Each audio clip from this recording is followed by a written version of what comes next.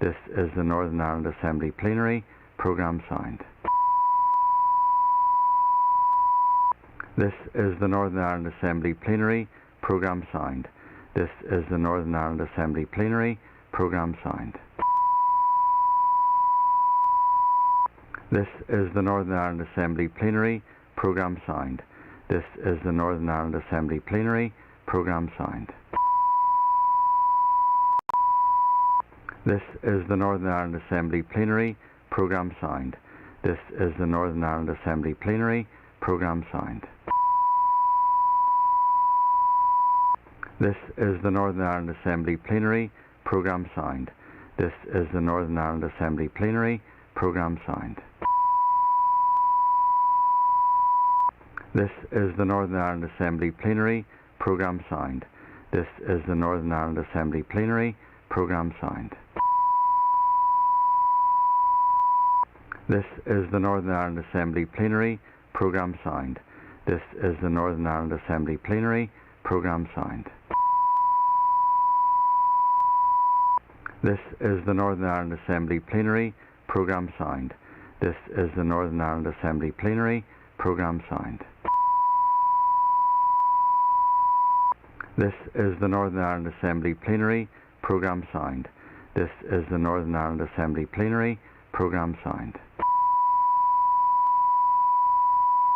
This is the Northern Ireland Assembly Plenary. Programme signed. This is the Northern Ireland Assembly Plenary. Programme signed. This is the Northern Ireland Assembly Plenary. Programme signed. This is the Northern Ireland Assembly Plenary. Programme signed. This is the Northern Ireland Assembly Plenary. Programme signed. This is the Northern Ireland Assembly Plenary. Programme signed. This is the Northern Ireland Assembly Plenary. Programme signed. This is the Northern Ireland Assembly Plenary. Programme signed. This is the Northern Ireland Assembly Plenary. Programme signed. This is the Northern Ireland Assembly Plenary. Programme signed. This is the Northern Ireland Assembly Plenary. Programme signed. This is the Northern Ireland Assembly Plenary. Programme signed. This is the Northern Ireland Assembly Plenary. Programme signed. This is the Northern Ireland Assembly Plenary. Programme signed. This is the Northern Ireland Assembly Plenary. Programme signed. This is the Northern Ireland Assembly Plenary. Programme signed. This is the Northern Ireland Assembly Plenary. Programme signed. This is the Northern Ireland Assembly Plenary. Programme signed. This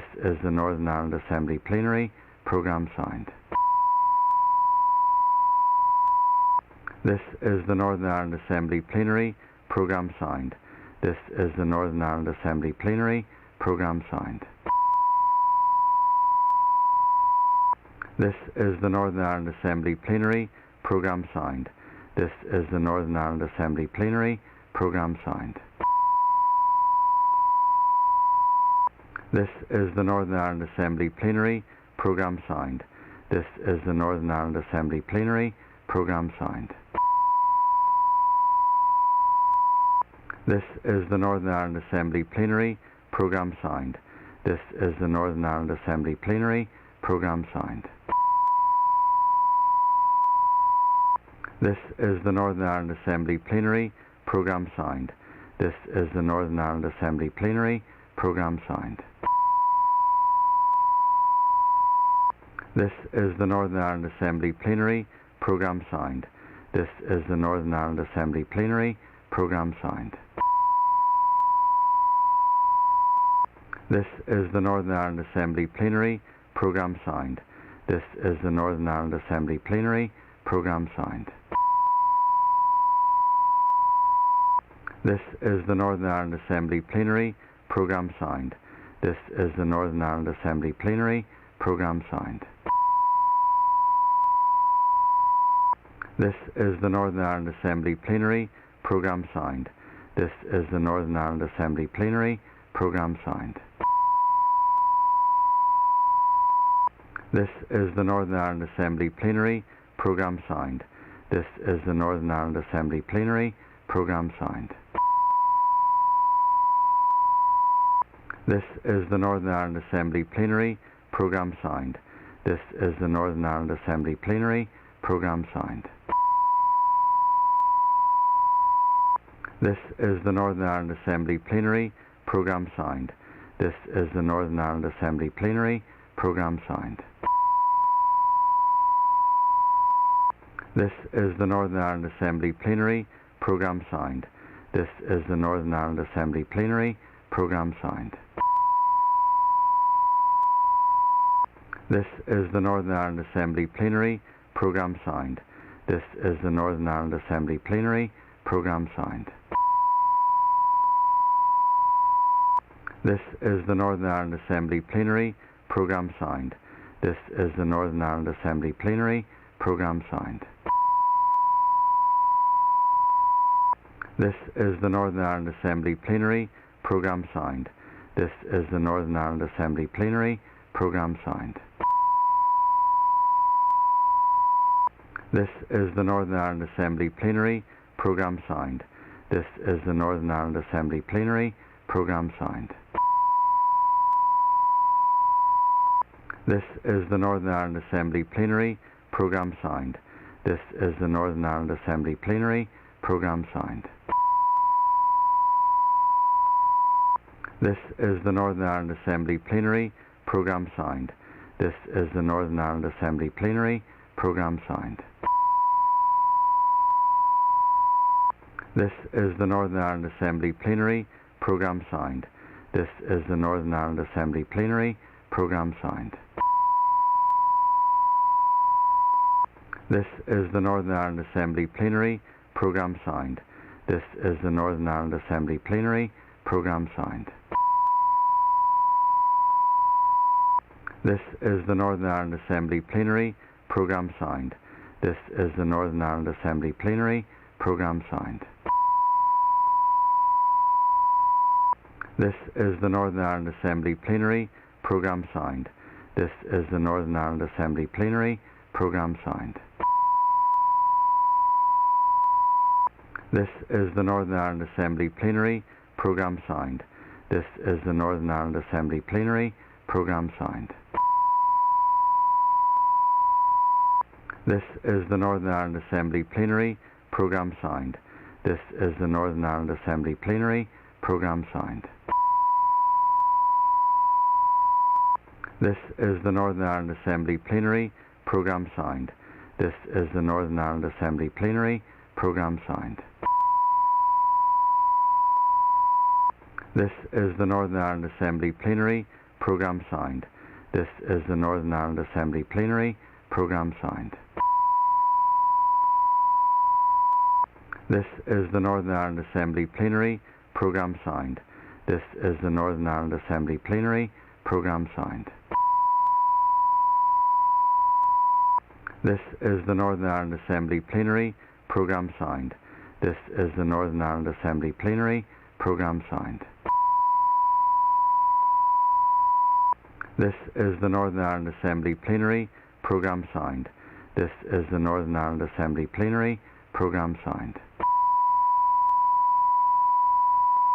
This is the Northern Ireland Assembly Plenary. Programme signed. This is the Northern Ireland Assembly Plenary. Programme signed. This is the Northern Ireland Assembly Plenary. Programme signed. This is the Northern Ireland Assembly Plenary. Programme signed. This is the Northern Ireland Assembly Plenary. Programme signed. This is the Northern Ireland Assembly Plenary. Programme signed. This is the Northern Ireland Assembly Plenary. Programme signed. This is the Northern Ireland Assembly Plenary. Programme signed. This is the Northern Ireland Assembly Plenary. Programme signed. This is the Northern Ireland Assembly Plenary. Programme signed. This is the Northern Ireland Assembly Plenary. Programme signed. This is the Northern Ireland Assembly Plenary. Programme signed. This is the Northern Ireland Assembly Plenary Programme Signed. This is the Northern Ireland Assembly Plenary Programme Signed. This is the Northern Ireland Assembly Plenary Programme Signed. This is the Northern Ireland Assembly Plenary Programme Signed. This is the Northern Ireland Assembly Plenary Programme Signed. This is the Northern Ireland Assembly Plenary Programme Signed. This is the Northern Ireland Assembly Plenary Programme Signed. This is the Northern Ireland Assembly Plenary Programme Signed. This is the Northern Ireland Assembly Plenary Programme Signed. This is the Northern Ireland Assembly Plenary Programme Signed. This is the Northern Ireland Assembly Plenary Programme Signed. This is the Northern Ireland Assembly Plenary Programme Signed. This is the Northern Ireland Assembly Plenary Programme Signed. This is the Northern Ireland Assembly Plenary Programme Signed. This is the Northern Ireland Assembly Plenary Programme Signed. This is the Northern Ireland Assembly Plenary Programme Signed. This is the Northern Ireland Assembly Plenary Programme Signed. This is the Northern Ireland Assembly Plenary Programme Signed. This is the Northern Ireland Assembly Plenary Programme Signed. This is the Northern Ireland Assembly Plenary Programme Signed. This is the Northern Ireland Assembly Plenary Programme Signed. This is the Northern Ireland Assembly Plenary Programme Signed. This is the Northern Ireland Assembly Plenary Programme Signed. This is the Northern Ireland Assembly Plenary Programme Signed. This is the Northern Ireland Assembly Plenary Programme Signed. This is the Northern Ireland Assembly Plenary Programme Signed. This is the Northern Ireland Assembly Plenary Programme Signed. This is the Northern Ireland Assembly Plenary Programme Signed. This is the Northern Ireland Assembly Plenary Programme Signed. This is the Northern Ireland Assembly Plenary Programme Signed. This is the Northern Ireland Assembly Plenary Programme Signed. This is the Northern Ireland Assembly Plenary Programme Signed. This is the Northern Ireland Assembly Plenary Programme Signed. This is the Northern Ireland Assembly Plenary Programme Signed. This is the Northern Ireland Assembly Plenary Programme Signed. This is the Northern Ireland Assembly Plenary Programme Signed. This is the Northern Ireland Assembly Plenary Programme Signed. This is the Northern Ireland Assembly Plenary Programme Signed. This is the Northern Ireland Assembly Plenary Programme Signed. This is the Northern Ireland Assembly Plenary Programme Signed. This is the Northern Ireland Assembly Plenary Programme Signed. This is the Northern Ireland Assembly Plenary Programme Signed. This is the Northern Ireland Assembly Plenary Programme Signed. This is the Northern Ireland Assembly Plenary Programme Signed. This is the Northern Ireland Assembly Plenary Programme Signed. This is the Northern Ireland Assembly Plenary Programme Signed. This is the Northern Ireland Assembly Plenary Programme Signed. This is the Northern Ireland Assembly Plenary Programme Signed. This is the Northern Ireland Assembly Plenary Programme Signed. This is the Northern Ireland Assembly Plenary Programme Signed. This is the Northern Ireland Assembly Plenary Programme Signed. This is the Northern Ireland Assembly Plenary Programme Signed. This is the Northern Ireland Assembly Plenary Programme Signed. This is the Northern Ireland Assembly Plenary Programme Signed.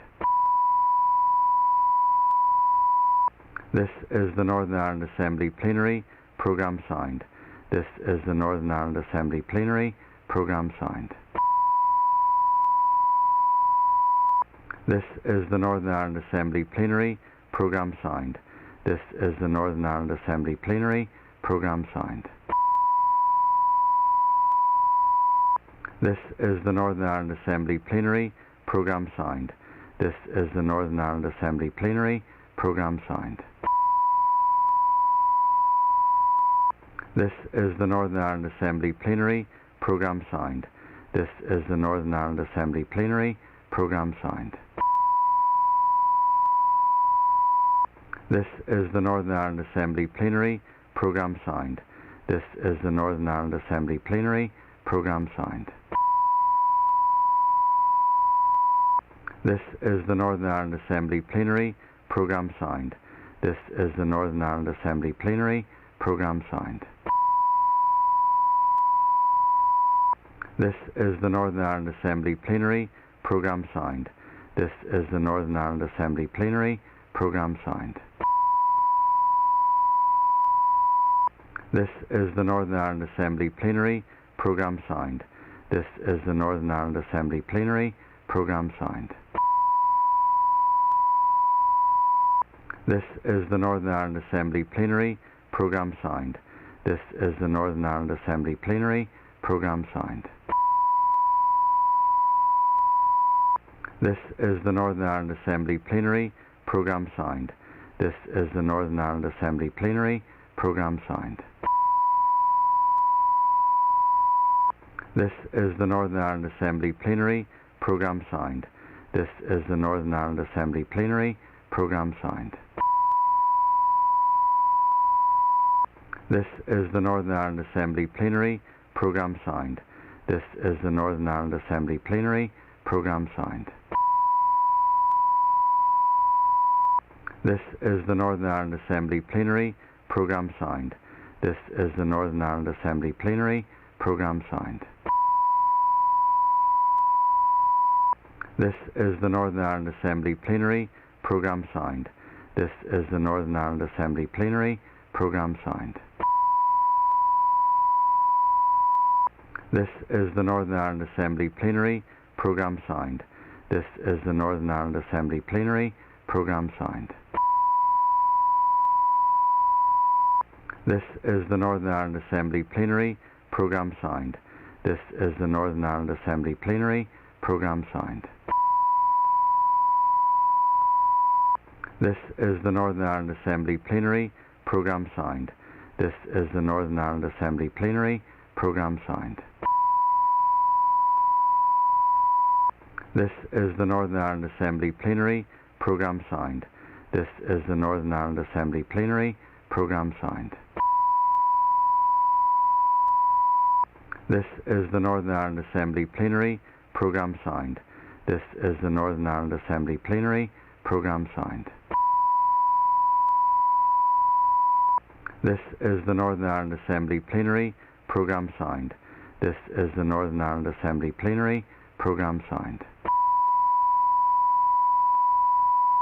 This is the Northern Ireland Assembly Plenary Programme signed. This is the Northern Ireland Assembly Plenary Programme signed. This is the Northern Ireland Assembly Plenary Programme signed. This is the Northern Ireland Assembly Plenary Programme signed. This is the Northern Ireland Assembly Plenary Programme signed. This is the Northern Ireland Assembly Plenary Programme signed. This is the Northern Ireland Assembly Plenary Programme signed. This is the Northern Ireland Assembly Plenary Programme signed. This is the Northern Ireland Assembly Plenary Programme signed. This is the Northern Ireland Assembly Plenary Programme signed. This is the Northern Ireland Assembly Plenary Programme signed. This is the Northern Ireland Assembly Plenary Programme signed. This is the Northern Ireland Assembly Plenary Programme signed. This is the Northern Ireland Assembly Plenary Programme signed. This is the Northern Ireland Assembly Plenary Programme signed. This is the Northern Ireland Assembly Plenary Programme signed. This is the Northern Ireland Assembly Plenary Programme signed. This is the Northern Ireland Assembly Plenary Programme signed. This is the Northern Ireland Assembly Plenary Programme signed. This is the Northern Ireland Assembly Plenary Programme signed. This is the Northern Ireland Assembly Plenary Programme signed. This is the Northern Ireland Assembly Plenary Programme signed. This is the Northern Ireland Assembly Plenary Programme signed. This is the Northern Ireland Assembly Plenary Programme signed.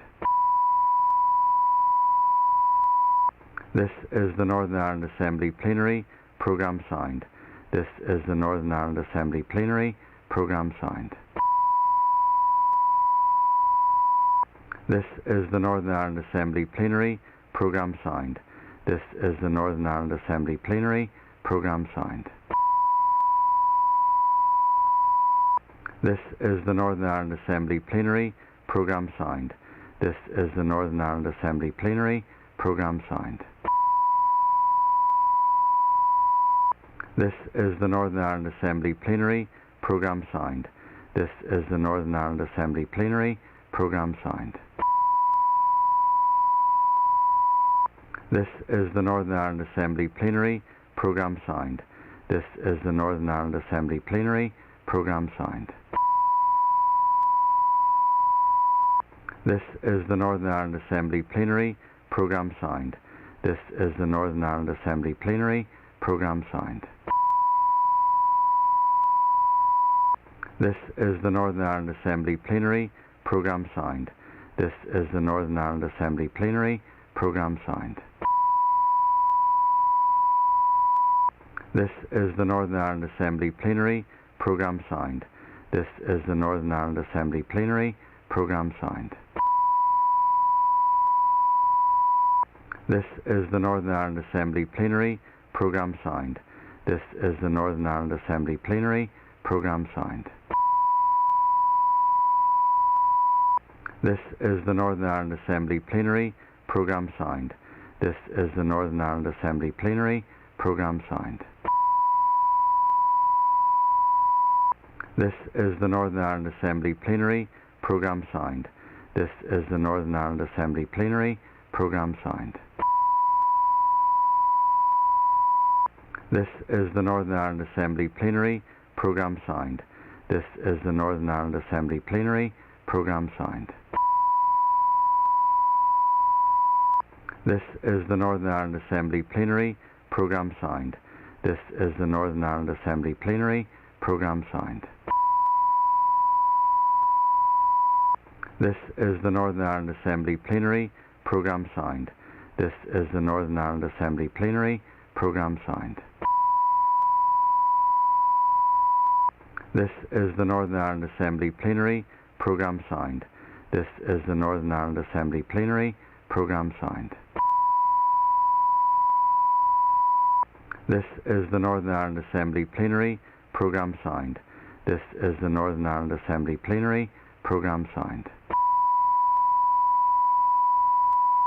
This is the Northern Ireland Assembly Plenary Programme signed. This is the Northern Ireland Assembly Plenary Programme signed. This is the Northern Ireland Assembly Plenary Programme signed. This is the Northern Ireland Assembly Plenary Programme signed. This is the Northern Ireland Assembly Plenary Programme signed. This is the Northern Ireland Assembly Plenary Programme signed. This is the Northern Ireland Assembly Plenary Programme signed. This is the Northern Ireland Assembly Plenary Programme signed. This is the Northern Ireland Assembly Plenary Programme signed. This is the Northern Ireland Assembly Plenary Programme signed. This is the Northern Ireland Assembly Plenary Programme signed. This is the Northern Ireland Assembly Plenary Programme signed. This is the Northern Ireland Assembly Plenary Programme Signed. This is the Northern Ireland Assembly Plenary Programme Signed. This is the Northern Ireland Assembly Plenary Programme Signed. This is the Northern Ireland Assembly Plenary Programme Signed. This is the Northern Ireland Assembly Plenary Programme Signed. This is the Northern Ireland Assembly Plenary Programme Signed. This is the Northern Ireland Assembly Plenary Programme Signed. This is the Northern Ireland Assembly Plenary Programme Signed. This is the Northern Ireland Assembly Plenary Programme Signed. This is the Northern Ireland Assembly Plenary Programme Signed. This is the Northern Ireland Assembly Plenary Programme Signed. This is the Northern Ireland Assembly Plenary Programme Signed. This is the Northern Ireland Assembly Plenary Programme Signed. This is the Northern Ireland Assembly Plenary Programme Signed. This is the Northern Ireland Assembly Plenary Programme Signed. This is the Northern Ireland Assembly Plenary Programme Signed. This is the Northern Ireland Assembly Plenary Programme Signed. This is the Northern Ireland Assembly Plenary Programme Signed. This is the Northern Ireland Assembly Plenary Programme Signed. This is the Northern Ireland Assembly Plenary Programme Signed. This is the Northern Ireland Assembly Plenary Programme Signed. This is the Northern Ireland Assembly Plenary Programme Signed. This is the Northern Ireland Assembly Plenary Programme Signed. This is the Northern Ireland Assembly Plenary Programme Signed. This is the Northern Ireland Assembly Plenary Programme Signed. This is the Northern Ireland Assembly Plenary Programme Signed. This is the Northern Ireland Assembly Plenary Programme Signed. This is the Northern Ireland Assembly Plenary Programme Signed. This is the Northern Ireland Assembly Plenary Programme Signed. This is the Northern Ireland Assembly Plenary Programme Signed. This is the Northern Ireland Assembly Plenary Programme Signed. This is the Northern Ireland Assembly Plenary Programme Signed. This is the Northern Ireland Assembly Plenary Programme Signed. This is the Northern Ireland Assembly Plenary Programme Signed. This is the Northern Ireland Assembly Plenary Programme Signed. This is the Northern Ireland Assembly Plenary Programme Signed. This is the Northern Ireland Assembly Plenary Programme Signed. This is the Northern Ireland Assembly Plenary Programme Signed. This is the Northern Ireland Assembly Plenary Programme Signed. This is the Northern Ireland Assembly Plenary Programme Signed.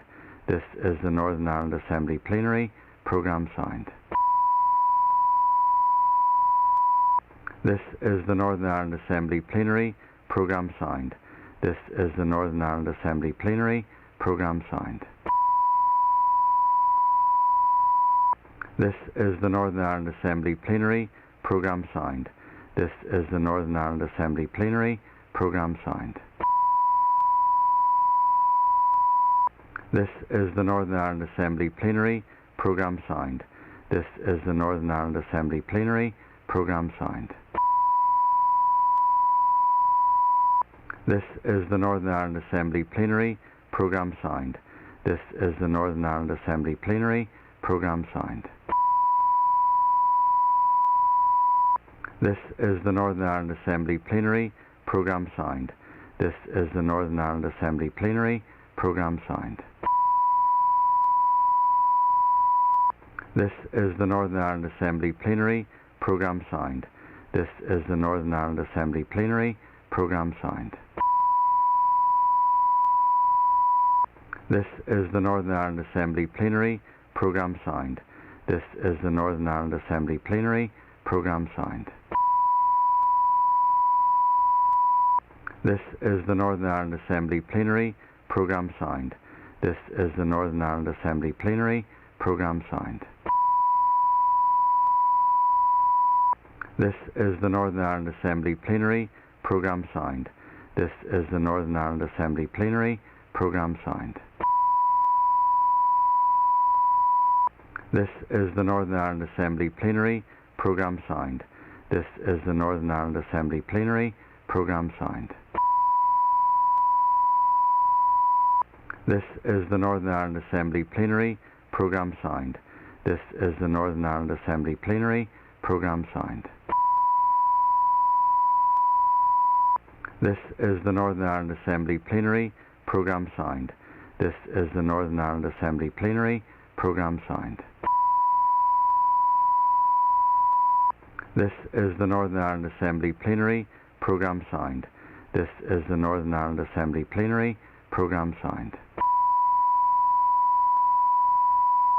This is the Northern Ireland Assembly Plenary Programme Sound. This is the Northern Ireland Assembly Plenary Programme Sound. This is the Northern Ireland Assembly Plenary Programme Sound. This is the Northern Ireland Assembly Plenary Programme Sound. This is the Northern Ireland Assembly Plenary Programme Sound. This is the Northern Ireland Assembly Plenary Programme Sound. This is the Northern Ireland Assembly Plenary Programme Sound. This is the Northern Ireland Assembly Plenary Programme Sound. This is the Northern Ireland Assembly Plenary Programme Sound. This is the Northern Ireland Assembly Plenary Programme Sound.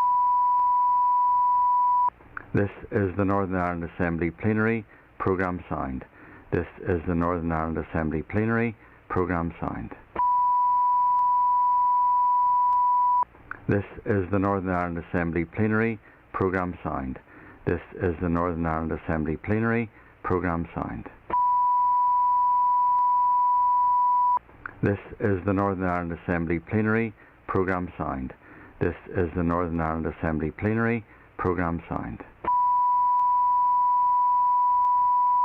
This is the Northern Ireland Assembly Plenary Programme Sound. This is the Northern Ireland Assembly Plenary Programme Sound. This is the Northern Ireland Assembly Plenary Programme Sound. This is the Northern Ireland Assembly Plenary Programme Sound. This is the Northern Ireland Assembly Plenary Programme Sound.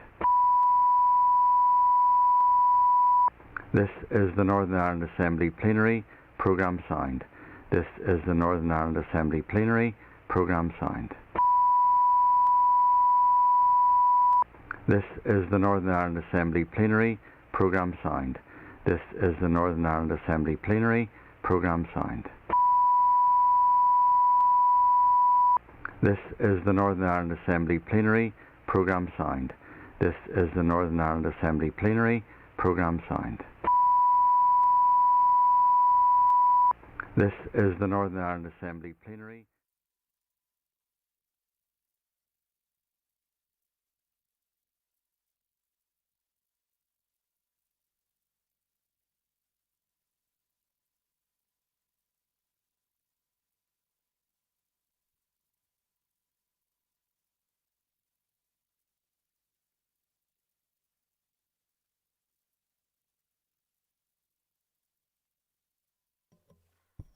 At the commencement of our sitting, let us be still.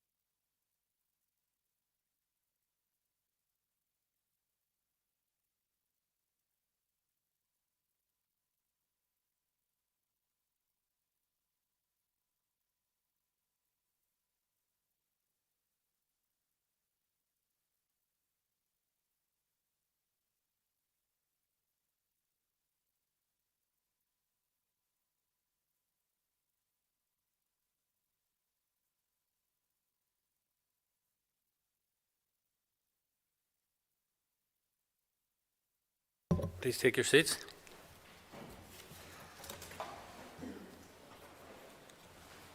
Members, the first item of business is a consideration of business not concluded on Monday the 24th of January. As all business on yesterday's order paper was considered, we will move on. Order paper item number 3. Ms Jemma Dolan has sought leave to present a public petition in accordance with Standing Order 22, and the member will have up to 3 minutes to speak. And I call Jemma Dolan. Jemma Dolan. Gormioga Concordia and Gormioga for the opportunity to present this public petition with regard to addressing the recurrent flooding in Boho. Due to the current health restrictions, I didn't go door to door with this petition, but thanks to local business person Desi McKenzie for allowing a paper copy in his premises to enable local residents the chance to sign it. And thanks to 384 people who did sign it, both in person and online. Considering the population of Boho, a dispersed rural community in West Fermanagh, this is an astonishingly high number of respondents. Every time there is heavy rain, the community of Boho is flooded. This stops carers getting to their patients, it stops residents getting to work, and it even stops children getting to school. The only way the residents can get through is if local farmers take them on their tractors. If any urban area in the north was consistently suffering similar floods, large amounts of capital expenditure would be used to alleviate the problem. DFI Roads, Rivers Agency and Fermanagh and Omagh Council work well to help the Boho community during times of flooding, but we need to prevent the floods from happening in the first place. Unfortunately, the Department of Infrastructure have time and again said that large amounts of money to lessen the impacts of this regular flooding is not value for money. They're wrong, and just because this affects a small population, this is unfair in the extreme. I call on all statutory bodies to work together to find solutions to the flooding in Boho, and the Minister for Infrastructure to find the financial resources to pay for the works to be done. I would also request the Minister for Infrastructure to come to Boho to meet with the residents, to listen to their concerns and to better understand the difficulties they face. Gormioga. Gormioga, thank you. And normally I would invite the member to present her petition to the table here, and however, in light of social distancing, I would ask the member to remain in her place and to make arrangements later to submit the petition to my office electronically. I do thank the member for bringing this petition to the attention of the Assembly, and once received I will forward the petition to the Minister of Infrastructure and send a copy also to the committee. I want to thank the member again. Thank you. Members, take your ease for a moment please to be moved on to the next item on the order paper.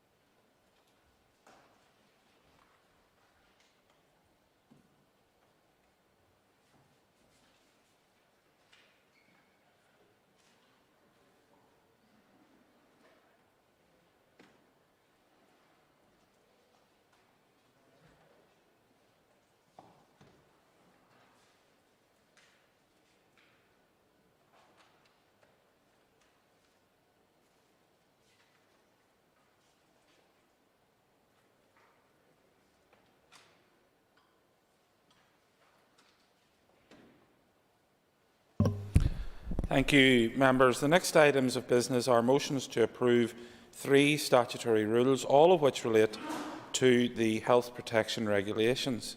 There will be a single debate on all 3 motions. I'll ask the clerk to read the first motion, then call upon the Minister to move it. The Minister will then commence the debate on the motions as listed on the order paper. When all who wish to speak have done so, I shall put the question on the first motion.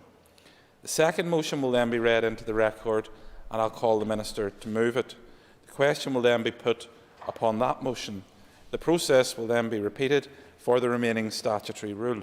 If that's clear to everyone, we'll proceed, and I ask the clerk to please read the first motion. That the Health Protection Coronavirus Restrictions Regulations Northern Ireland 2021 Amendment number 20, Regulations Northern Ireland 2021 be approved.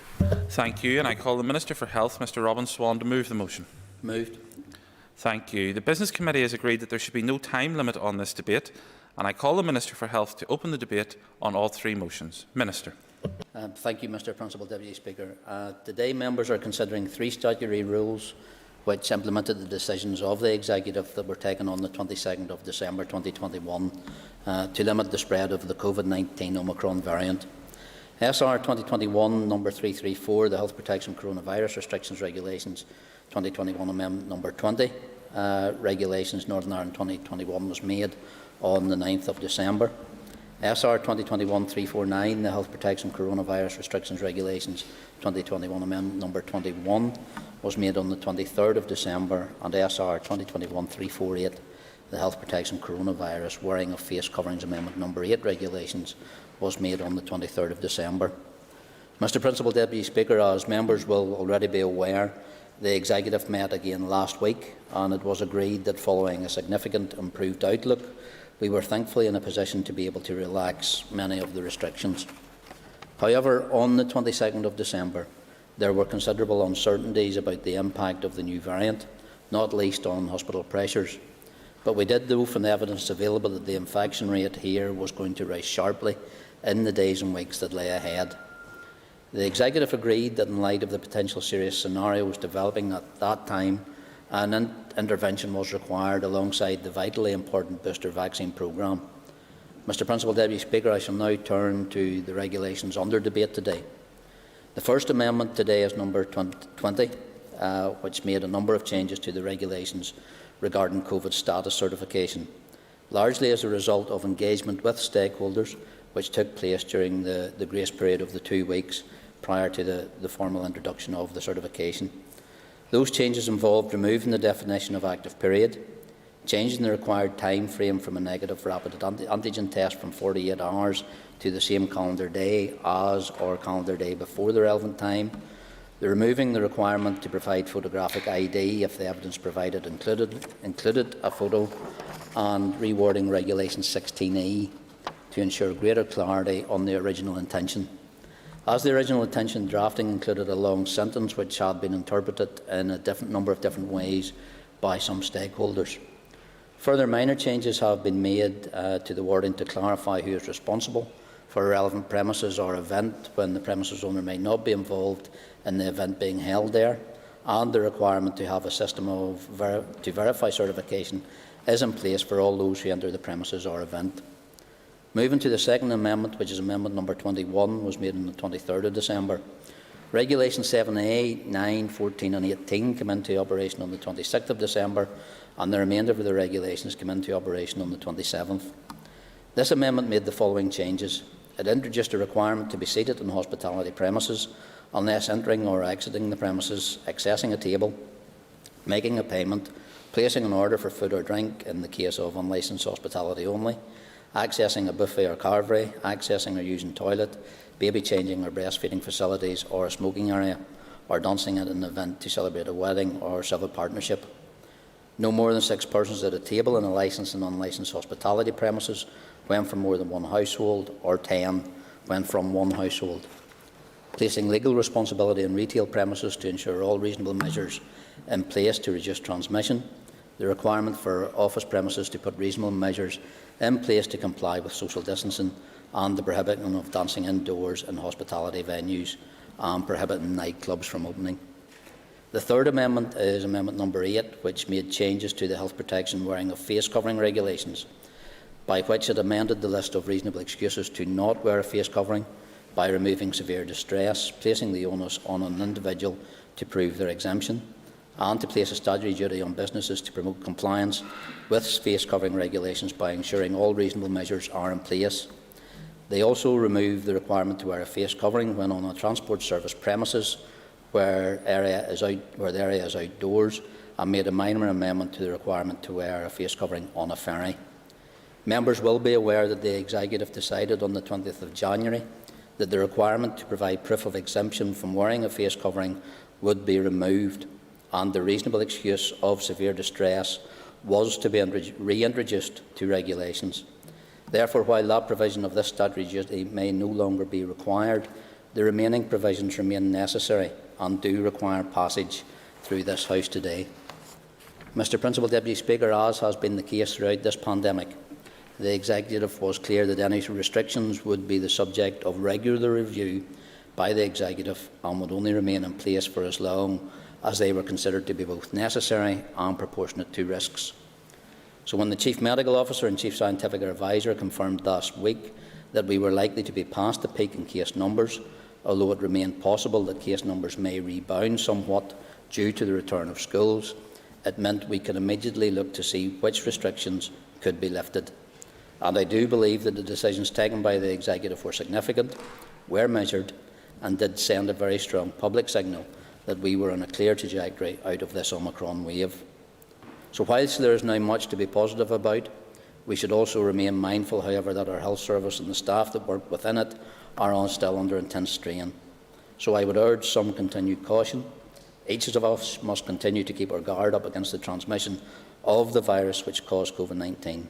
We must all follow the public health advice and the Executive's remaining regulations and advice to help reduce the risk of transmitting the virus between ourselves and to allow people to gather more safely in settings that would otherwise be considered high risk. As always, if we are to step out on a way of restrictions, it requires both personal and public responsibility. And I would again like to take this opportunity to urge everyone to continue to make safer choices and follow the public health advice. Doing this will not only help to keep you, your family and others safe, but in doing this you will undoubtedly help to play your part in keeping our society and economy open and in reducing the pressures that our health system face as we move into that time of year which increases the pressures on our health service and its workers. Mr Principal Deputy Speaker, I commend these regulations to the Assembly. Thank you, Minister. And the first person on the speaking list is the Chair of the Health Committee, Mr Colin Mcgrath. I'll make some very brief remarks as Chair and then some brief comments as Party Health Spokesperson. We are now into 2022 and since the start of the pandemic we have had over 3,000 deaths linked to COVID-19, each one of those a very individual and personal tragedy. And our thoughts are very much with the families of those who have passed away and continue to grieve for their loved ones. Again, I would like to pay tribute to our health and social care staff who have had to deal with the brunt of the pandemic over the last 2 years. They have had to work extra shifts, not been able to take leave, and yet have still provided the care and support that patients need in such difficult circumstances. In relation to the current situation, it is welcome that the Executive are considering what restrictions can be lifted at this time, and we welcome the initial data that would seem to indicate that while the Omicron variant of the virus is more transmissible, it would seem to be less virulent, especially with those that have been vaccinated and boosted. I do hope that we see a reduction in the number of people in hospital and in intensive care with COVID over the coming weeks. While restrictions are being eased, we would still outline the importance of following guidance in relation to wearing of masks, social distancing and good hand hygiene. It is important that we all play our part on the road out of restrictions. I would also encourage people to continue to get vaccinated when they are called for that and to get their booster jabs to keep protection at the highest possible level. In relation to the rules that are before us today, there is a slight difficulty in that we are approving some of these rules today that impose restrictions when new rules have already been laid to ease the same restrictions. The Committee was generally content with the COVID Regs Amendments 20 and 21 and approved those at Committee. The Committee agreed, however, that it was unable to take a position on the wearing of face coverings Amendment number 8. At a briefing by officials from the Department of Health, the Executive Office and the Department of Finance on the 13th of January on these regulations, the Committee raised concerns in relation to the commentary from the Executive on Amendment number 8, and specifically in relation to placing the onus on a person to provide proof of an exemption for not wearing a mask.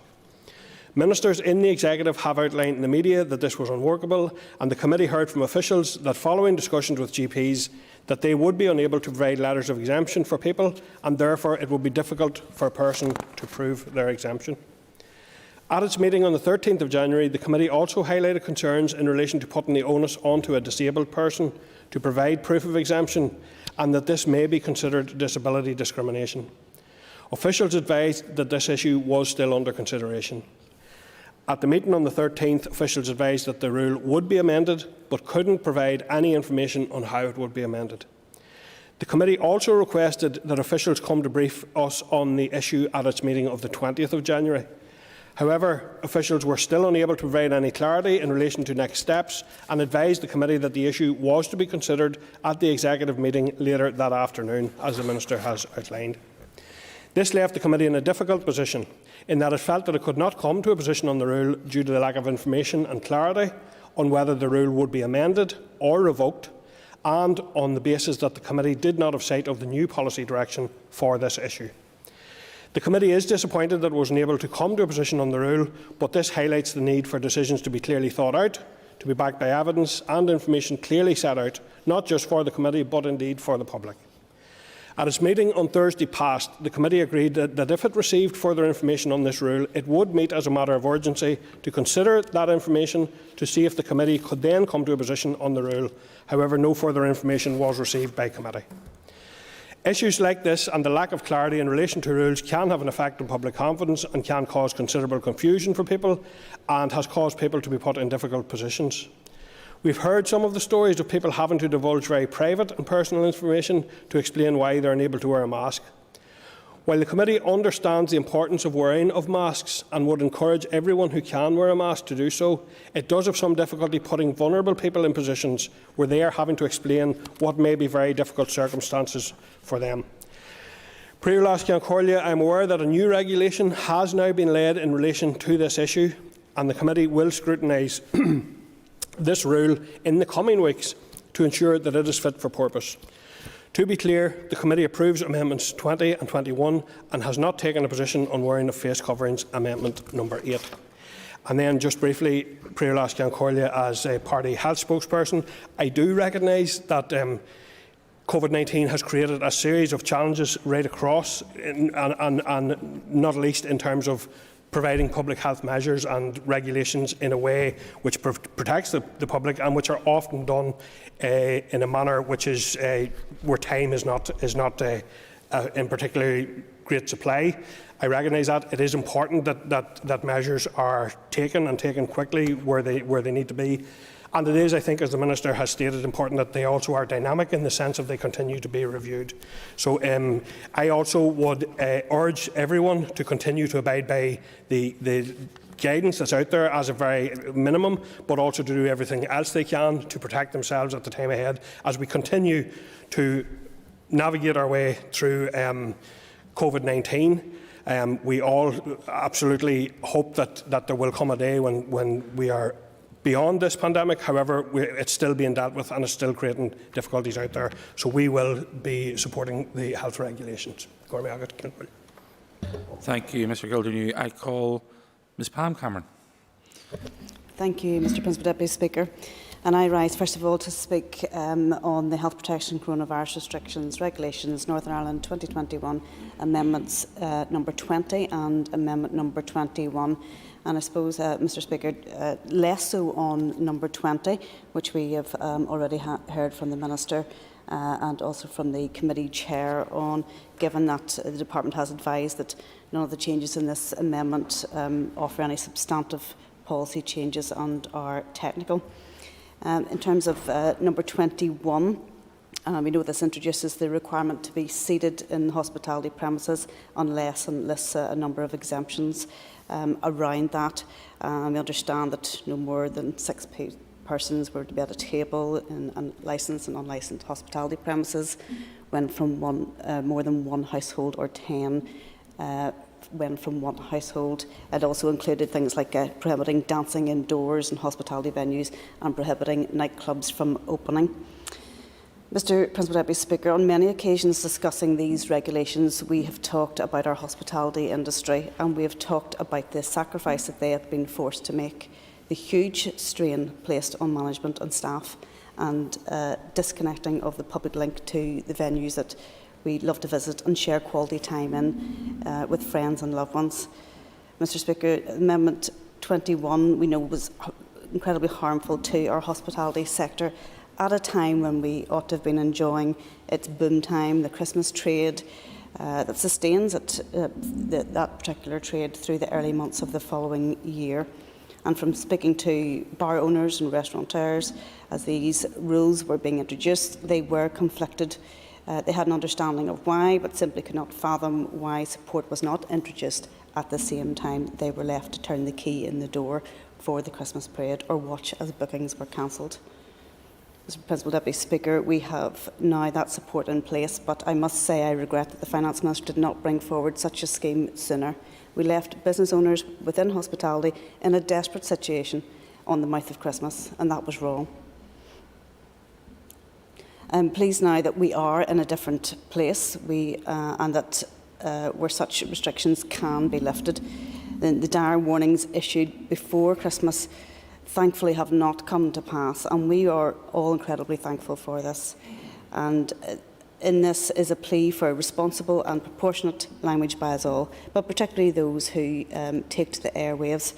And we know the fear that was out there, particularly before Christmas, from the public when listening to the airwaves and hearing reports around COVID. The reality is that these fears didn't just harm hospitality, but retail and family relationships and mental health. And we have a duty to be mindful of what we say and the impact of every word that we speak. There are lessons to be learnt in this regard and a balance to be struck in ensuring public health is protected. Mr Speaker, moving on, I wish to comment on the Amendment 8 relating to face coverings. And we understand that the purpose of these regulations really have three parts to them: amending the list of reasonable excuses not to wear a face covering by removing severe distress and placing the onus on an individual to prove their exemption, and to place a statutory duty on businesses to promote compliance with face covering regulations by ensuring all reasonable measures are in place. And also they remove the requirement to wear a face covering when on a transport service premises where the area is outdoors, and make minor amendment to the requirement to wear on a ferry. And we completely understand that particular last part is really a tidying up exercise in terms of people not having to wear a mask while outdoors on a ferry outside, which makes complete sense.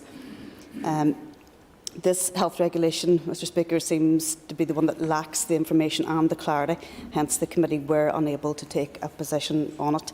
And I have to say I'm really not much clear at this stage, and I'm not confident at this point that I and my party can support this particular regulation, Amendment number 8, which deals with the removal of severe distress as an exemption. This part of the regulation is incredibly controversial. And also there is additional pressure that will be put on GPs at a very difficult time for GPs already, and we know how difficult it is to access our GPs. I was very much moved to tears listening to the lady on the Stephen Nolan show who was apprehended on entering a Belfast store for not wearing a face mask and could not do so because she was a victim of rape. I can cite other examples where people with sensory issues were similarly apprehended and humiliated because of the belief by some, based on this legislation, that they had to prove that they could not wear a face mask. And I've spoken already of a constituent who was attacked by a masked man in her youth and who suffered horrific domestic violence and simply cannot wear a mask, and who struggles with being approached by men wearing a mask. And these are real examples of genuine severe distress and trauma that will be experienced by many. The removal of this exemption is quite brutal, and even the discussion around that issue is causing severe distress. Mr Principal Deputy Speaker, we ought never to put people in such a position. The wearing of a face mask is something I fully support. I recognise the benefits in protecting me and those around me, but we must always persuade with the facts, with evidence arguments, people to wear them and accept the validity of those unable to do so, if that is the case. Forcing people to be traumatised or humiliated for their inability to wear a face mask is wrong, Mr Speaker. We now have the opportunity to press ahead with the job of lifting restrictions over the next number of weeks, and we ought to do so with the backing of science. The people of Northern Ireland are responsible people, a caring people.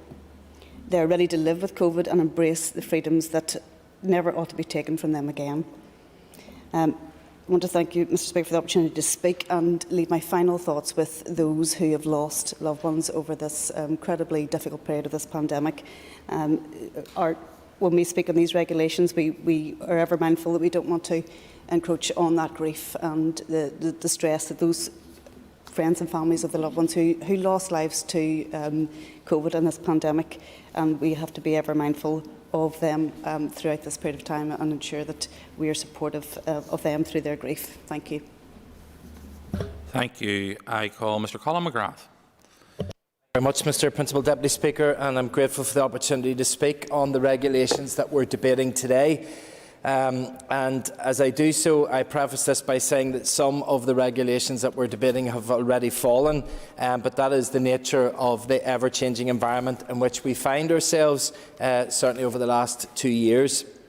Amendment 20 is mostly technical in nature and is not controversial, and seeks to provide greater clarity in regard to some of the other regulations. Amendment 21 makes a number of provisions for hospitality settings, many of which have since changed, as I have mentioned, and the face covering amendment, which you are being asked to ratify today, addresses some of the reasons for exemptions, and as has been mentioned before, there is some controversy over that from both sides of the debate, and I suppose we've looked to the Executive to provide some clarity and guidance on that, but I'm not sure if that has been forthcoming at this stage. Mr. Principal Deputy Speaker, the latest wave of the virus which we are living through is one which many believe is past its peak. I welcome that our hospitals are not overrun as they were in the previous waves. However, there are still very high rates of infection in our community. Yesterday we saw the highest number of children and staff absent from school since term began due to the COVID, and we had nearly 4,000 new cases reported yesterday, and tragically another person lost their life to the virus. The impact of the virus has left an indelible mark on health, economy and community life. Much has been damaged or destroyed, and there is much for us to rebuild. The virus hasn't gone away. While the restrictions which we are debating today place an onus on individuals, businesses and communities, there remains an onus of responsibility on all of us to ensure that we keep maintaining those basic principles we learned 2 years ago to try and stay COVID-free. That is the washing of hands, the wearing of a face covering and maintaining social distancing. By continuing to adhere to these principles and making these small sacrifices, it reflects the high value that we place on our healthcare system. For it is the staff of our healthcare system, Mr. Principal Deputy Speaker, who are the heroes of this pandemic. They are the ones who have worked the long hours. They are the ones who have gone through merciless working conditions, and the ones who have held the hands of the sick and the dying. We need to remind ourselves of that. We need to remind our healthcare heroes that we value them, because disgracefully the British Prime Minister clearly doesn't.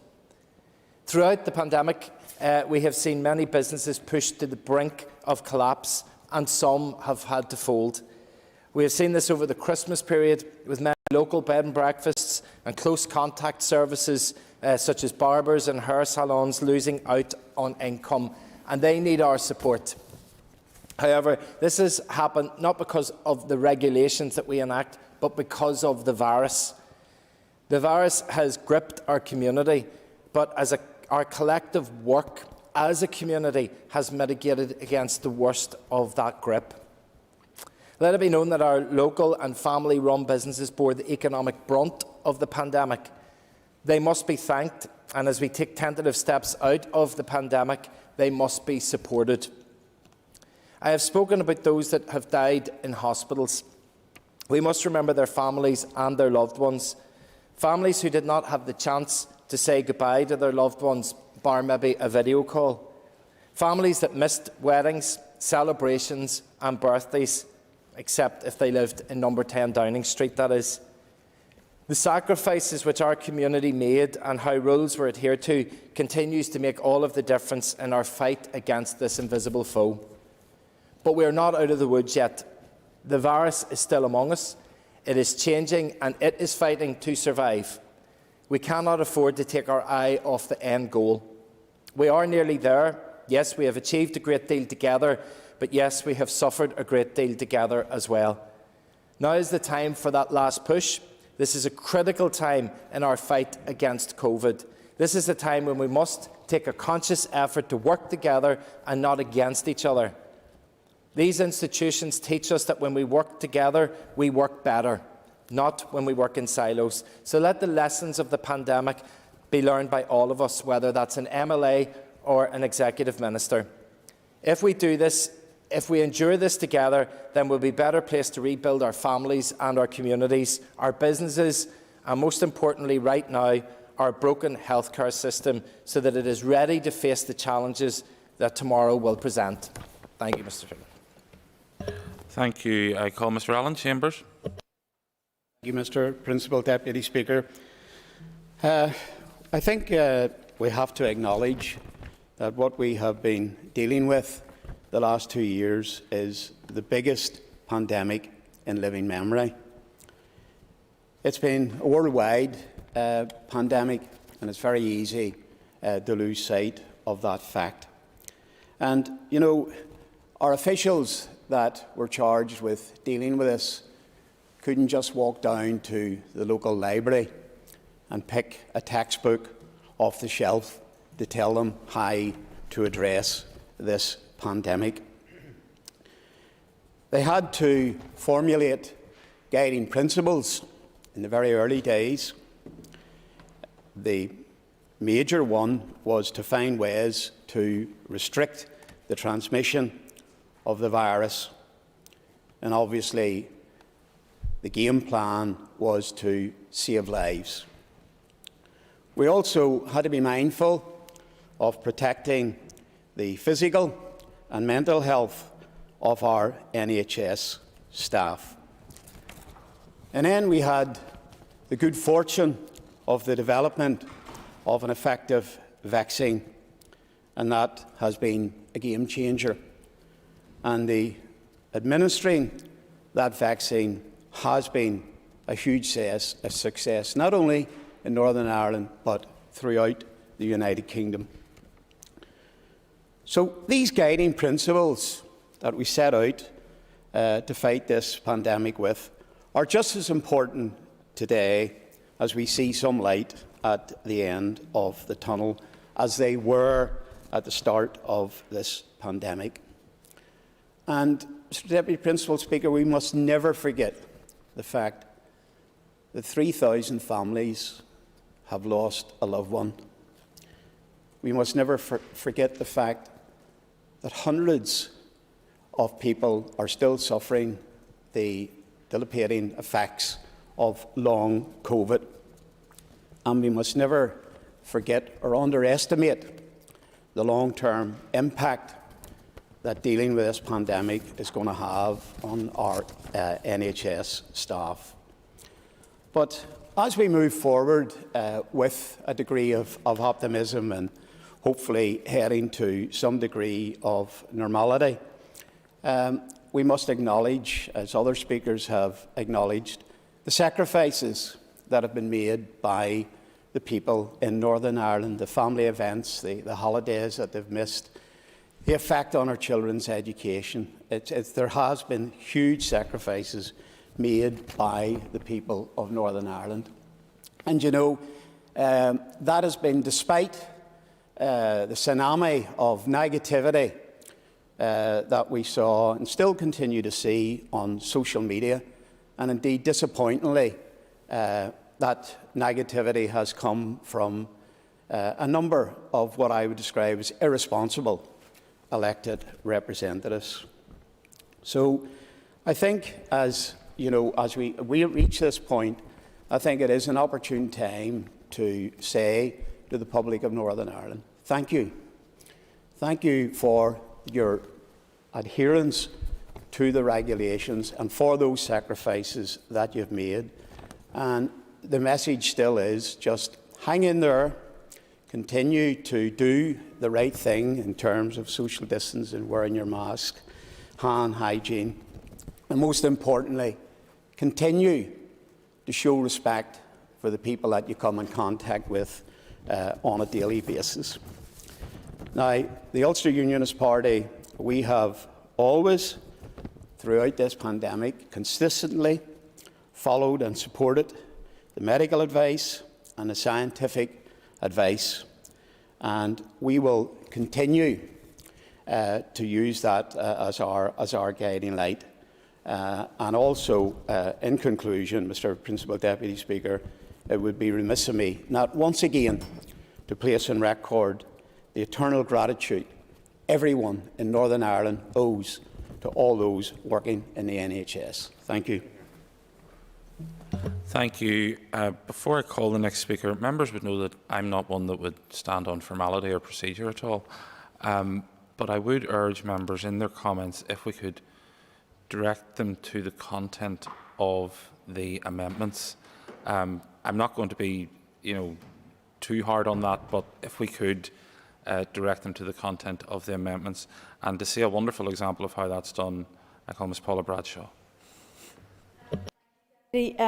Principal Speaker, I was actually going to ask for your indulgence at the start of my speech to pick up on points that have just been made by the two previous speakers, but I'll be very quick, Principal Deputy Speaker. And it was to pick up on the point about young people getting the virus, and the figures from the last 7 days would indicate that 44% of new positive cases are within that 0 to 19 age group. And while we've only seen, fortunately, only 2 deaths in that age group, we are finding that a lot of young people are missing school. I've said in this chamber before, I coach hockey, and on a Sunday morning I spend the whole morning replying to parents who are telling me their daughters can't come because there's been another outbreak in their class. So I would like an update from the Minister in terms of the paediatric part of the vaccine programme. Thank you. But I'll get on to the amendments, Mr. Speaker. So, of course, we're debating these regulations today, just as most of these are about to be disapplied or are already no longer do apply. In general, I continue to be concerned that regulations are being proposed by the Executive without consideration as to the communications that are required. On Amendment 20, the changes here are to tidy up the implementation of the COVID pass, and it is worth re-emphasising that these are not and were never vaccine passports, as is made clear by this amendment, given that it focuses on the requirement around negative tests as a means of accessing venues which require them. The requirement here is for people to show responsibility, either by being fully vaccinated or by taking a test, which is available for free before entering high-risk premises. We should also be clear that exactly this requirement remains in place even after Wednesday. We are now in a position, however, to reduce the number of venues we consider high risk, and it is worth noting, Mr. Principal Deputy Speaker, that the fact hospitalisation was kept below the worst-case scenario is an argument that COVID passes have worked in line with their principal objective. On Amendment 21, I will be frank and say I never thought this change was going to be enforceable, and I am sorry to see it reversed in the latest Executive announcement. The evidence shows that this is an aerosol-driven virus, and as soon as people are gathered in an indoor venue, particularly at close quarters, it does not matter whether they are standing or sitting. On face coverings, frankly, I think the public debate has moved unhelpfully to be much more about enforcement and too little about encouragement. The goal here is not to find the maximum possible number of people, but rather to get more people wearing face coverings in indoor venues or when close to others. I have put on record my personal view that the way this amendment was presented did cause genuine and legitimate stress, but I do not think that that should have happened. The Department of Health needs to give considerably more thought to the broad implications of the proposals it brought forward, as well as how they are communicated. Messaging should not just be about what the public should do, but also why they should do it. Ultimately, in too many instances, the debate around masks has now become more about obeying or flaunting authority for the sake of it, rather than about a recognition that face coverings help prevent spread, and indeed that the faster we prevent spread, the faster we can get rid of these other restrictions. Face coverings are primarily about protecting others. They therefore constitute an act of social responsibility and solidarity in the common interest. Those who can wear them absolutely should. Those who legitimately cannot, however, should not feel victimised. The messaging around them should carefully reflect this, And as we move forward, quite possibly to the stage where face coverings become optional, we should ensure that personal choice will be respected either way. In closing, as we move forward, I would like to see a lot more consideration given to advising the public and demonstrating the evidence behind that advice on how to continue to act responsibly. This is the key now. Thank you. Thank you. I call Mrs Deborah Erskine. Deputy Speaker, I rise today to support Amendment 20 and 21 of the Health Protection Coronavirus Restrictions Regulations Northern Ireland 2021. However, I am baffled as to why Health Protection Amendment number 8 has been moved, given the difficult position the Health Committee was put in. This regulation is retrospective and therefore has been changed, and it's now universally, I suppose, recognised how unworkable this amendment would have been. Before I go any further, I do want to echo, Maybe just as to clarify, and maybe at this point, Principal Deputy Speaker, rather than waiting to my final comments, while I agree with the member, and I think it was our party colleague Pam Cameron explained, about how this amendment was actually broken down into parts. While the part of Amendment 8 that amends the list of reasonable excuses has been superseded and replaced, the other parts of Amendment 8 actually cover statutory duty on businesses to promote compliance with face coverings regulations by ensuring all reasonable measures are in place. They also remove the requirement to wear a face covering when on a transport service premises where an area is outdoors, so that's like a train station or a bus station where there's nobody else present, and make a minor amendment to the requirement to wear a face covering on a ferry.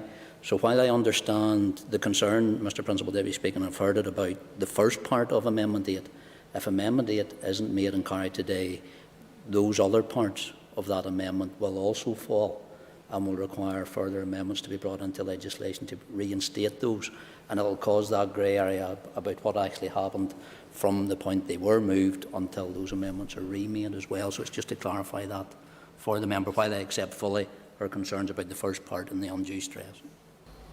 And I thank the Minister for his intervention. But I mean, this is a problem. We did not have all the evidence to be able to fully scrutinise, and the Health Committee was put in a difficult position and could not take a position in relation to this.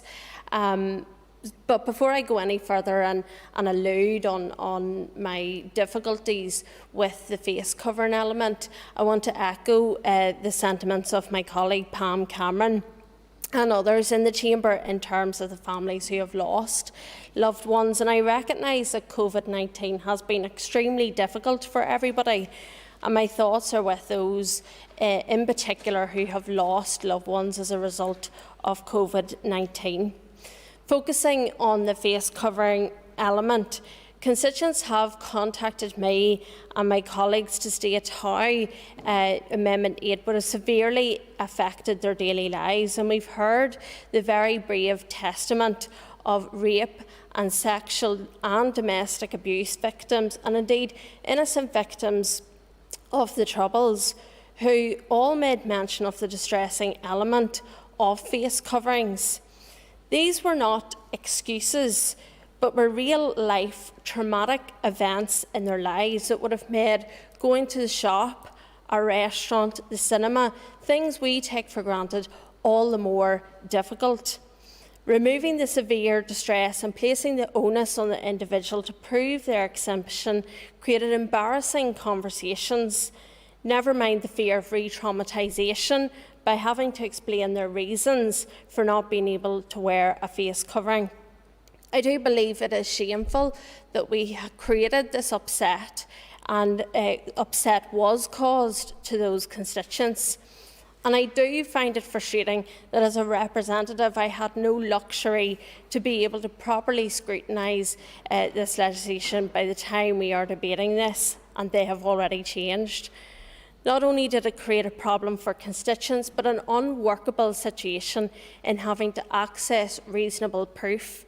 Perhaps conversations with GPs before this piece of legislation was announced would have been of benefit, asking a workforce already burdened and in the cold face of a mass vaccination rollout to carry out an extra administrative workload in providing proof lacks perhaps an understanding of the situation on the ground. Furthermore, it placed businesses in an uncomfortable position in refusing entry to customers, and the effect that this would have on their livelihoods. Have businesses not suffered enough? It is clear that this amendment to the restrictions was going to fall at the first hurdle, and for the reasons outlined, I unfortunately cannot support this particular amendment, and therefore I will be voting against. Mr. Jim Allister. Thank you, Principal Deputy Speaker.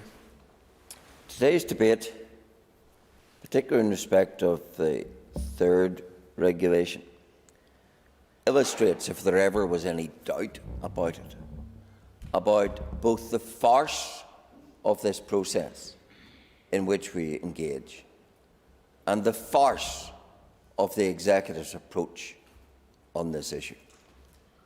Here we are in the number 8 regulation, debating something weeks after it was foolishly and in a knee-jerk fashion brought in,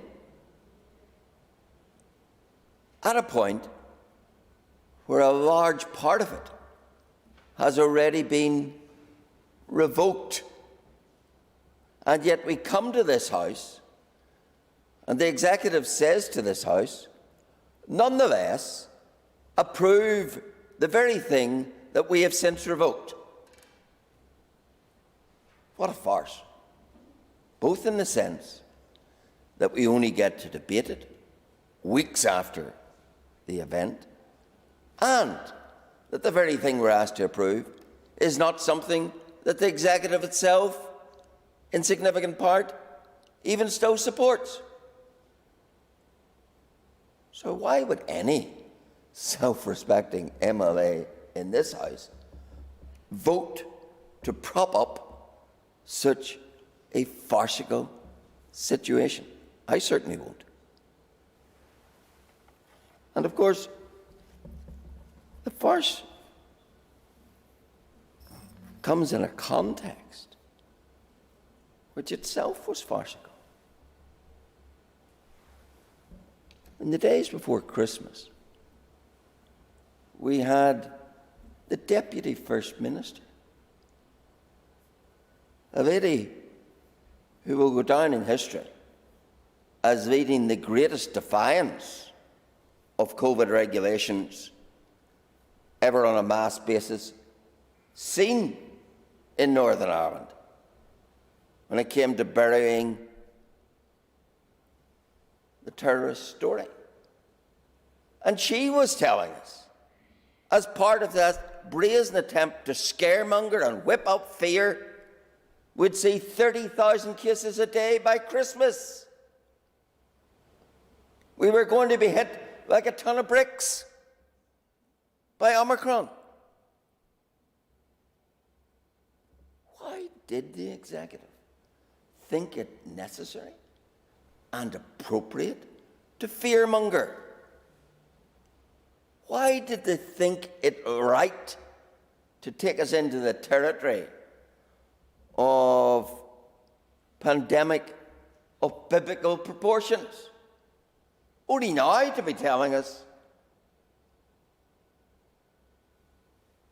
we're on our way through. So I do have to say that that approach by the Executive, above all, loses them public credibility on these issues. I've said it before, but it seems to me that this Executive, when faced with an issue such as this, adopts the mentality, we must do something. The do something mentality. And then to back up the do something mentality, we'll scaremonger like fury. About 30,000 cases a day by Christmas.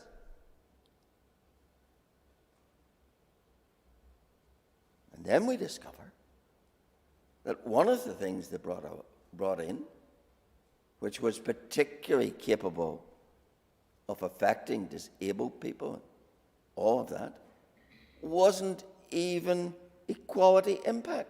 I got an answer this morning to a question which says that equality impact is now underway.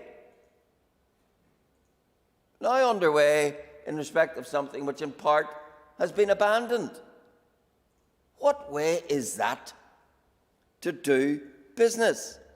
What way is that to govern? I must say, I think that it is appalling the manner in which, on these regulations, the executive have treated the public, scaremongering them, putting in regulations that can't bear scrutiny, pulling them out, saying to this House, approve them nonetheless. And I do have to say to this executive, and I do have to say to this House, why are we being so tardy? Look at this House. 21 MLAs allowed in at any one time. Look at the House of Commons. Why are we dragging our feet in the restoration of normality? I think, sorry to interrupt the member, I think we're veering more into the realm of the work of the Business Committee rather than the work of the Department for Health in relation to those matters. But the member has made his comments on the record, and I'm sure those that serve on the Business Committee will have noted them. I trust them not just note them, I trust they'll act on them. What would be wrong with somebody sitting here between me and Mr. Carroll? Apart from having to sit beside me. Yes. Well, get used to it. There'll be a lot of people sitting beside me in this House. Thank you, Mr. Principal Deputy Speaker. And with that flourish, I call Mr. Jerry Carroll. Yeah, just the two amendments, Deputy Speaker. Amendment 21 around hospitality, I've said this repeatedly. This amendment, amendments connected to it, have been really all over the place. There's been a lot of changes, I think 3 in a matter of weeks around regulation connected to this. And I've said from day one, there's been no rhyme or reason given about why the initial regulation was made to lift the requirement to be seated in hospitality services. No detailed conversation in the questions and the answers that I've received. No detailed conversation with hospitality workers and how they would be impacted when this change was initially made, and confusion after that initial change in a matter of weeks. Like I said, the change was dropped. So I'm really concerned about how that was made initially, how the change was made, how the change was made again, and how confusion reigns amongst people around the way that was implemented. Amendment number 8, I think there's massive problems with this. Deputy Speaker, I've raised this in Health Committee several times, which obviously amend the list of reasonable excuses for putting the onus on the individual to prove why they're exempt, and that therein lies the problem with this regulation. This practice and regulation, like I said, is laden with problems and effectively asks people to prove their disabilities, to seek a GP, which isn't always easy, or seek somebody else. And this is a practice really that is connected to that idea of welfare reform, which doesn't recognise real barriers and obstacles that are in place for people with disabilities. So it's a fundamental and a huge problem, and I think the Assembly shouldn't be supporting that. Disability Action have been in touch with myself and I believe others, by people with autism, people who are deaf, people with all sorts of disabilities who are really fundamentally impacted by this. I believe there were some conversations with the Minister's Department or TEO after this regulation was made with this and other organisations, but still for me there's massive problems with it. I'm very concerned and I remain unconvinced that this is a fair or equitable strategy, and of course people should be encouraged to wear masks. I wear mine every single time I'm in here, unless I'm speaking, Deputy Speaker, but these barriers are put in place for people who already have barriers in society in front of them, so I'm not happy to support Amendment 8 either as well. Thank you. Thank you, Mr. Carroll. As no other members indicated to me that they wish to speak in this debate, I call the Minister for Health to wind up the debate on the 3 amendments. Minister. Thank you very much, Mr. Principal Deputy Speaker, and again I welcome today's debate on the 2 amendments to the Health Protection restrictions regulations and the amendment to the face coverings regulations, and I want to thank members for their contributions, and I'll now turn to a number of points that members have raised. In regards, Principal Deputy Speaker, to the opening comments from the Chair and other comments in regards to Amendment number 8 and whether some members can support it or not, and in reference how officials from my department, from the Department of Finance and from the Executive Office actually engaged with the committee. This conversation carried on for quite some time through the Executive as to where it would actually be brought in regards to the operation of causing severe distress as being removed as a reasonable excuse.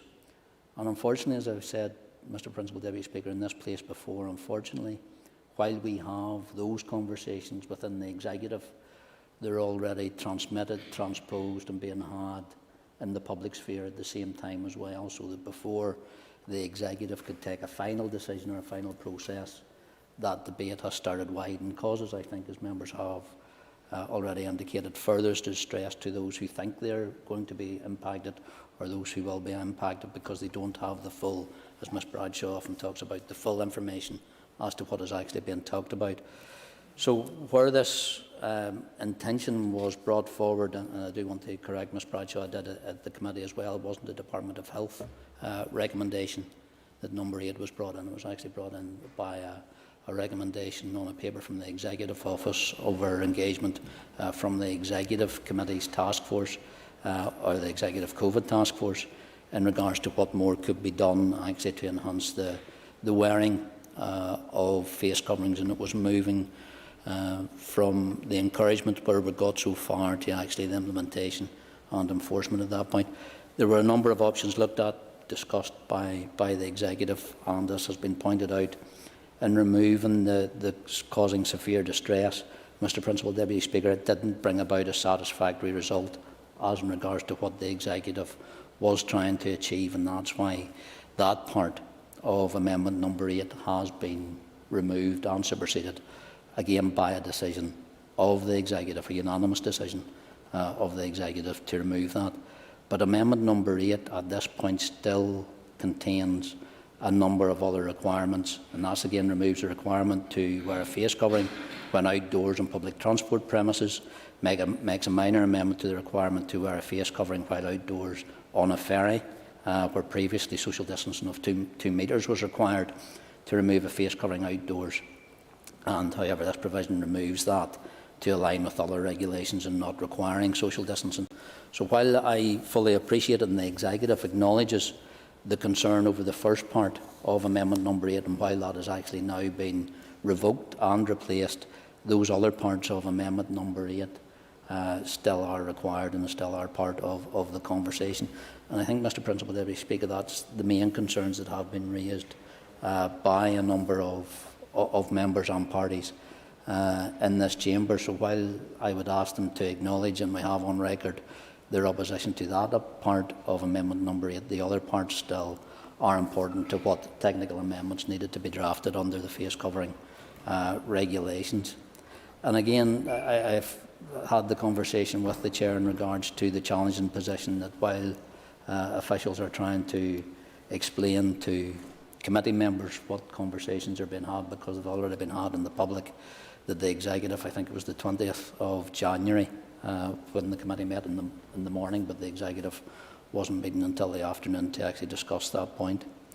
In relation to Ms Cameron's comments in regards to 20 and 21, again her concerns on number 8 and the fact that she acknowledged that number 8 was a multi-part regulation as well. But I do thank the member for her contribution and the tone and tenure has been brought. She did reference about what is being said by members of the public is important as to how we enter these next stages of our fight against COVID. You know, we've lost sometimes I think we now talk about Omicron rather than COVID. You know, Delta is still present in society, Mr. Principal Deputy Speaker, and we keep always a watch for another variant that may come around the corner, but thankfully we have the science and the UK Health Advisory Service keeping an eye on that constantly for us as well. In regards to the supports from different various sectors, Mr Principal Deputy Speaker, if any minister comes to the Executive looking to support a certain section of our community that has been challenged either financially or socially through this pandemic, they'll have received my support as well, so that shouldn't be under question. In regards to Mr Mcgrath's comments, the fact that we aren't out of the woods yet, and I think Colin in that summed it up well. The virus is still with us, and again, while we start to ease restrictions and start to move into a better place, complacency starts to become the greater challenge as well. So there is a collective responsibility that we still need to pull together as we get through these next days, weeks and months, and that leads into Mr Chambers' helpful commentary in regards to a reminder to us all that this is indeed a global pandemic which we're dealing with. It's not something that we in Northern Ireland are dealing with solely on our own, and we shouldn't, I think, revert into that sort of mindset that what we do here, we do in isolation for others. And again, that message from Mr Chambers, again, of thanks to the people of Northern Ireland, but also to the health service that has supported us so admirably through the past 2 years. In regards to Ms Bradshaw's contribution, I think I've covered the point in regards to where this proposal originated from, in regards to amendment number 8, especially the part in regards to the enforcement of face coverings. But to deviate, Mr Principal Deputy Speaker, the paediatric vaccine in regards to COVID, we had indications it should be with us by the end of this month. This is part of a UK order. I was told this morning that that is still on track. The original JCVI advice still stands that those 5 to 12-year-olds with underlying health conditions or living with someone who is immunosuppressed will be able to access that vaccine. But JCVI are currently looking at being able to expand the availability of the paediatric vaccine to a wider cohort at the minute, but we're still awaiting that feedback from them. In regards to Mr Allister's comments, and he refers, Mr Principal Deputy Speaker, I think rightly so, about sometimes how the process in this place challenges what we want to do, either as an executive, as a minister, or legislators, in regards to how we actually manage our businesses. And this isn't a challenge, Principal Deputy Speaker, to you or to the Business Office, but how we schedule our business 2 weeks in advance, where we look to other legislators that can move within a matter of hours to bring forward regulations or changes, or indeed amendments that need to be brought in quickly or expediently.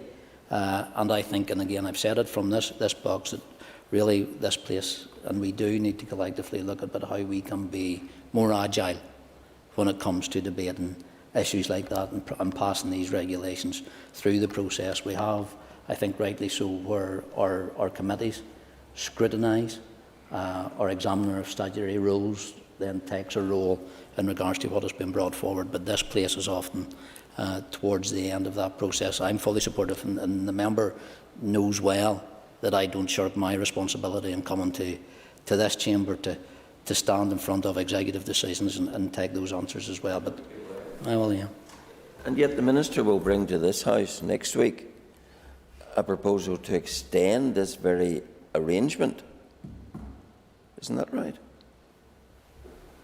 Mr Principal Deputy Speaker, I wouldn't want to say the member is wrong, but I don't think the Business Committee has met yet, or has considered any correspondence they may have received from me in regards to what may be debated or not debated next week. I'll not preempt a decision or a discussion that will be had at the Business Committee later this afternoon. But one thing I will say to Mr Allister, he talked today about, the executives need to do something, to be seen to be doing something, and I do take exception to that, because we could never have tackled COVID by doing nothing, and I think that would be a failure on this place. And I know that's what, and the member is correct, that's not what he's saying, but I just want to be clear that that's not the impression, that what we've done through the past 2 years hasn't been simply doing something for the sake of doing something. It's been doing something to protect the people of Northern Ireland and support our health service as well.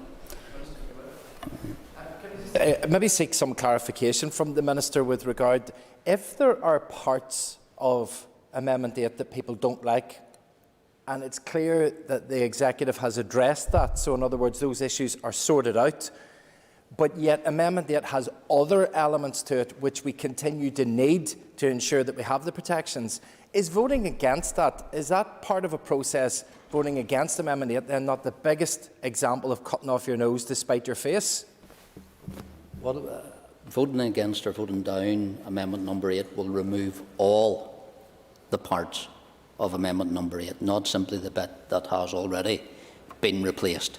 So it has that correspondence. And I think I was getting I thank the Minister for giving way on that point, and I just wanted to ask, because he did helpfully clarify in an intervention to my colleague when she was speaking, that should Amendment 8 be voted down, that then another amendment would need to come forward to deal with the other issues. So is that not possible to deal with those other issues separately, so that we don't enforce the removal of the severe distress element of the exemption of face covering wearing? And I thank the member, and I was actually just going to go there. I was getting a briefing from, and I apologise, I don't want to land a minute, but I was getting a briefing from officials this morning on this very issue when the Chair came to seek clarification on the point that the member has raised, because it is important. And the way it was described, and I think very helpful, is that Amendment number 8, if you imagine, is a train that has already left the station with all those different parts of Amendment number 8 already on it. Now, the Executive has agreed to remove and cause severe distress. To be able to get in the other parts of Amendment number 8 will actually start a redrafting process. So we will be left with a period where people travelling on a ferry will have to wear a face covering when they're outside for 2 metres, where face coverings will be reintroduced at a station, should that be for a train or a bus station as well. So there will be a time lag where the removal of those parts of Amendment number 8 will actually become back enforceable as well. So what I would say to members, we have, and I think, Mr Principal Deputy Speaker, opposition has been noted. I'll ask members not to vote against. They don't have to vote for. If members in the House could throw that, so we can get those parts of Amendment number 8 that still are in place and still are necessary, so that we can retain them in place, but acknowledging. Yeah. Minister is asking the House to do is to vote for number 8 in its entirety, in its original form. That is what the House has been asked to vote for. Now, if the Minister recognises the point, and given that a number of these regulations have been drafted to begin on the very day in which they were drafted, why did the Executive not revise Amendment 8 and bring a different proposition to this House which didn't encompass that which is now being jettisoned? But there can be no doubt we're voting for the original when we vote on this matter. And I don't disagree, and that's when I said, when I was responding to the members' contributions about how this place actually does it work. So the amendment to remove the causing severe distress, that amendment has already been laid, will be moved and will be debated. So we've already removed that part. But in the process that I do not have any way in this House of segregating Amendment 8 into a number of different parts that can be moved or can't be moved in regards from when the regulation is laid, goes through its committee process, is examined by the examiner of statutory rules, is put in an order paper and comes here today. That's nearly a 2-week process just to get through that process as well. So what I will say to them, and again, it's having served, Mr Principal Deputy Speaker, as a Chief Whip in this place for a number of years, I know the frustrations from the other side. I also know the pain standing here having to try to explain, and Miss Bunting's looking at me as well, because she knows, and the other whips in this place know the challenges that the process of this place often leaves us against. So while I am asking members not to vote against Regulation 8, having noted their opposition to causing severe distress in regards to the face coverings, which has already been removed, I will ask them not to divide the House and vote that amendment down, I think, while supporting the other amendments that have already been brought. I thank the Minister for giving way, but would the Minister agree with me, especially being an MLA that's not on the executive? It seems absurd to MLAs to support a regulation that will be revoked very soon, that there's a new regulation, I think, already drafted that I haven't seen, and the Minister is asking, with respect, to kind of trust him and support the regulation and how it looks, but we haven't seen it. Does the Minister not agree that that is a bit bizarre, and also that he could have placed a regulation at any time, whereas officials, I think this initial regulation was placed late December, so why couldn't there have been a new regulation placed in early January, mid-January, last week, this week? Because when the Executive was still having the discussion and the debate around the first part of Amendment number 8 in regards to the causing severe distress in face coverings, that conversation was still being had in regards to how the final, I suppose, replacement for number 8 would finally look and what it would actually look like as well. So the member said, and he said, I'm asking you to trust me. That's in the member's own remit in regards to where we stand on Amendment number 8. Mr. Principal Deputy Speaker, I have raised and answered, I hope, as many of members' queries and questions as possible. Not ideal, Mr. Principal Deputy Speaker. Mr. Principal Deputy Speaker, in closing this debate, I would remind members that the choices we make now will be crucial in ensuring that the virus doesn't begin to spread once more. And as we continue the remaining remove, and I will say that, Mr. Principal Deputy Speaker, as we continue to remove the remaining restrictions in place, our society moves closer to a return to normal life. And as we move through one of the most difficult times we have faced throughout this pandemic, we are again asking everyone to look after themselves and each other by following these simple precautions. Get your first and second vaccine doses and get your booster. Limit your social contacts. Meet outdoors where possible. If meeting outdoors, make sure your indoors, make sure your rooms are well ventilated. Wear a face covering in crowded indoor spaces. Take a lateral flow test before meeting others, and practice good hand and respiratory hygiene. So by making safer choices and following public health advice and complying with the regulations, we can all do our part to help lower the spread of COVID-19. Mr. Principal Deputy Speaker, I commend these regulations to the Assembly. Thank you, Minister. The question is that the Health Protection Coronavirus Restrictions Regulation NI 2021 Amendment number 20 Regulations NI 2021 be approved. All those in favour say aye. Aye. Contrary, if any, no. I think the ayes have it. The ayes have it. We now move on to the second motion on the Health Protection Regulations, which has already been debated, and I ask the Clerk to please read the motion. That the Health Protection Coronavirus Restrictions Regulations Northern Ireland 2021 Amendment number 21 Regulations Northern Ireland 2021 be approved. Thank you. I call the Minister to move the motion. Moved. Thank you. The question is that the Health Protection Coronavirus Restrictions Regulations NI 2021 Amendment number 21 Regulations NI 2021 be approved. As many as are of that opinion say aye. Contrary, if any, no. I think the ayes have it. The ayes have it. We now move on to the third motion on the Health Protection Regulations, which has already been debated. I'll ask the Clerk to please read the motion. That the Health Protection Coronavirus Wearing of Face Coverings Amendment number 8 Regulations Northern Ireland 2021 be approved. I call the Minister for Health to move the motion. Moved. Thank you. The question is that the Health Protection Coronavirus Wearing of Face Coverings Amendment number 8 Regulations NI 2021 be approved. As many as are of that opinion say aye. Aye. Contrary, if any, no. No. Aye. Aye. Clear the lobbies. The question will be put in 3 minutes. I would remind you that we should continue to uphold social distancing and that members who have proxy voting arrangements in place should not come to the chamber.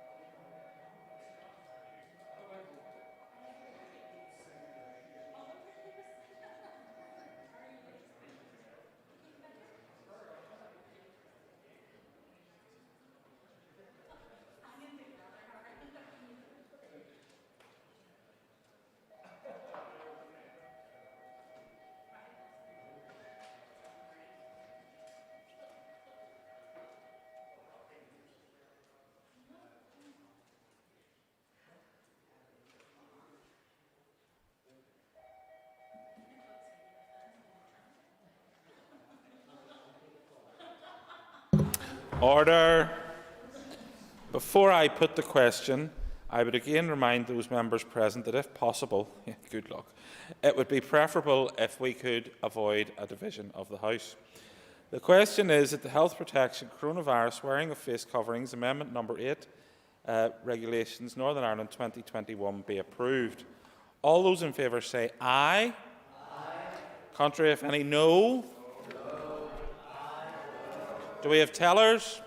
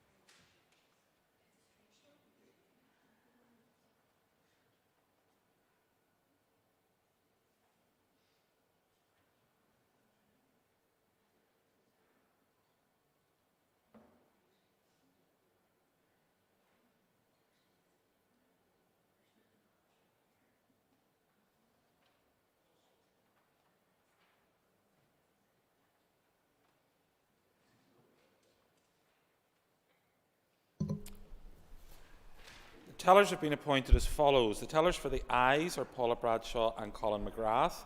The tellers for the noes are Pam Cameron and Jim Allister. Before the Assembly divides, I want to remind you that as per Standing Order 112, the Assembly currently has proxy voting arrangements in place. Members who have authorised another member to vote on their behalf are not entitled to vote in person and therefore should not enter the lobbies.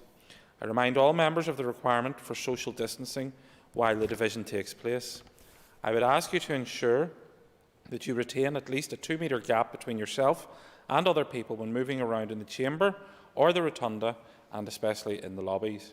Please be patient at all times, observe the signage and follow the instructions of the lobby clerks. Clear the lobbies. The Assembly will divide. Ayes to my right, noes to my left.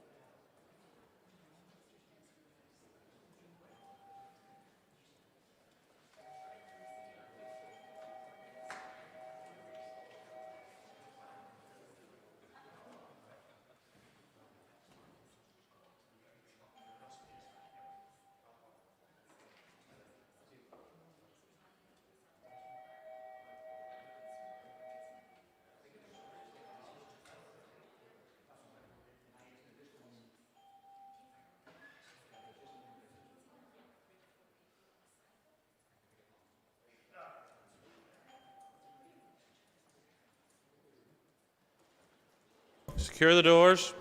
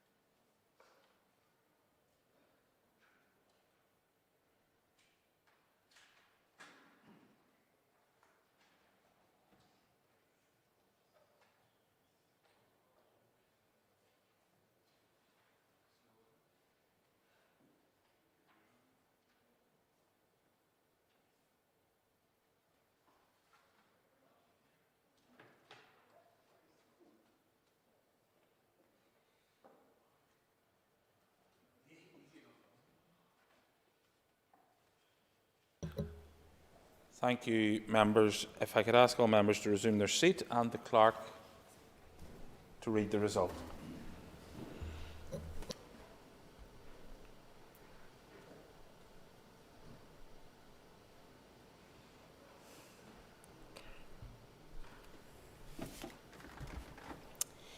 "81 members voted, 57 members voted aye, 24 members voted no. The motion is carried." The motion is carried. Unfasten the doors. And if I could ask members just to take their ease for a moment before we move on to the next item of business to allow for a change at the top table. Thank you.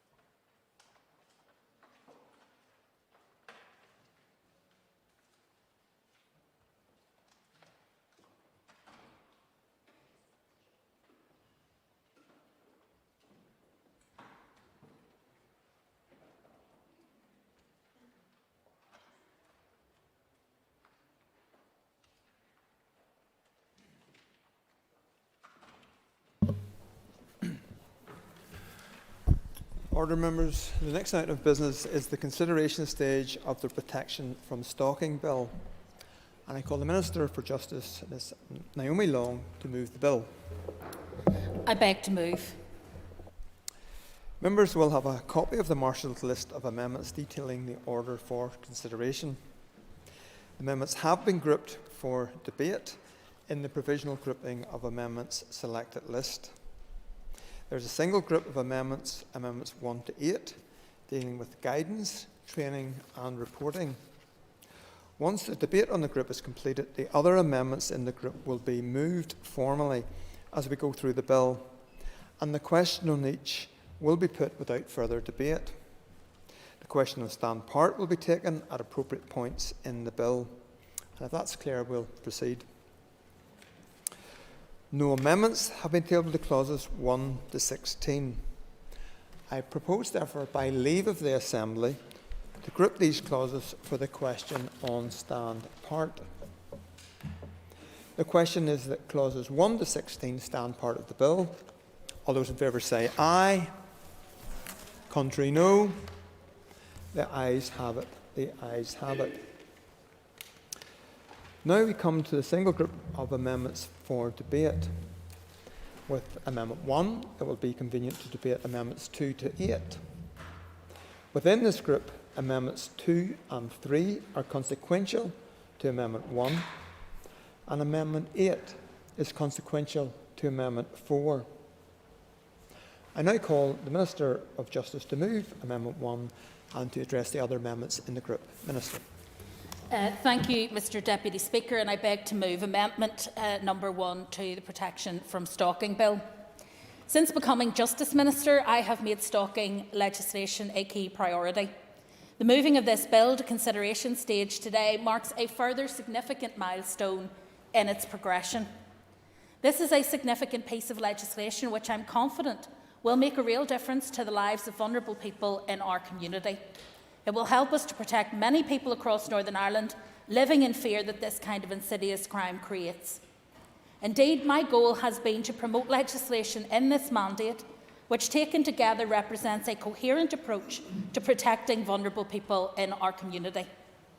This intention is given substance by 3 of the bills that I've taken forward in this somewhat truncated mandate: the Domestic Abuse and Civil Proceedings Act, this Protection from Stalking Bill, and the Justice Sexual Offences and Trafficking Victims Bill, which will proceed to its consideration stage shortly. Further measures to protect those vulnerable victims and witnesses were also included in the Committal Reform Bill. Collectively, those 4 bills address important gaps in our current legislation and break new ground in several critical areas. Importantly, they also contribute to Executive's wider approach of protecting women and girls and recognising that, unfortunately, most victims of these kinds of crimes tend to be female. None of us, Mr Deputy Speaker, in this chamber can be in any doubt as to the depths of sexism and misogyny in our community following the events of recent days. All of us in this chamber have a responsibility to challenge that culture in which sexism and misogyny flourish. Whilst it is not only women and girls who will be affected by this legislation, it is undoubtedly the case that they will be disproportionately beneficiaries of this legislation due to the vulnerability that they have in our community. We have a responsibility in this chamber to show leadership, to challenge what is acceptable and to change what is acceptable. And it is important that all of us do that, both in our legislating process but also in our general leadership. All of the amendments tabled in my name were developed at the request of the Justice Committee. Taken together, they place a number of administrative duties on my department, covering guidance, training, data collection and reporting requirements on the operation of the legislation. The committee completed its formal clause-by-clause scrutiny of the bill on the 30th of November and voted in support of all the other clauses in the bill. Mr Deputy Speaker, I remain firmly of the view that the additional provisions are more properly catered for by means of an order or regulation-making power on the face of the bill, leaving the level of detail sought for inclusion into secondary legislation instruments. However, I appreciate the committee's strong desire to include these provisions and so exceptionally agreed to their inclusion as amendments. There are 7 amendments to the bill that I wish to bring forward, expertly drafted by the Office of Legislative Counsel and guided by my officials, and I want to thank both for their assistance in delivering this in a timely fashion. First of all, on guidance, which is Amendments 1 to 3 of the Marshall List. They all relate to existing Clause 17 of the bill, which deals with guidance on the Stalking Protection Order provisions of the bill. Amendment 1 increases the scope of the guidance to give effect to a committee requirement that guidance covering the operation of stalking protection orders should be extended to also include guidance on the offence of stalking and other such matters as the Department considers appropriate as to the law or procedures relating to stalking. Amendment 2 requires the Department to keep such guidance under review and revise any guidance in light of any such review, while Amendment 3 will implement a recommendation made to the Committee by the Examiner of Statutory Rules that a requirement to lay any guidance issued or revised under this section should be included on the face of the Act. And Mr Speaker, I believe that those amendments will help to strengthen certainly the Committee's confidence in the Department in terms of its reporting. In terms of data collection, Amendment number 4 then introduces a new Clause 17A, Guidance on Data Collection, which places a requirement on the Department to collect data from the PSNI, Public Prosecution Service, on offences contained in the Act. Amendment 5 introduces a further new Clause 17B relating specifically to training. The new clause will place a requirement on specified authorities to provide mandatory training for relevant personnel who have responsibilities for dealing with cases under the Act. Amendment 6 will then introduce... I've been puzzling over why the distinction between what's called a listed authority and a specified authority.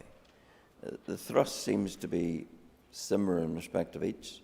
So what's the thinking in distinguishing those? Well, my understanding of the specified authority is that it would be specified by the further regulations which will be brought forward. So I think that that is the reference in question, but I can certainly return to that later in the debate if it would be helpful, and I can try to get an answer specifically on that, but that is my understanding of the difference between the two. Amendment 6 will introduce a new clause 17C that places a requirement on the Department to report on the operation of the Act, and then commencement obviously is covered in Amendment 8, the last of the amendments tabled in my name, which is a technical amendment to make arrangements for the commencement of new clauses 17A, B and C. Mr Speaker, I now wish to move to Amendment number 7 on the Marshall list, which was tabled by Ms Rachel Woods. This seeks to further amend my Amendment number 6 to require my department to report on Section 75 information in relation to stalking. While I'm not absolutely clear on the member's thinking, I am of course sympathetic to the idea that we must ensure the right support is made available to those most impacted by the offence of stalking, which I believe may be the intent behind this amendment. However, I am concerned that this particular amendment is likely to be unworkable and indeed could have significant unintended consequences. There are a number of technical difficulties with the drafting of the amendment, which mean that it is not clear how the references to A and B relate. There is also nothing in Section 75(1) of the 1998 Act or Schedule 9, which relates to it, that describes information that relates to individuals. It is also unclear who is required to gather the information and, in the absence of a duty to gather it, how the Department can report it. While these technical aspects of the provision can potentially be corrected, I am more concerned with the practicalities of seeking to collect this information and the potential impacts of such information gathering, particularly on victims. Past experience across the justice system would indicate that victims often consider any request to provide information on their sexual orientation in particular, but also in respect of some of the other Section 75 categories, as being unnecessarily intrusive, and may well change why it is necessary to provide it. I fear that the risk is that some victims will perceive being asked for this very personal information as being indicative of the justice system, making a judgment that their personal characteristics are somehow connected to the offences committed. This could in turn discourage victims of stalking from coming forward to report their experiences. I have genuine concerns that this amendment, if adopted, could adversely impact precisely on those it is intended to benefit, imposing a further barrier on engagement with the justice system. For this reason, Mr Speaker, I oppose Amendment 7. However, I do agree with the member that it is an important matter in terms of providing support and being aware of who is affected by stalking, and I would be very happy to meet with her to discuss other ways of ensuring that the particular needs of certain Section 75 groups are understood and effectively addressed by the Department and its justice partners. Mr Deputy Speaker, that concludes my comments on the amendments, and it only remains for me, I think, to pay tribute at this stage, both to the committee for their diligence in terms of scrutiny, but also, crucially, to those victims of stalking who came forward and shared their experiences with me personally, with the committee, and have shaped this bill and helped us find, I think, a constructive way forward. I hope that this consideration stage will pass today. I hope that the bill will be amended as I have asked, and I hope that it will be a significant step forward in terms of providing the kind of support that I believe the more vulnerable people in our society ought to have access to. Thank you, Mr Deputy Speaker. I now call the Chairperson of the Committee of Justice, Mervyn Storey. Thank you, Mr Deputy Speaker. Before addressing the amendments, with your indulgence, I wish to make some general remarks about the bill in capacity as Chair of the Justice Committee. The Committee supports this bill, including the creation of a specific stalking offence that recognises the experience of victims, an offence of threatening and abusive behaviour, and the provision of stalking protection orders and the interim stalking protection orders to provide protection to a person at risk of stalking and enable early police intervention to address stalking behaviours before they become the entrenched or escalate in severity, and to protect victims from more serious harm. The committee also supports the amendments being brought forward by the Minister today. As she has just outlined, she is bringing them forward at the request of the committee, and we appreciate the collaborative approach that she has adopted, even though she may not have been in complete agreement with them, and I will address each of them in detail shortly. During the debate at the second stage of the principles of this bill, the previous Chair of the Justice Committee, my colleague and now First Minister Paul Givan, outlined that the need to address the issues of stalking in terms of robust legislation has been waiting in the wings of this Assembly since 2016, when debate was first initiated by the way of a shared approach by the Justice Committee and the then Justice Minister Claire Sugden.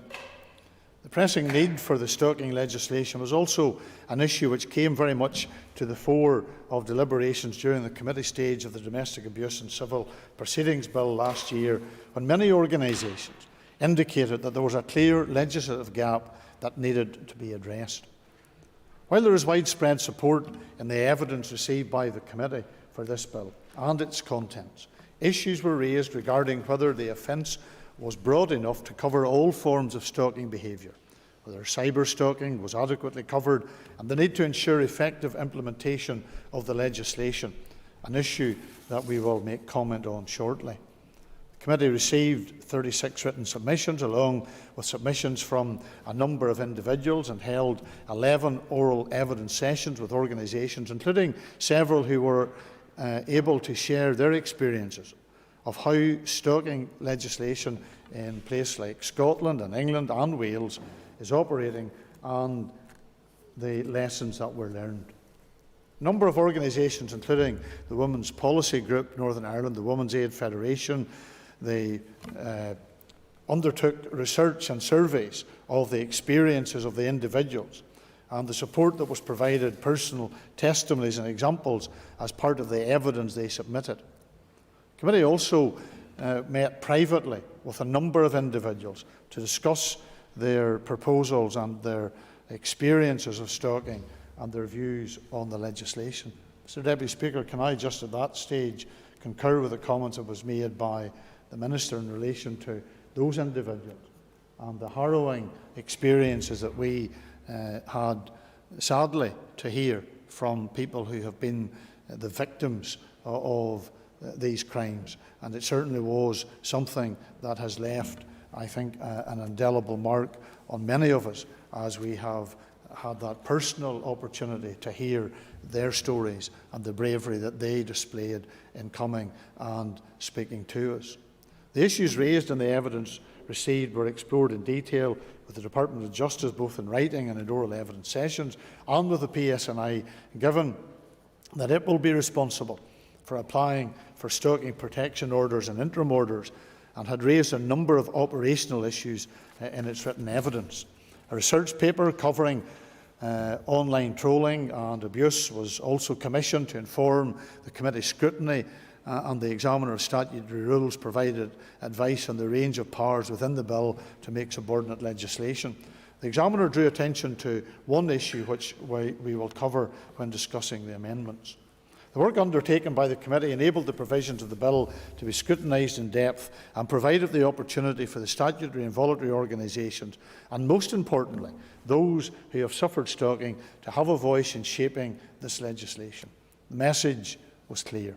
We need this legislation to provide the criminal justice agencies with robust tools to tackle the issue of stalking behaviour that takes into account the patterns of behaviour over time and the insidious nature of it. In the words of one victim, the Protection from Stalking Bill would have made a world of difference in my situation.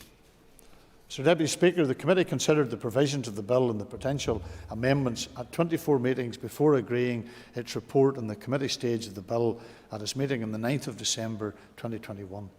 I want to thank the members of the committee for their contributions to the detailed, robust and careful scrutiny of this bill and the issues raised in the evidence during the committee stage.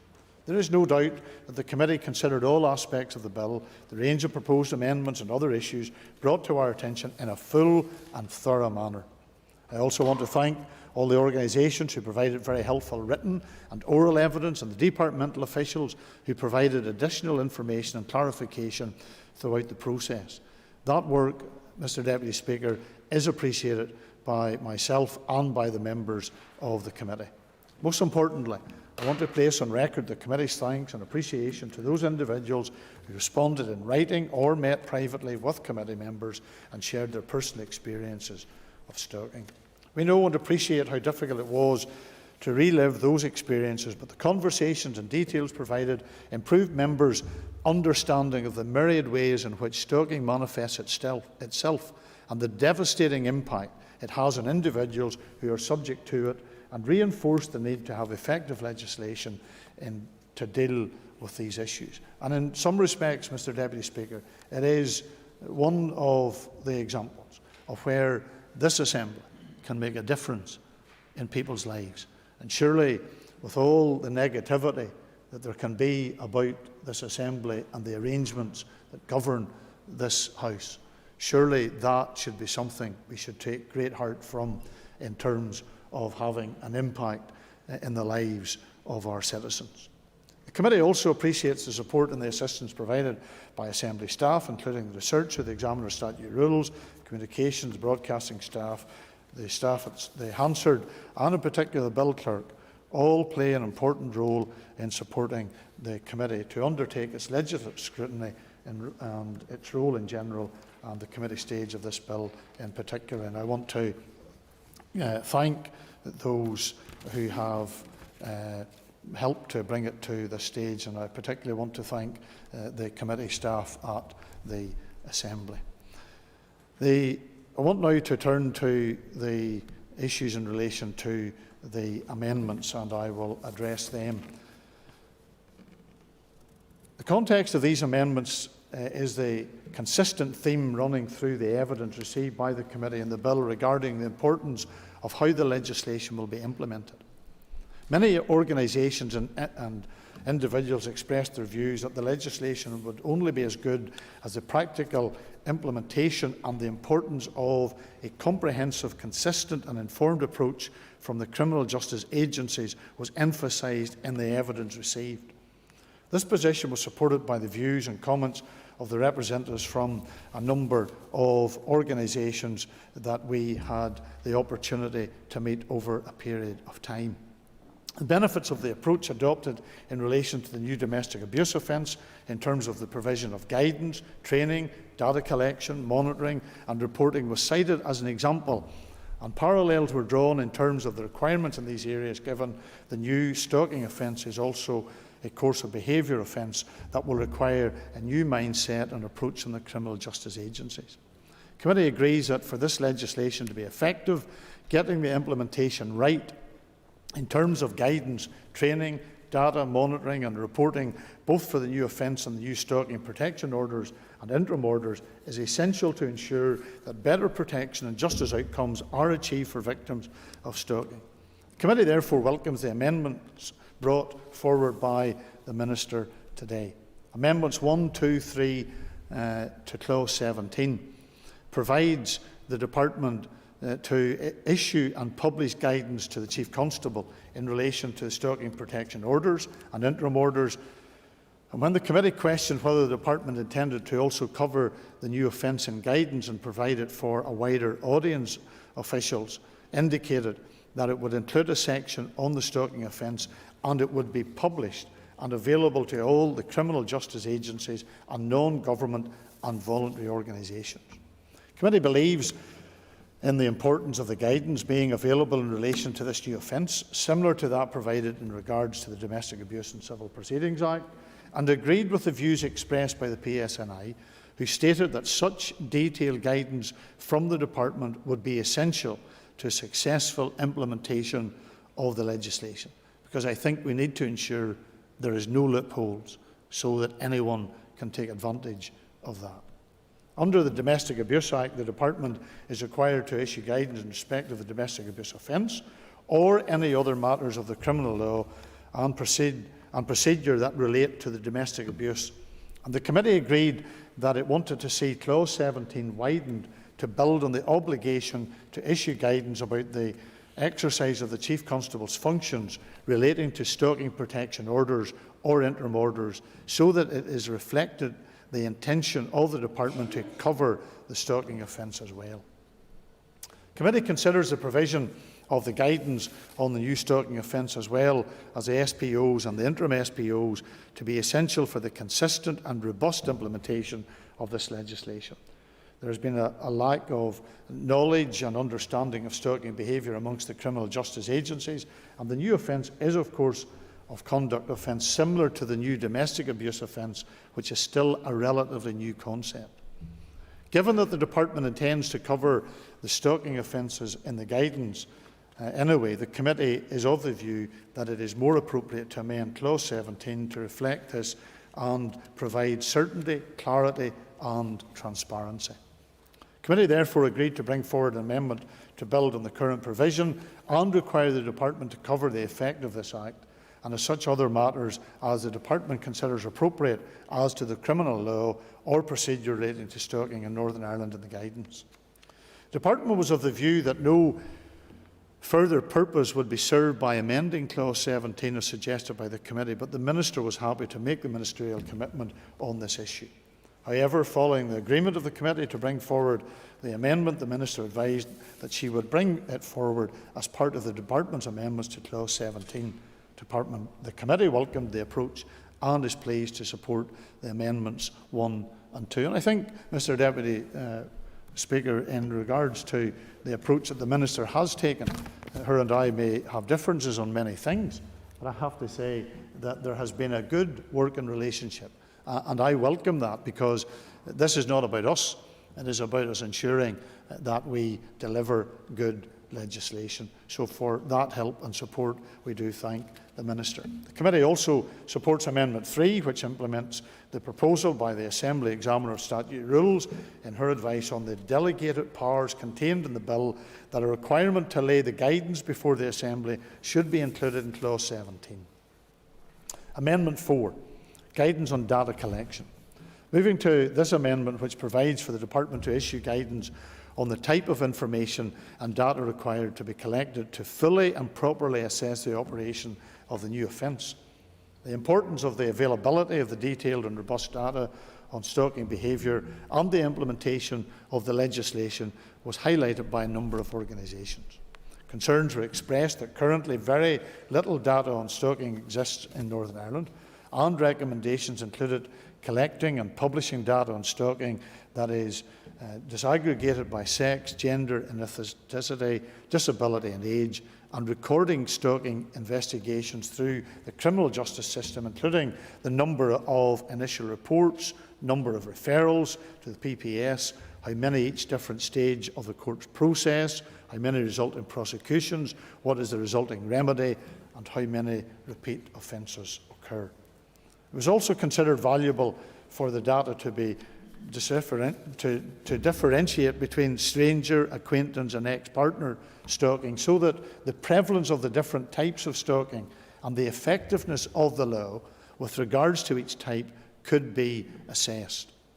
Another suggestion was that all Section 75 groups should be monitored, inclusive of sexual orientation and gender identity. The Department advised the Committee, the PSNI, the PPS and the Northern Ireland Courts and Tribunal Service already record statistical data on offences and prosecutions, etc. The new data sets would be created both in relation to the new offence and for stalking protection orders and interim orders, and there will be a database for monitoring purposes. The Department also indicated that it would carry out an evaluation of the new stalking legislation post-implementation. When questioned on what consideration, if any, the Department had given to the collection data reflecting 75, officials advised that consideration is being given more generally on obtaining data and is sensitive to Section 75 groupings. However, it will be some time before a body of data will be built up on the stalking legislation. The Committee is of the view that the availability of robust data to enable the effectiveness of this legislation be addressed is essential.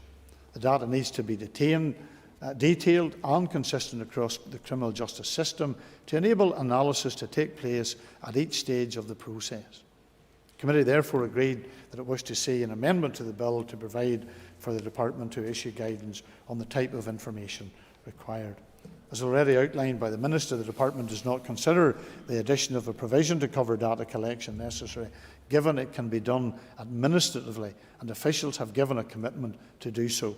The Minister does, however, appreciate the Committee's desire to legislate for this and has brought the relevant amendment forward. The Committee appreciates the Minister's cooperation and is happy to support Amendment 4. Amendment 5, in relation to training, during the second stage debate on this bill, the Committee highlighted the need for training for the PSNI to ensure officers understood and recognised the difference between harassment and stalking behaviours, given previous indications from victims that their complaints had not been taken seriously, and this view was reflected by a wide range of organisations who provided evidence at the Committee. They highlighted that education and training of the criminal justice agencies and of judges will be essential to ensure effective implementation of the legislation and a clear understanding of the difference between harassment and stalking, as well as recognising the behaviours and dynamics of stalking and how it impacts on victims. And this has been shown to be the case in other jurisdictions where stalking offences have been reduced. The need for the training to cover the SPOs and interim SPOs was also raised. The Department advised the Committee that it did not underestimate the importance and the necessity of training for all of its criminal justice partners on the new offence and the stalking prevention orders, and it envisaged the training would include raising awareness of the stalking typologies, the insidious nature of stalking, and work is already ongoing in this area and commitment has been given in respect. Therefore, it is their view that there was no need for it to be included in the bill. Given the importance of training to the implementation of the legislation, particularly in light of the evidence heard of the current lack of understanding by the criminal justice personnel of stalking behaviour and the devastating impact it has on victims, the Committee agreed that it wished to see an amendment to the bill to provide mandatory training. It is therefore supportive of Amendment 5, which the Minister has brought forward at the request of the Committee, which also includes a reporting requirement in the training, which the Committee also wishes to see. Amendments 6 and 7, reporting on the operation of this Act. Turning now to Amendment 6, which places a requirement in the Department to report on the new offence. Again, the Minister has brought this forward at the request of the Committee. The amendment will require the Department to report on the operation of the new stalking offence, on the SPO orders, on the interim orders, and similar to the requirement to report provided for in the Domestic Abuse and Civil Proceedings Act. The amendment aims to provide for the effectiveness of the legislation to be monitored and assessed in a transparent manner. This was another area which officials did not view as being necessary for inclusion in the bill, stating that the implementation of this legislation will be reviewed periodically and they would report to the Committee regularly on it. The Committee, however, believes that placing a requirement on the Department to report on the operations of the legislation is appropriate and will provide transparency and accountability. Given the ever-growing use of online platforms to carry out trolling and abuse including stalking, the Committee also agreed that the reporting requirement should cover specific information on whether the offence took place in person or online. The Committee also wanted to include detailed information on the use of stalking protection orders and the interim orders, given these are new tools for the PSNI to use. A number of operational issues have been flagged up in the evidence received, and given anecdotal evidence highlighted by Susie Lampert Trust that the financial cost to police forces of applying for an SPO is being used as a reason to defer the responsibility of prevention back to the victim in England and Wales. For these reasons, it will be important to monitor the implementation to identify any issues at an early stage. Committee member and member of this Assembly, Rachel Woods, has brought forward Amendment 7 to add an additional reporting requirement in relation to Section 75 information. While the committee discussed the collection of data reflecting Section 75 with officials, it did not seek the Minister to include, it did not ask the Minister to include in its Amendment 6 and has not discussed this proposed amendment. No doubt the individual member and members will outline their positions on this, as the Minister has done earlier in this debate. In concluding minor and technical amendments, moving to the last amendment, the committee is content to support Amendment 8, which will amend Clause 19 to reflect the new provisions to be inserted in the bill. Mr. Speaker, I conclude my remarks as the Chair of the committee by again acknowledging the profound and long and lasting effect stalking behaviour has on victims, who very often have no chance or no way of addressing the way that they have been treated. And that is why we need to ensure that this legislation is implemented fully and effectively. And that is why the amendments brought forward by the Minister today, at the request of the committee, are important and will enhance this bill. I conclude my comments as the Chair and just make a few comments as a member of this House and as a member of the Justice Committee representing my party.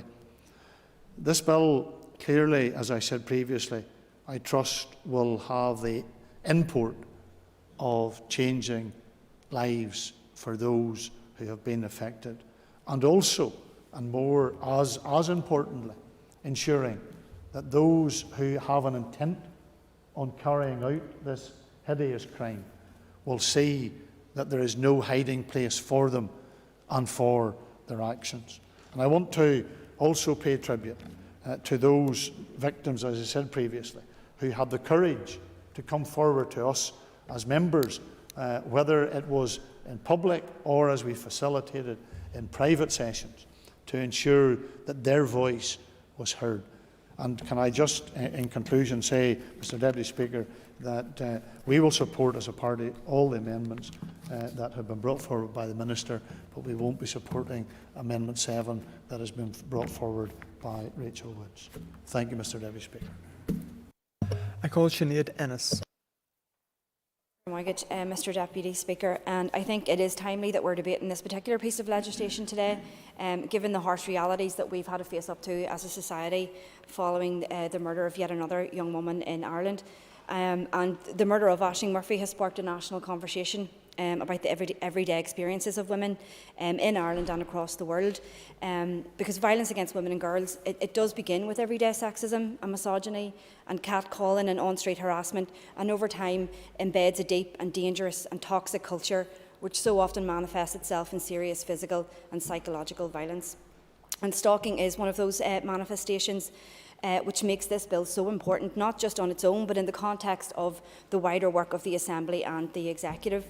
And stalking, as we know, can be a precursor to other forms of violence, and that can often culminate in serious violence or, as we've seen tragically, murder. Stalking, as the Minister has said, is an insidious crime, and what differentiates it from harassment is the absolute fear that it instills in its victims. Mr. Deputy Speaker, repeated and unwanted communications through phone calls, mails, emails or social media sites is not unrequited love. Following the victim to work, school, home or other places where they frequently visit, or obtaining information about them through friends or neighbours, or by going through their rubbish or contacting their co-workers, it's not harmless. And repeatedly sending the victim unwanted gifts is certainly not romantic. It's criminal stalking behaviour, and it's dangerous and it's very traumatic for the victim. Turning to the amendments, Mr. Deputy Speaker, I want to touch on Amendments 4, 6 and 7, and I know my colleagues will pick up on some of the other amendments. On the guidance and reporting on the operation of the offence of stalking, Amendment 4 sets out that the Department should issue guidance about the sort of information it seeks to obtain for the purposes of the assessment of the operation of the Act. The importance of strengthening data collection on stalking was highlighted by a number of the organisations that we heard from during the committee stage of the bill.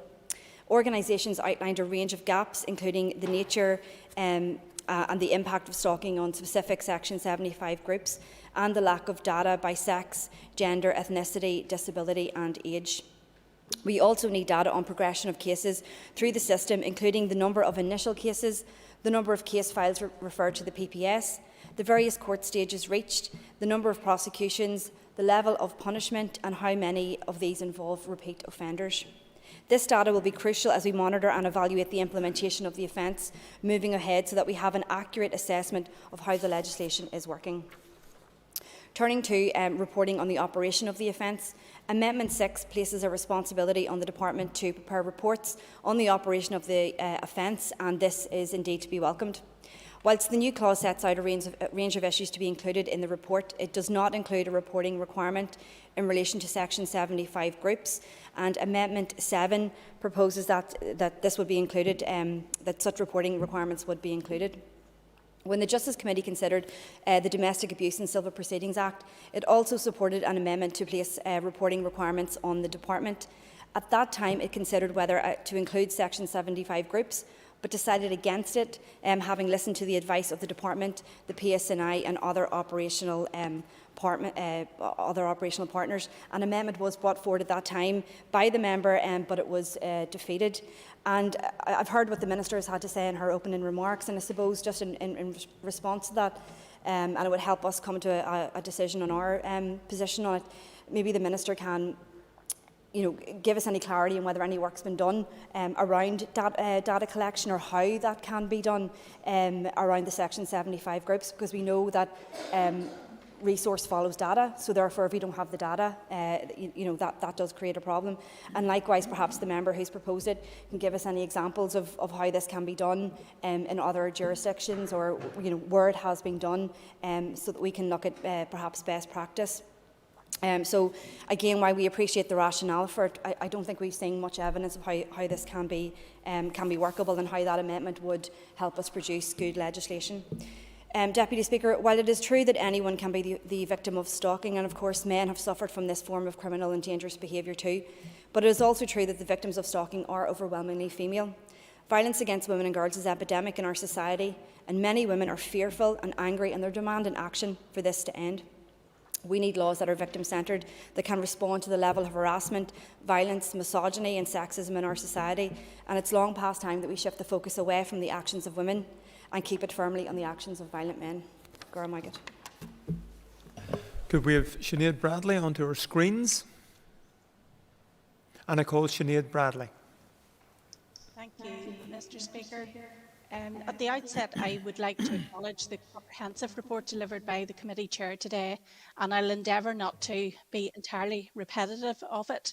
I would like to and want to thank and put on record my thanks to the Department for what was collaborative work with the committee, which sees the inclusion of the addition of provisions relating to data collection and mandatory training, and the requirement to report on the operation of the offence in the bill.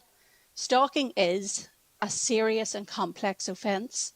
It can be life-changing and can affect victims psychologically as well as physically, with serious ramifications for their social functioning. We've heard from many stakeholders and repeatedly found, unfortunately, that the crime of stalking is often characterised by underreporting and by a lack of understanding from not just the police but the entire criminal justice system, due to the lack of the complex nature of stalking and the lack of understanding that there is of those behaviours. I believe that these amendments are essential for speaking to the legacy of that misunderstanding and underreporting. Research has repeatedly demonstrated that victims of stalking often choose to report their experiences, not to report their experiences, due to fear of not being believed, to such an extent that it's estimated that the average victim of stalking, shockingly, experiences over 100 incidents of the behaviour before they report it to the police.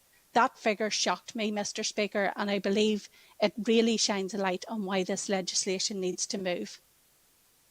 When the crime is eventually reported, victims have identified consistent problems with regard to the way the police respond to their allegations, including a dismissive manner, a general unwillingness to intervene, and a failure to keep the victim informed of progress of their investigation.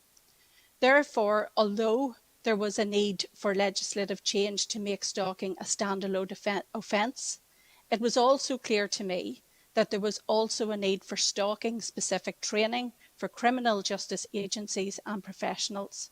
So in particular, I welcome the inclusion of Amendment 5, which makes it mandatory for each listed authority, including the PSNI and PPS, to provide training to their relevant personnel when it comes to dealing with this vulnerable group of victims.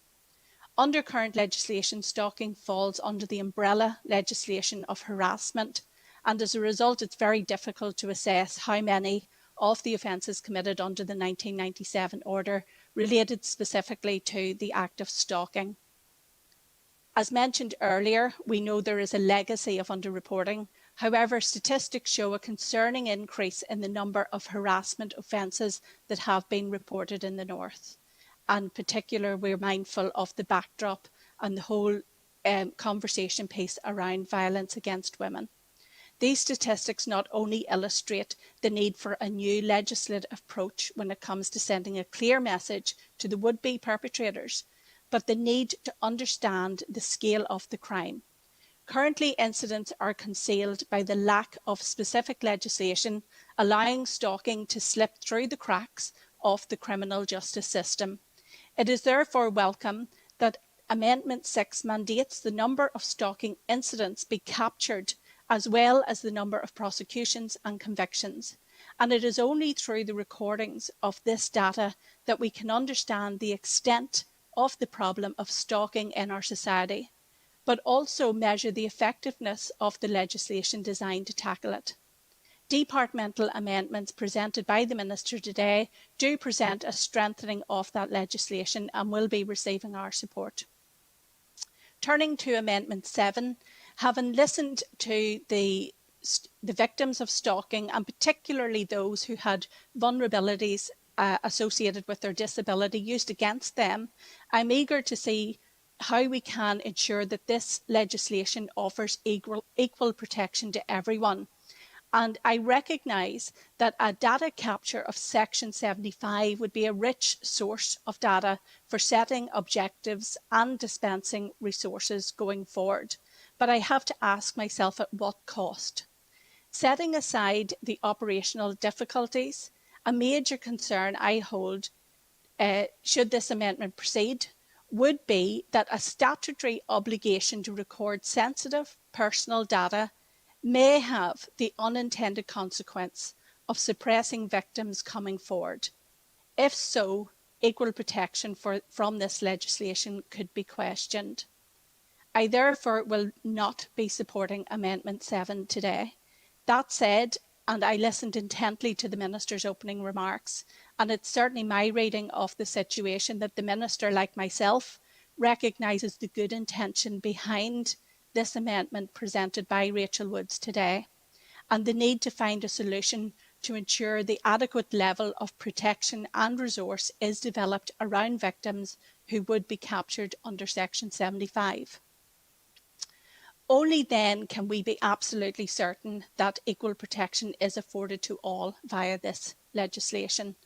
And whilst I do accept that placing a duty on the face of the bill may not be the most effective way to proceed, I wish to press on the Minister to work with those of us who wish to find a suitable way forward on this matter during the short remainder of this mandate to do so. And I would be eager to ensure that any reasoned solution that could be found runs in tandem with the rollout of this legislation where possible.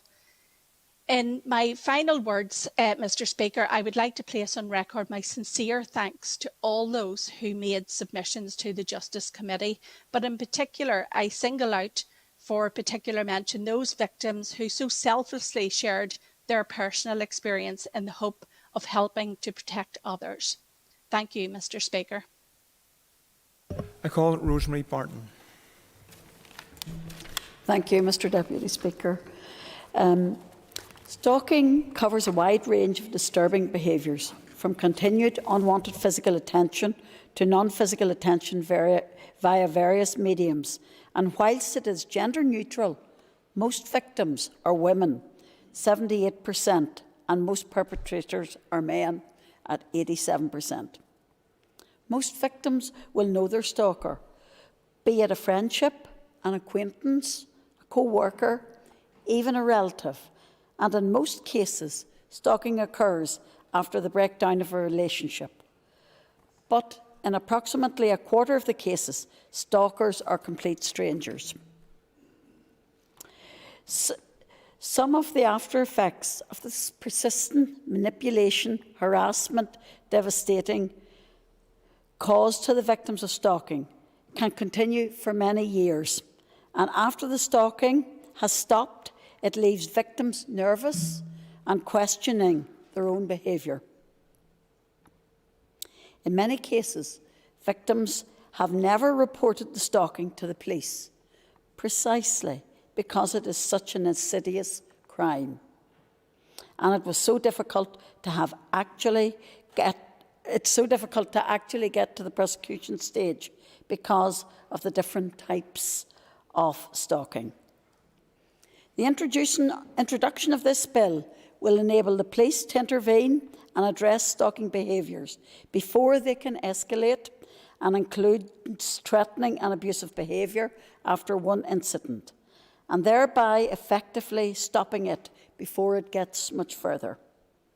In supporting the amendments brought forward by the Minister, it will ensure robust legislation needed to protect everyone across Northern Ireland from living with the abject fear that stalking causes, and adopt a zero-tolerance approach to the behaviours involved. Thank you.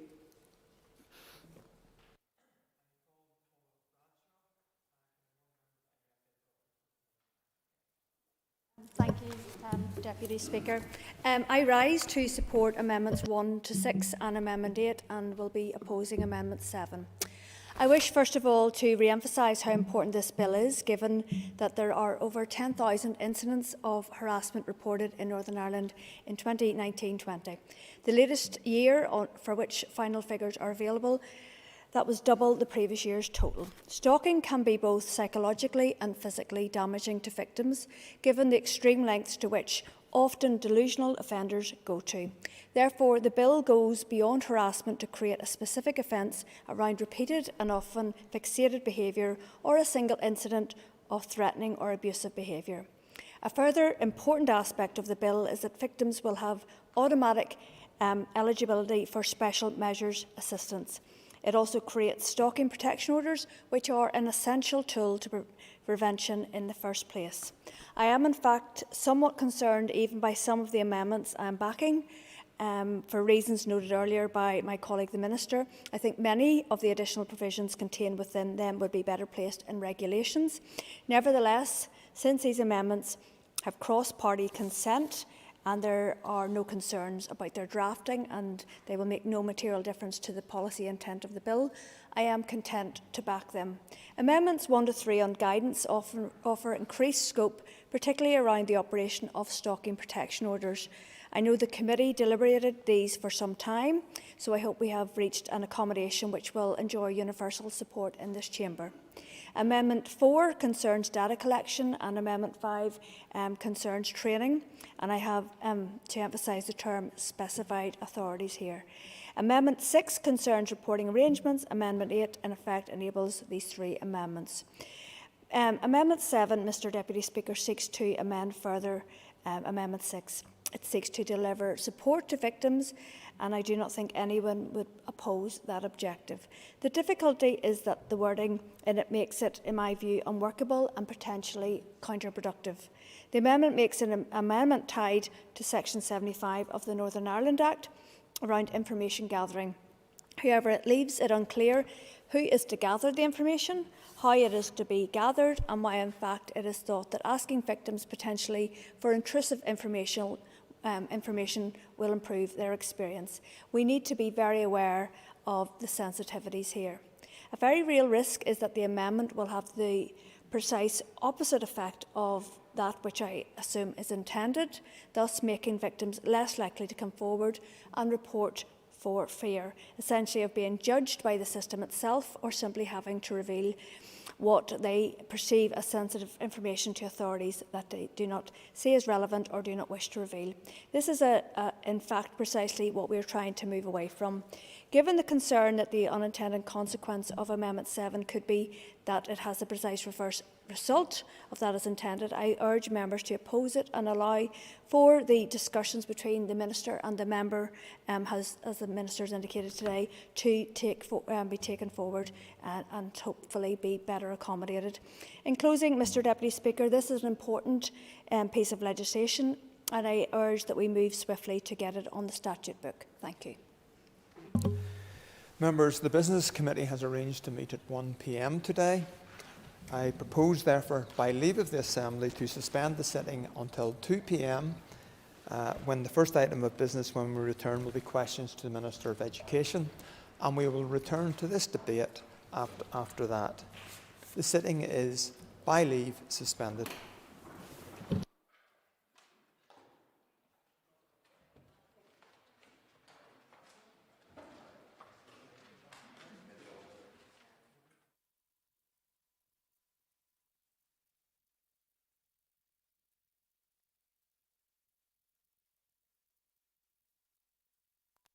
This is the Northern Ireland Assembly Plenary, Programme Sound. This is the Northern Ireland Assembly Plenary, Programme Sound. This is the Northern Ireland Assembly Plenary, Programme Sound.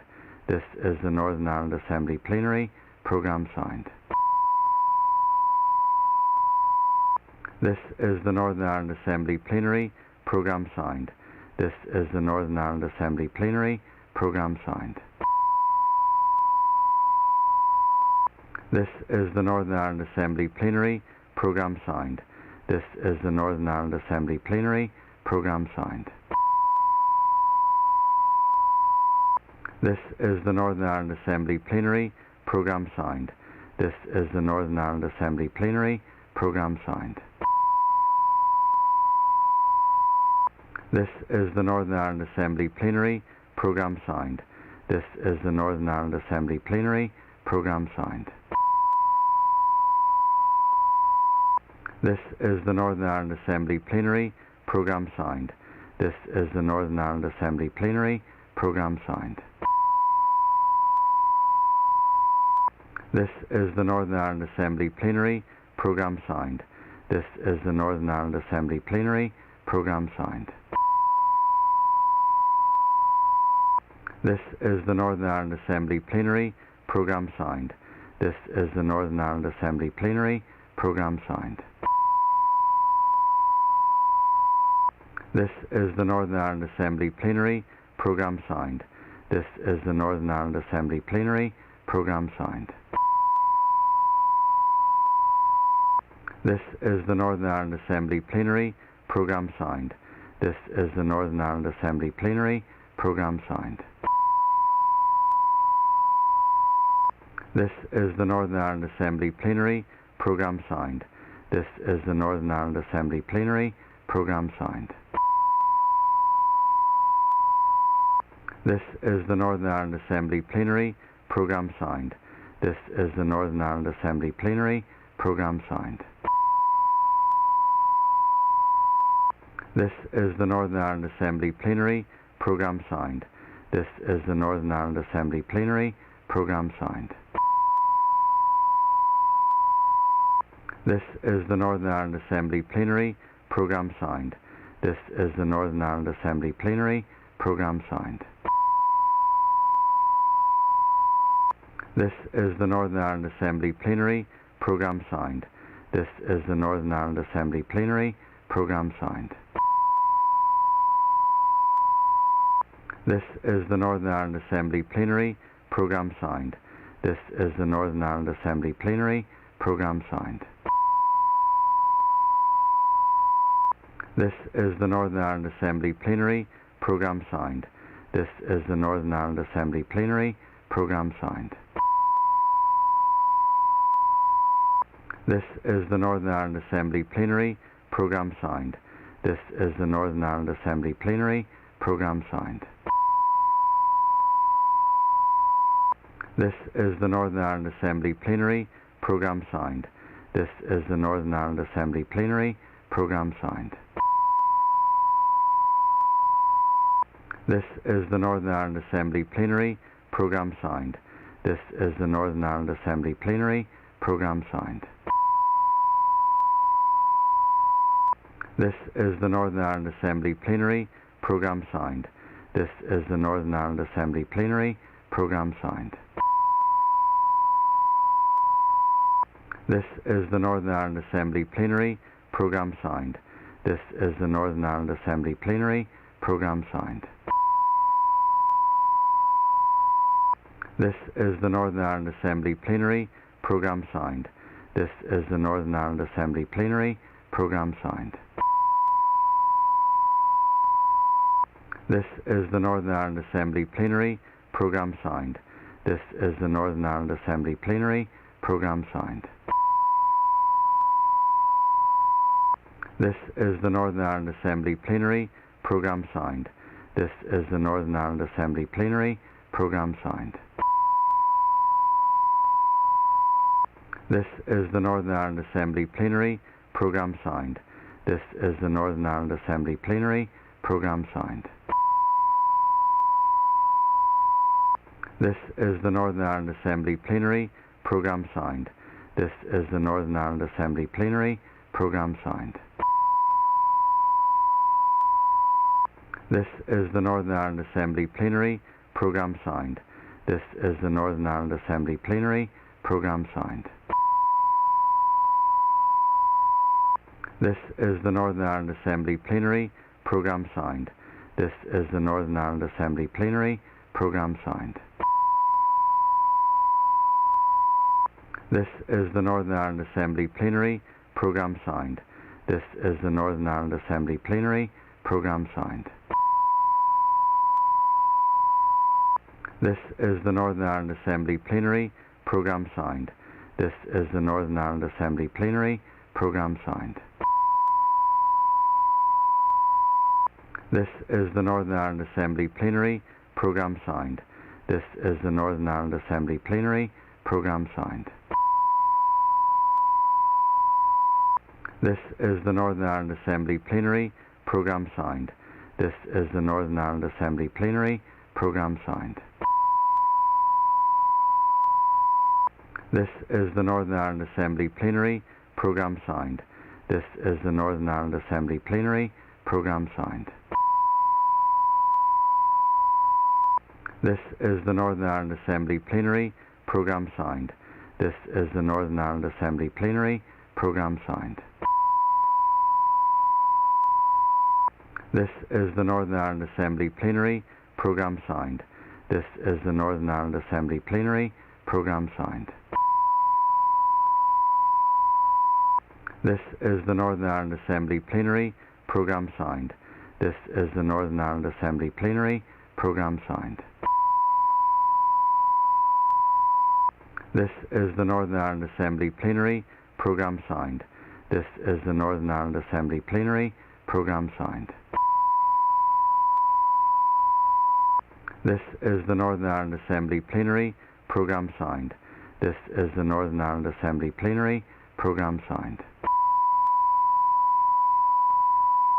This is the Northern Ireland Assembly Plenary. Programme signed. This is the Northern Ireland Assembly Plenary. Programme signed. This is the Northern Ireland Assembly Plenary. Programme signed. This is the Northern Ireland Assembly Plenary. Programme signed. This is the Northern Ireland Assembly Plenary. Programme signed. This is the Northern Ireland Assembly Plenary. Programme signed. This is the Northern Ireland Assembly Plenary. Programme signed. This is the Northern Ireland Assembly Plenary. Programme signed. This is the Northern Ireland Assembly Plenary. Programme signed. This is the Northern Ireland Assembly Plenary. Programme signed. This is the Northern Ireland Assembly Plenary. Programme signed. This is the Northern Ireland Assembly Plenary. Programme signed. This is the Northern Ireland Assembly Plenary. Programme signed. This is the Northern Ireland Assembly Plenary. Programme signed. This is the Northern Ireland Assembly Plenary. Programme signed. This is the Northern Ireland Assembly Plenary. Programme signed. This is the Northern Ireland Assembly Plenary. Programme signed. This is the Northern Ireland Assembly Plenary. Programme signed. This is the Northern Ireland Assembly Plenary. Programme signed. This is the Northern Ireland Assembly Plenary. Programme signed. This is the Northern Ireland Assembly Plenary. Programme signed. This is the Northern Ireland Assembly Plenary. Programme signed. This is the Northern Ireland Assembly Plenary. Programme signed. This is the Northern Ireland Assembly Plenary. Programme signed. This is the Northern Ireland Assembly Plenary. Programme signed. This is the Northern Ireland Assembly Plenary. Programme signed. This is the Northern Ireland Assembly Plenary. Programme signed. This is the Northern Ireland Assembly Plenary. Programme signed. This is the Northern Ireland Assembly Plenary. Programme signed. This is the Northern Ireland Assembly Plenary. Programme signed. This is the Northern Ireland Assembly Plenary. Programme signed. This is the Northern Ireland Assembly Plenary. Programme signed. This is the Northern Ireland Assembly Plenary. Programme signed. This is the Northern Ireland Assembly Plenary. Programme signed. This is the Northern Ireland Assembly Plenary. Programme signed. This is the Northern Ireland Assembly Plenary. Programme signed. This is the Northern Ireland Assembly Plenary. Programme signed. This is the Northern Ireland Assembly Plenary. Programme signed. This is the Northern Ireland Assembly Plenary. Programme signed. This is the Northern Ireland Assembly Plenary. Programme signed. This is the Northern Ireland Assembly Plenary. Programme signed. This is the Northern Ireland Assembly Plenary.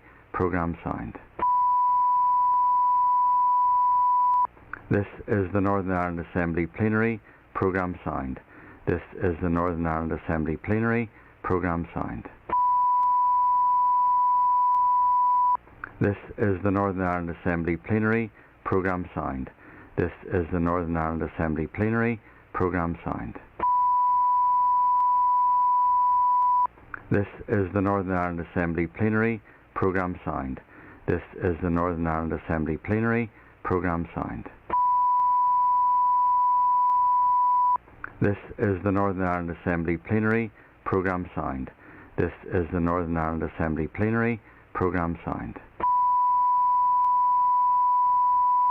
This is the Northern Ireland Assembly Plenary. Programme signed. This is the Northern Ireland Assembly Plenary. Programme signed. This is the Northern Ireland Assembly Plenary. Programme signed. This is the Northern Ireland Assembly Plenary. Programme signed. This is the Northern Ireland Assembly Plenary. Programme signed. This is the Northern Ireland Assembly Plenary. Programme signed. This is the Northern Ireland Assembly Plenary. Programme signed. This is the Northern Ireland Assembly Plenary. Programme signed. This is the Northern Ireland Assembly Plenary. Programme signed. This is the Northern Ireland Assembly Plenary. Programme signed. This is the Northern Ireland Assembly Plenary. Programme signed.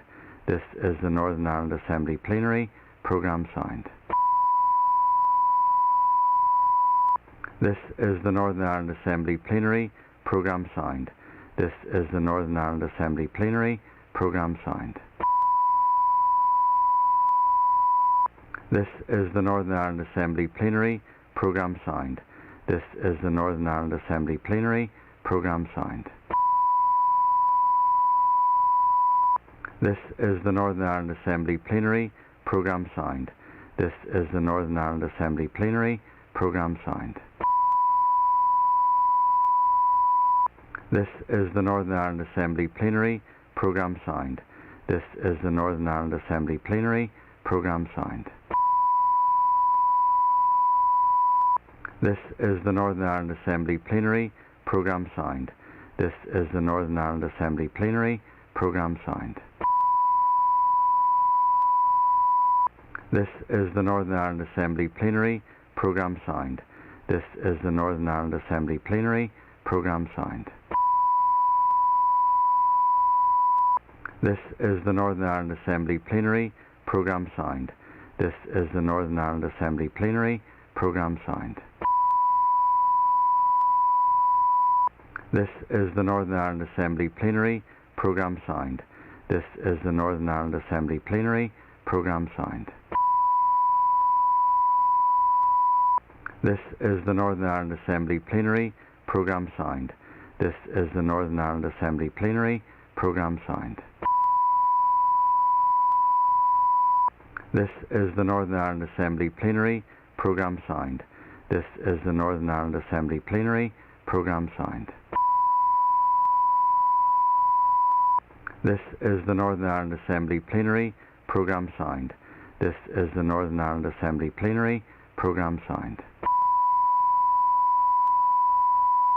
This is the Northern Ireland Assembly Plenary. Programme signed. This is the Northern Ireland Assembly Plenary. Programme signed. This is the Northern Ireland Assembly Plenary. Programme signed. This is the Northern Ireland Assembly Plenary. Programme signed.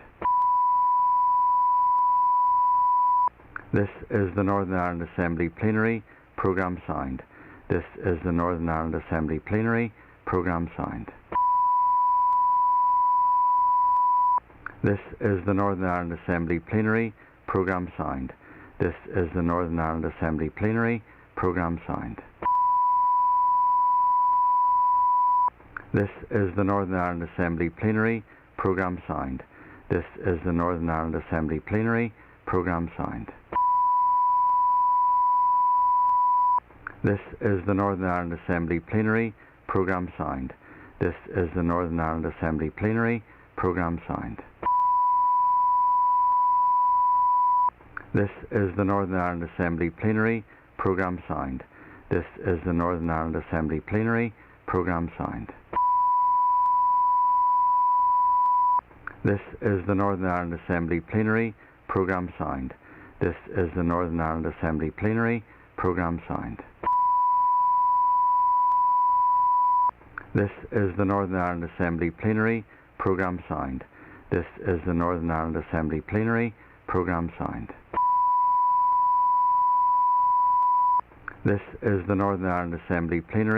Programme signed. This is the Northern Ireland Assembly Plenary. Programme signed. This is the Northern Ireland Assembly Plenary. Programme signed. This is the Northern Ireland Assembly Plenary. Programme signed. This is the Northern Ireland Assembly Plenary. Programme signed. This is the Northern Ireland Assembly Plenary. Programme signed.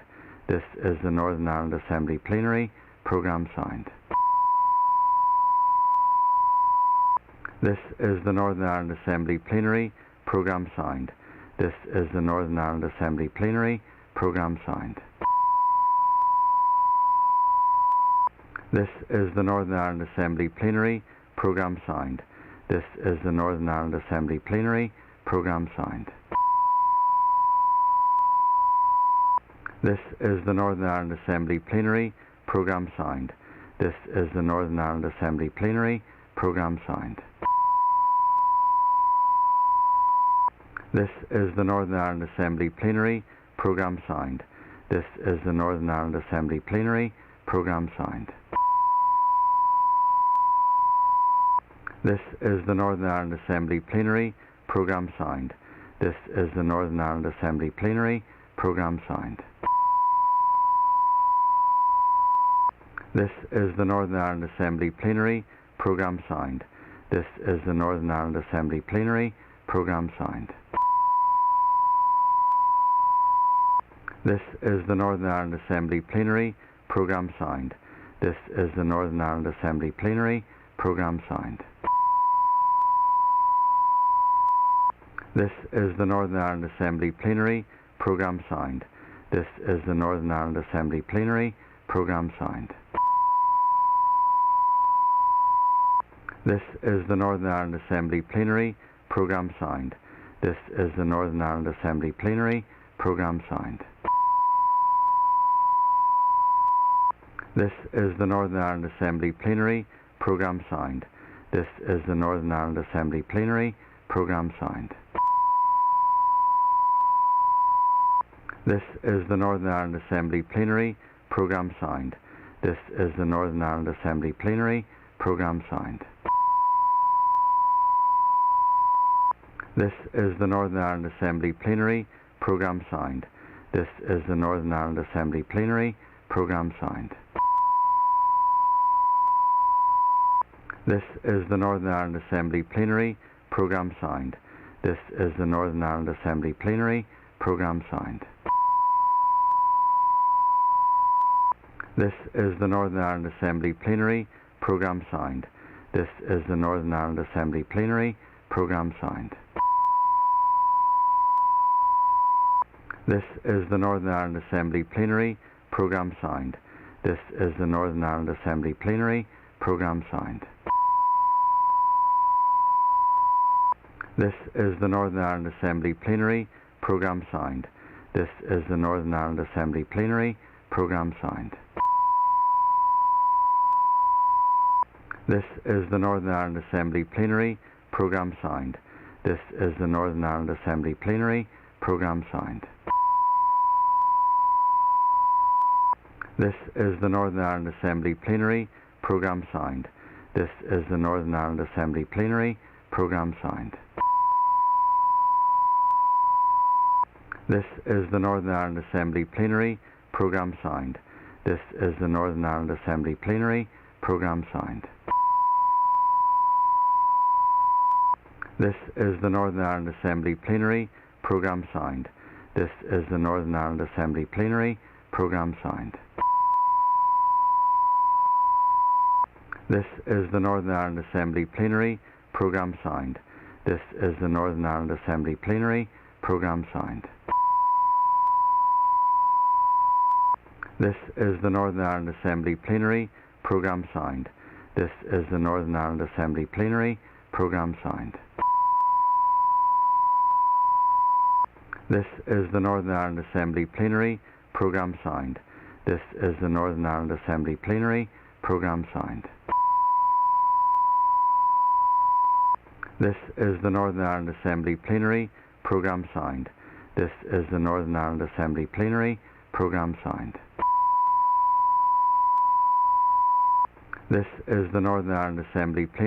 Programme signed.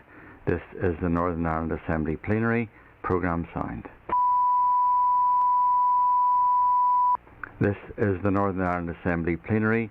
Programme signed. This is the Northern Ireland Assembly Plenary. Programme signed. This is the Northern Ireland Assembly Plenary. Programme signed. This is the Northern Ireland Assembly Plenary. Programme signed. This is the Northern Ireland Assembly Plenary. Programme signed. This is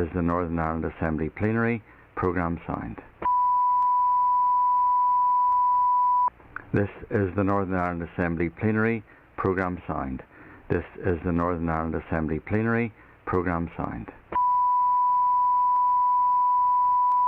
This is the Northern Ireland Assembly Plenary. Programme signed. This is the Northern Ireland Assembly Plenary. Programme signed. This is the Northern Ireland Assembly Plenary. Programme signed. This is the Northern Ireland Assembly Plenary. Programme signed. This is the Northern Ireland Assembly Plenary. Programme signed. This is the Northern Ireland Assembly Plenary. Programme signed. This is the Northern Ireland Assembly Plenary. Programme signed. This is the Northern Ireland Assembly Plenary. Programme signed. This is the Northern Ireland Assembly Plenary. Programme signed. This is the Northern Ireland Assembly Plenary. Programme signed. This is the Northern Ireland Assembly Plenary. Programme signed. This is the Northern Ireland Assembly Plenary. Programme signed. This is the Northern Ireland Assembly Plenary. Programme signed. This is the Northern Ireland Assembly Plenary. Programme signed. This is the Northern Ireland Assembly Plenary. Programme signed. This is the Northern Ireland Assembly Plenary. Programme signed. This is the Northern Ireland Assembly Plenary. Programme signed. This is the Northern Ireland Assembly Plenary. Programme signed. This is the Northern Ireland Assembly Plenary. Programme signed. This is the Northern Ireland Assembly Plenary. Programme signed. This is the Northern Ireland Assembly Plenary. Programme signed. This is the Northern Ireland Assembly Plenary. Programme signed. This is the Northern Ireland Assembly Plenary. Programme signed. This is the Northern Ireland Assembly Plenary. Programme signed. This is the Northern Ireland Assembly Plenary. Programme signed. This is the Northern Ireland Assembly Plenary. Programme signed. This is the Northern Ireland Assembly Plenary. Programme signed. This is the Northern Ireland Assembly Plenary. Programme signed. This is the Northern Ireland Assembly Plenary. Programme signed. This is the Northern Ireland Assembly Plenary. Programme signed. This is the Northern Ireland Assembly Plenary. Programme signed. This is the Northern Ireland Assembly Plenary. Programme signed. This is the Northern Ireland Assembly Plenary. Programme signed. This is the Northern Ireland Assembly Plenary. Programme signed. This is the Northern Ireland Assembly Plenary. Programme signed. This is the Northern Ireland Assembly Plenary. Programme signed.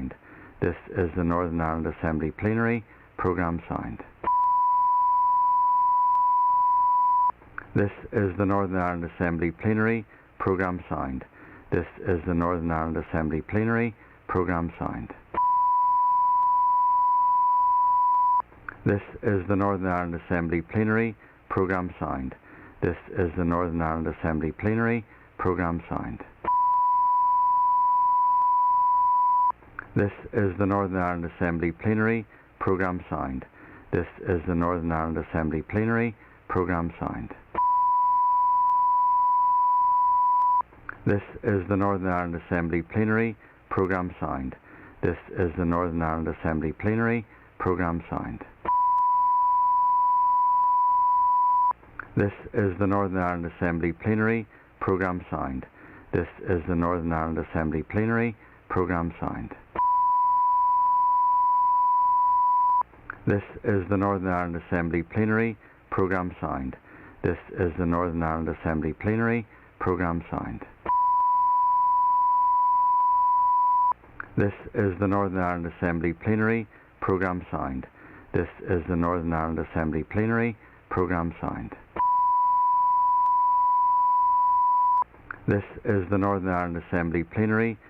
Programme signed. This is the Northern Ireland Assembly Plenary. Programme signed. This is the Northern Ireland Assembly Plenary. Programme signed. This is the Northern Ireland Assembly Plenary. Programme signed. This is the Northern Ireland Assembly Plenary. Programme signed. This is the Northern Ireland Assembly Plenary. Programme signed. This is the Northern Ireland Assembly Plenary. Programme signed. This is the Northern Ireland Assembly Plenary. Programme signed. This is the Northern Ireland Assembly Plenary. Programme signed. This is the Northern Ireland Assembly Plenary. Programme signed. This is the Northern Ireland Assembly Plenary. Programme signed. This is the Northern Ireland Assembly Plenary. Programme signed. This is the Northern Ireland Assembly Plenary. Programme signed. This is the Northern Ireland Assembly Plenary. Programme signed. This is the Northern Ireland Assembly Plenary. Programme signed. This is the Northern Ireland Assembly Plenary. Programme signed. This is the Northern Ireland Assembly Plenary. Programme signed. This is the Northern Ireland Assembly Plenary. Programme signed. This is the Northern Ireland Assembly Plenary. Programme signed. This is the Northern Ireland Assembly Plenary. Programme signed. This is the Northern Ireland Assembly Plenary. Programme signed. This is the Northern Ireland Assembly Plenary. Programme signed. This is the Northern Ireland Assembly Plenary. Programme signed. This is the Northern Ireland Assembly Plenary. Programme signed. This is the Northern Ireland Assembly Plenary. Programme signed. This is the Northern Ireland Assembly Plenary. Programme signed. This is the Northern Ireland Assembly Plenary. Programme signed. This is the Northern Ireland Assembly Plenary. Programme signed. This is the Northern Ireland Assembly Plenary. Programme signed. This is the Northern Ireland Assembly Plenary. Programme signed. This is the Northern Ireland Assembly Plenary. Programme signed. This is the Northern Ireland Assembly Plenary. Programme signed. This is the Northern Ireland Assembly Plenary. Programme signed. This is the Northern Ireland Assembly Plenary. Programme signed. This is the Northern Ireland Assembly Plenary. Programme signed. This is the Northern Ireland Assembly Plenary. Programme signed. This is the Northern Ireland Assembly Plenary. Programme signed. This is the Northern Ireland Assembly Plenary. Programme signed. This is the Northern Ireland Assembly Plenary. Programme signed. This is the Northern Ireland Assembly Plenary. Programme signed. This is the Northern Ireland Assembly Plenary. Programme signed. This is the Northern Ireland Assembly Plenary. Programme signed. This is the Northern Ireland Assembly Plenary. Programme signed. This is the Northern Ireland Assembly Plenary. Programme signed. This is the Northern Ireland Assembly Plenary. Programme signed. This is the Northern Ireland Assembly Plenary. Programme signed. This is the Northern Ireland Assembly Plenary. Programme signed. This is the Northern Ireland Assembly Plenary. Programme signed. This is the Northern Ireland Assembly Plenary. Programme signed. This is the Northern Ireland Assembly Plenary. Programme signed. This is the Northern Ireland Assembly Plenary. Programme signed.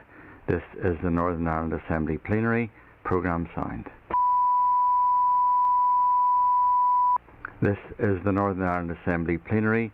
Programme signed. This is the Northern Ireland Assembly Plenary. Programme signed. This is the Northern Ireland Assembly Plenary. Programme signed. This is the Northern Ireland Assembly Plenary. Programme signed. This is the Northern Ireland Assembly Plenary. Programme signed. This is the Northern Ireland Assembly Plenary. Programme signed. This is the Northern Ireland Assembly Plenary. Programme signed. This is the Northern Ireland Assembly Plenary. Programme signed. This is the Northern Ireland Assembly Plenary. Programme signed. This is the Northern Ireland Assembly Plenary. Programme signed. This is the Northern Ireland Assembly Plenary. Programme signed. This is the Northern Ireland Assembly Plenary. Programme signed. This is the Northern Ireland Assembly Plenary. Programme signed. This is the Northern Ireland Assembly Plenary. Programme signed. This is the Northern Ireland Assembly Plenary. Programme signed. This is the Northern Ireland Assembly Plenary. Programme signed. This is the Northern Ireland Assembly Plenary. Programme signed.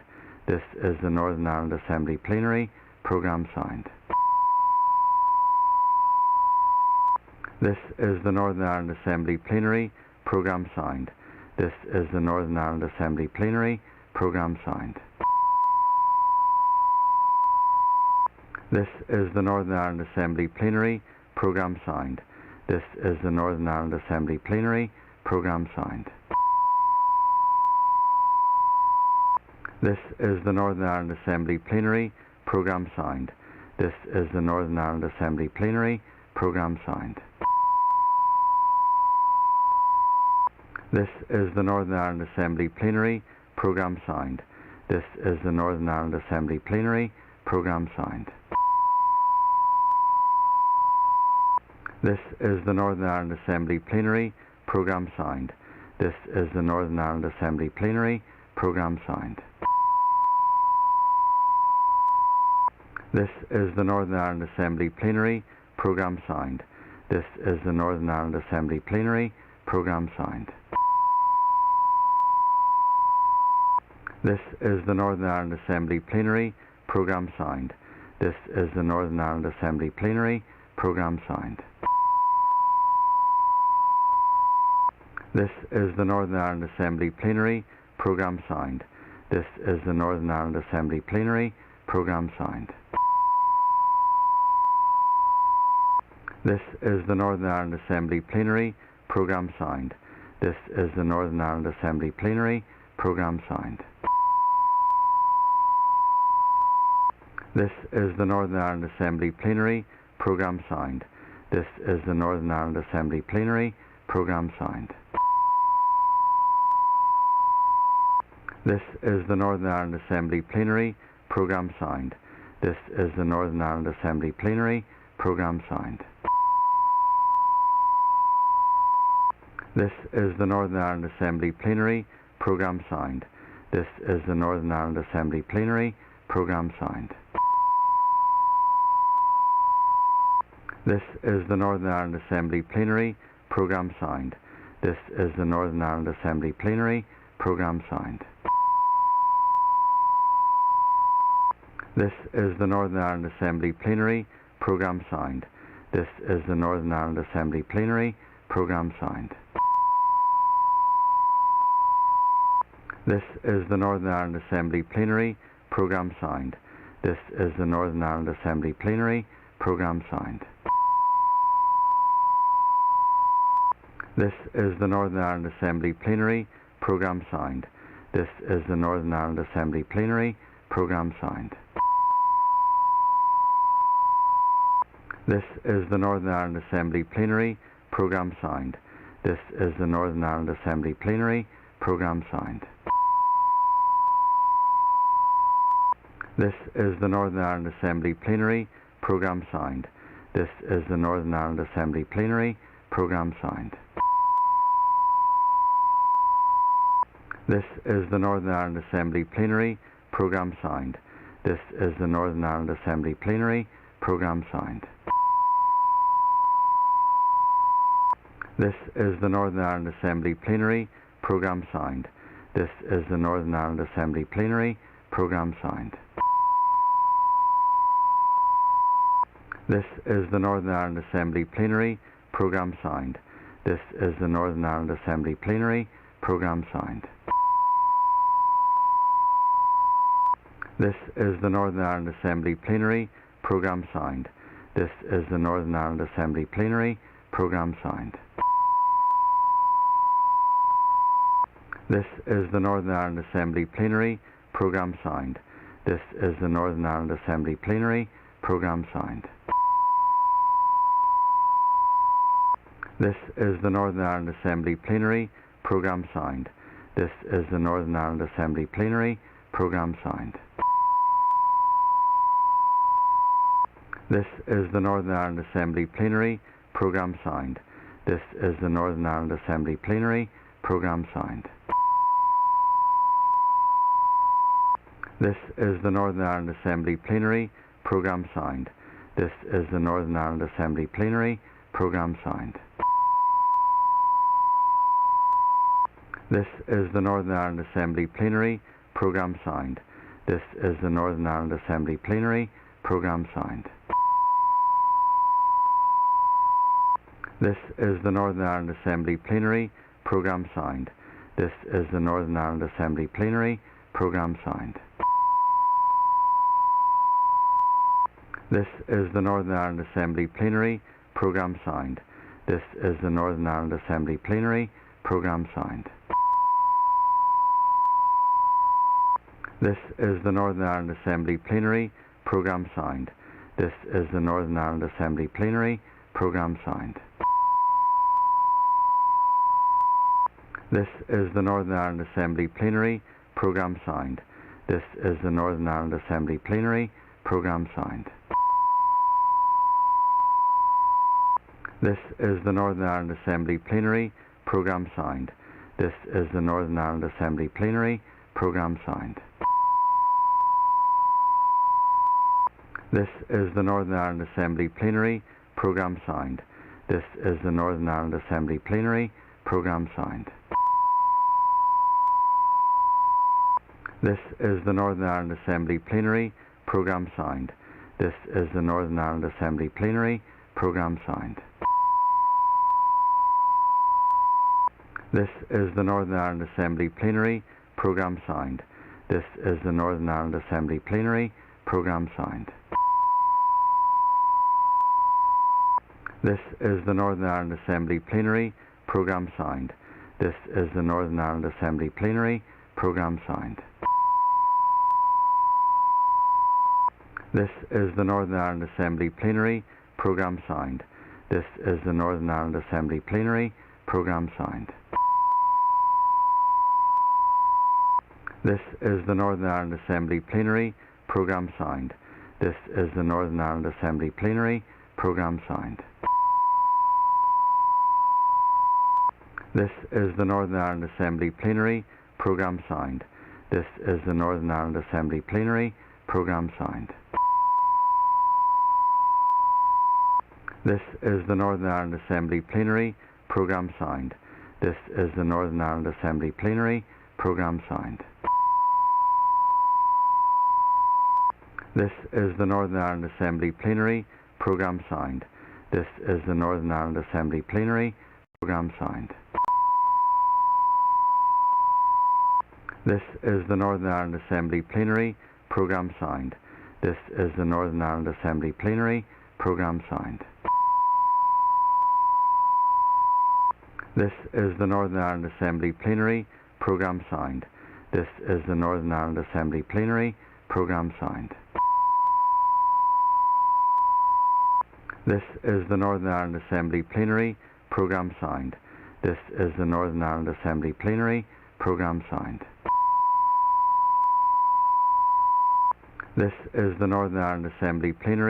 Programme signed.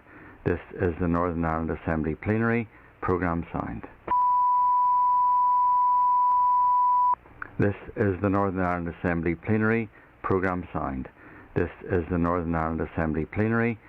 Programme signed. This is the Northern Ireland Assembly Plenary. Programme signed. This is the Northern Ireland Assembly Plenary. Programme signed. This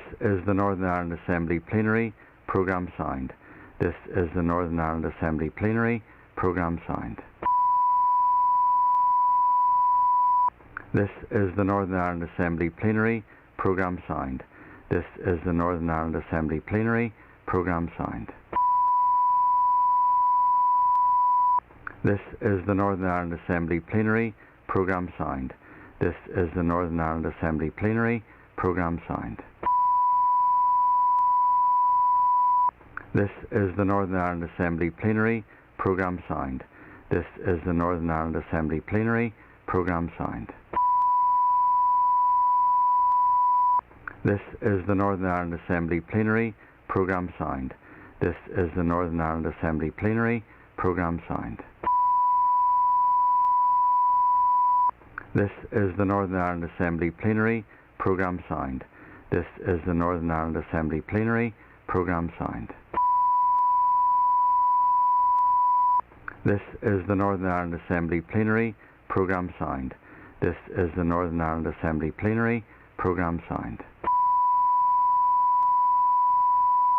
This is the Northern Ireland Assembly Plenary Programme signed. This is the Northern Ireland Assembly Plenary Programme signed. This is the Northern Ireland Assembly Plenary Programme signed. This is the Northern Ireland Assembly Plenary Programme signed. This is the Northern Ireland Assembly Plenary Programme signed. This is the Northern Ireland Assembly Plenary Programme signed. This is the Northern Ireland Assembly Plenary Programme signed.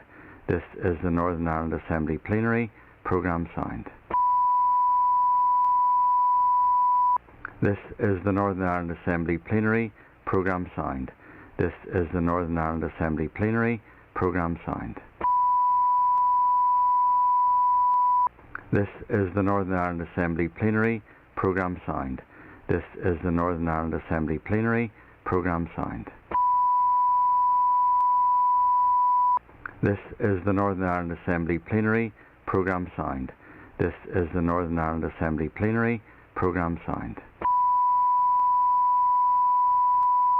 This is the Northern Ireland Assembly Plenary Programme signed. This is the Northern Ireland Assembly Plenary Programme signed. This is the Northern Ireland Assembly Plenary Programme signed. This is the Northern Ireland Assembly Plenary Programme signed. This is the Northern Ireland Assembly Plenary Programme signed. This is the Northern Ireland Assembly Plenary Programme signed. This is the Northern Ireland Assembly Plenary Programme signed. This is the Northern Ireland Assembly Plenary Programme signed. This is the Northern Ireland Assembly Plenary Programme signed. This is the Northern Ireland Assembly Plenary Programme signed. This is the Northern Ireland Assembly Plenary Programme signed. This is the Northern Ireland Assembly Plenary Programme signed. This is the Northern Ireland Assembly Plenary Programme signed. This is the Northern Ireland Assembly Plenary Programme signed. This is the Northern Ireland Assembly Plenary Programme signed. This is the Northern Ireland Assembly Plenary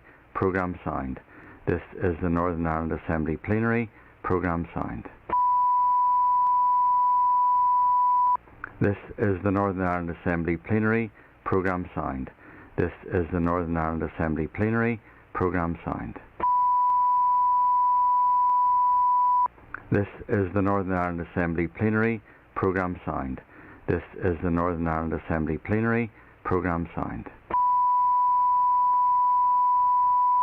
This is the Northern Ireland Assembly Plenary Programme signed. This is the Northern Ireland Assembly Plenary Programme signed. This is the Northern Ireland Assembly Plenary Programme signed. This is the Northern Ireland Assembly Plenary Programme signed. This is the Northern Ireland Assembly Plenary Programme signed. This is the Northern Ireland Assembly Plenary Programme signed. This is the Northern Ireland Assembly Plenary Programme signed. This is the Northern Ireland Assembly Plenary Programme signed. This is the Northern Ireland Assembly Plenary Programme signed. This is the Northern Ireland Assembly Plenary Programme signed. This is the Northern Ireland Assembly Plenary Programme signed. This is the Northern Ireland Assembly Plenary Programme signed. This is the Northern Ireland Assembly Plenary Programme signed. This is the Northern Ireland Assembly Plenary Programme signed. This is the Northern Ireland Assembly Plenary Programme signed. This is the Northern Ireland Assembly Plenary Programme signed. This is the Northern Ireland Assembly Plenary Programme signed. This is the Northern Ireland Assembly Plenary Programme signed. This is the Northern Ireland Assembly Plenary Programme signed. This is the Northern Ireland Assembly Plenary. Programme signed. This is the Northern Ireland Assembly Plenary. Programme signed. This is the Northern Ireland Assembly Plenary. Programme signed. This is the Northern Ireland Assembly Plenary. Programme signed. This is the Northern Ireland Assembly Plenary. Programme signed. This is the Northern Ireland Assembly Plenary. Programme signed. This is the Northern Ireland Assembly Plenary. Programme signed. This is the Northern Ireland Assembly Plenary. Programme signed. This is the Northern Ireland Assembly Plenary. Programme signed. This is the Northern Ireland Assembly Plenary. Programme signed. This is the Northern Ireland Assembly Plenary. Programme signed. This is the Northern Ireland Assembly Plenary. Programme signed. This is the Northern Ireland Assembly Plenary. Programme signed. This is the Northern Ireland Assembly Plenary. Programme signed. This is the Northern Ireland Assembly Plenary. Programme signed. This is the Northern Ireland Assembly Plenary. Programme signed. This is the Northern Ireland Assembly Plenary. Programme signed. This is the Northern Ireland Assembly Plenary. Programme signed. This is the Northern Ireland Assembly Plenary. Programme signed. This is the Northern Ireland Assembly Plenary. Programme signed. This is the Northern Ireland Assembly Plenary. Programme signed. This is the Northern Ireland Assembly Plenary. Programme signed. This is the Northern Ireland Assembly Plenary. Programme signed. This is the Northern Ireland Assembly Plenary. Programme signed. This is the Northern Ireland Assembly Plenary. Programme signed. This is the Northern Ireland Assembly Plenary. Programme signed. This is the Northern Ireland Assembly Plenary. Programme signed. This is the Northern Ireland Assembly Plenary. Programme signed. This is the Northern Ireland Assembly Plenary. Programme signed. This is the Northern Ireland Assembly Plenary. Programme signed. This is the Northern Ireland Assembly Plenary. Programme signed. This is the Northern Ireland Assembly Plenary. Programme signed. This is the Northern Ireland Assembly Plenary. Programme signed.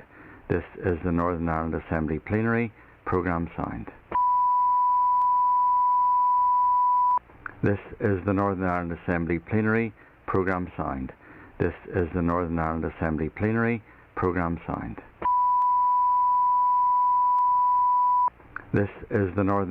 Plenary. Programme signed. This is the Northern Ireland Assembly Plenary. Programme signed. This is the Northern Ireland Assembly Plenary. Programme signed. This is the Northern Ireland Assembly Plenary. Programme signed. This is the Northern Ireland Assembly Plenary. Programme signed. This is the Northern Ireland Assembly Plenary. Programme signed. This is the Northern Ireland Assembly Plenary. Programme signed. This is the Northern Ireland Assembly Plenary. Programme signed. This is the Northern Ireland Assembly Plenary. Programme signed. This is the Northern Ireland Assembly Plenary. Programme signed. This is the Northern Ireland Assembly Plenary. Programme signed. This is the Northern Ireland Assembly Plenary. Programme signed. This is the Northern Ireland Assembly Plenary. Programme signed. This is the Northern Ireland Assembly Plenary. Programme signed. This is the Northern Ireland Assembly Plenary. Programme signed. This is the Northern Ireland Assembly Plenary. Programme signed. This is the Northern Ireland Assembly Plenary. Programme signed. This is the Northern Ireland Assembly Plenary. Programme signed. This is the Northern Ireland Assembly Plenary. Programme signed. This is the Northern Ireland Assembly Plenary.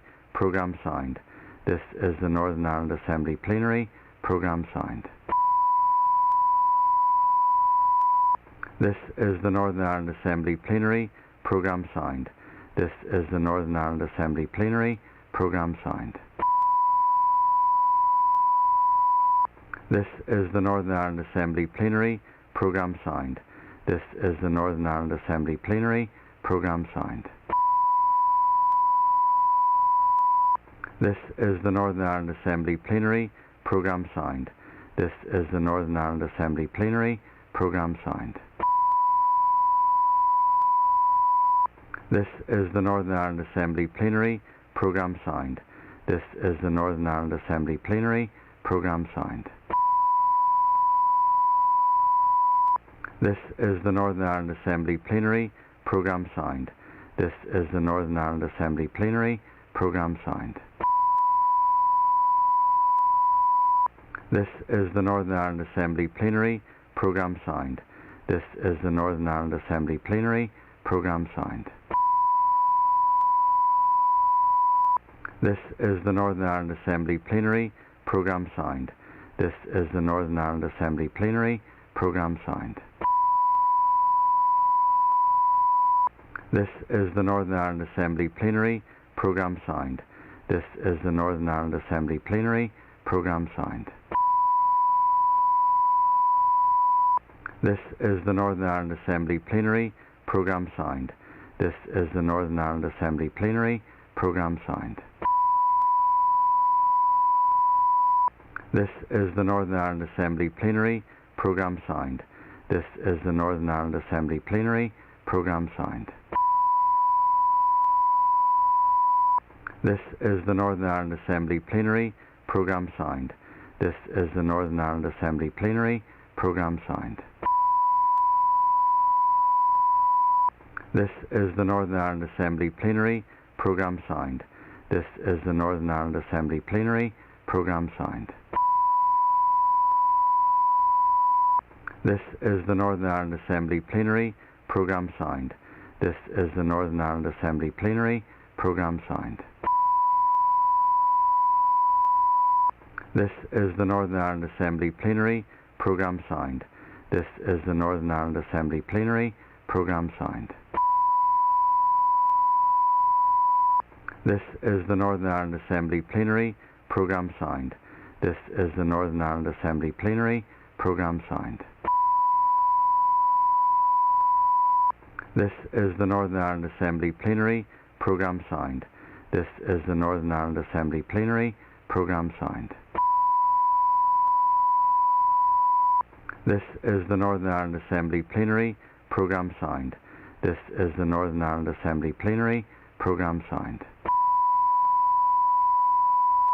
This is the Northern Ireland Assembly Plenary. Programme signed. This is the Northern Ireland Assembly Plenary. Programme signed. This is the Northern Ireland Assembly Plenary. Programme signed. This is the Northern Ireland Assembly Plenary. Programme signed. This is the Northern Ireland Assembly Plenary. Programme signed. This is the Northern Ireland Assembly Plenary.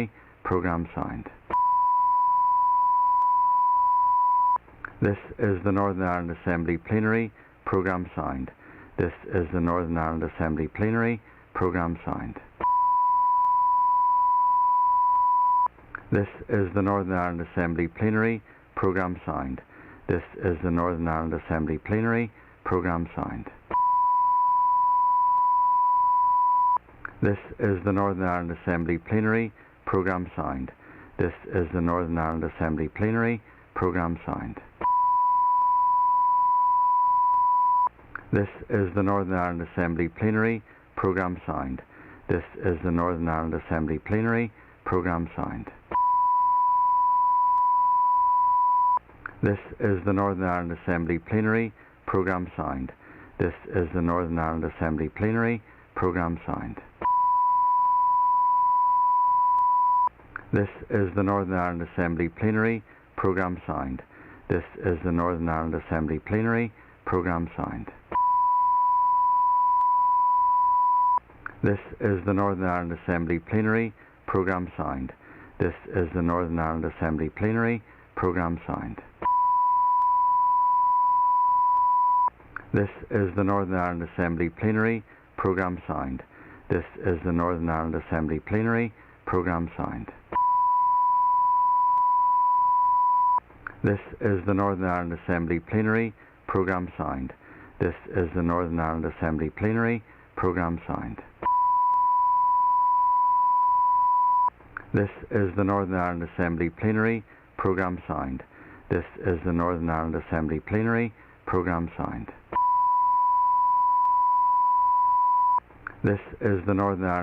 Plenary. Programme signed. This is the Northern Ireland Assembly Plenary. Programme signed. This is the Northern Ireland Assembly Plenary. Programme signed. This is the Northern Ireland Assembly Plenary. Programme signed. This is the Northern Ireland Assembly Plenary. Programme signed. This is the Northern Ireland Assembly Plenary. Programme signed. This is the Northern Ireland Assembly Plenary. Programme signed. This is the Northern Ireland Assembly Plenary. Programme signed. This is the Northern Ireland Assembly Plenary. Programme signed. This is the Northern Ireland Assembly Plenary. Programme signed. This is the Northern Ireland Assembly Plenary. Programme signed.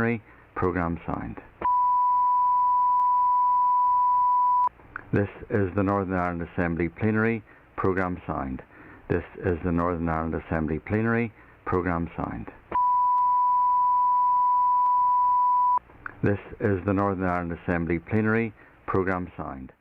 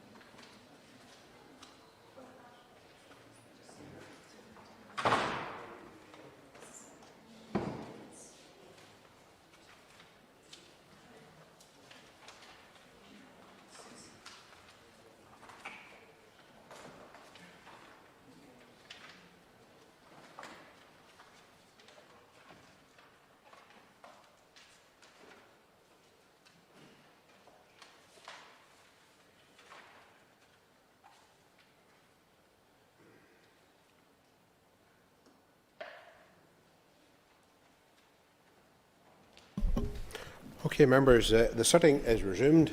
It is time for questions to the Minister for Education, and I call Rachel Woods.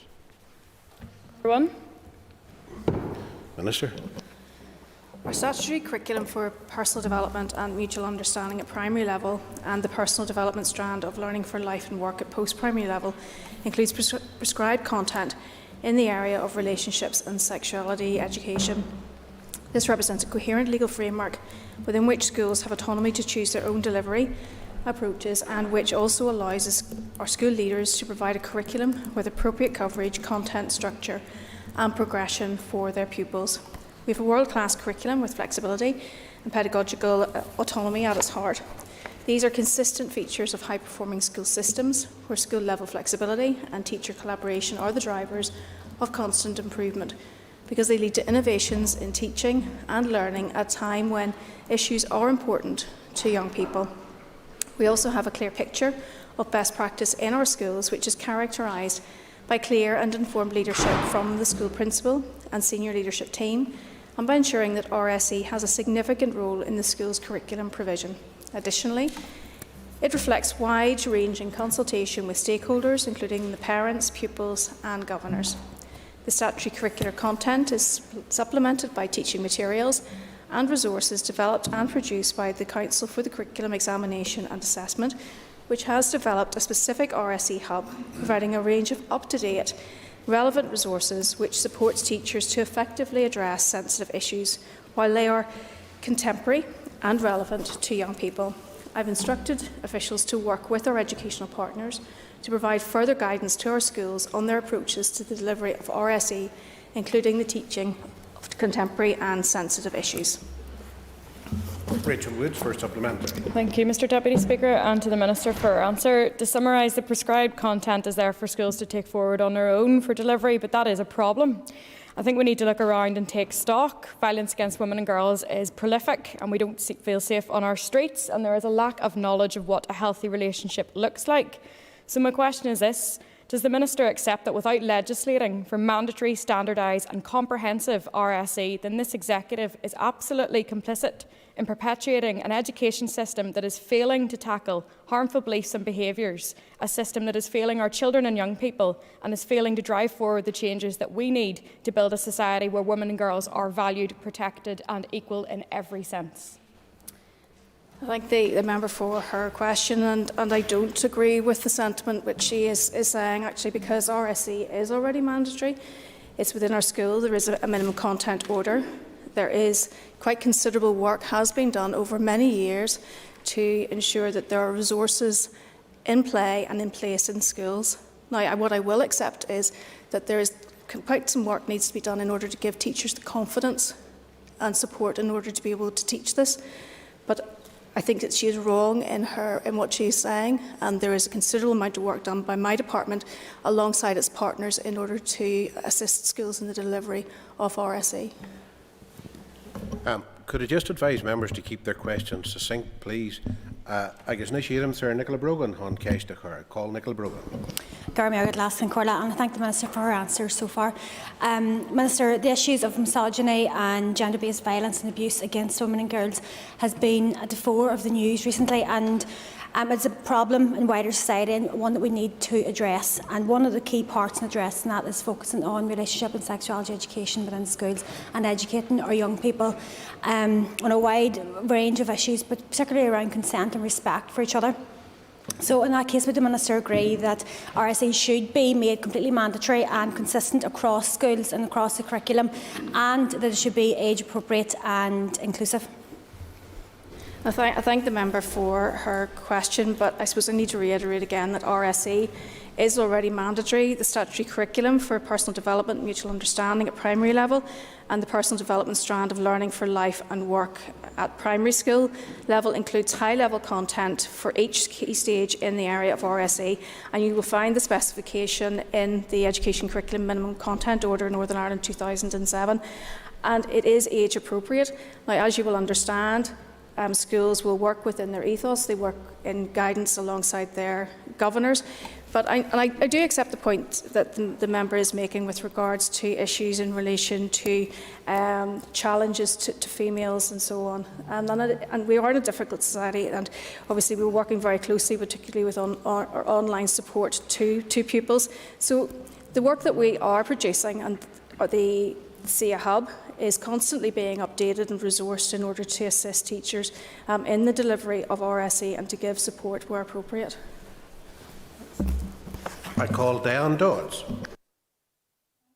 Mr Deputy Speaker, and thank you to the Minister for her answers. Minister, this is an important area of the curriculum, and recent events demonstrate just how important and how far we have to come.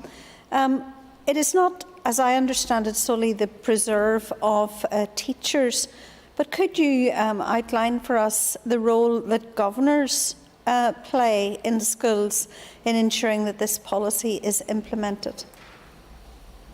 Member for a question. RSE, as in all areas of learning, boards of governors of each school has a responsibility for ensuring that there is a comprehensive and age-appropriate RSE programme that is taught and that the minimum content is covered.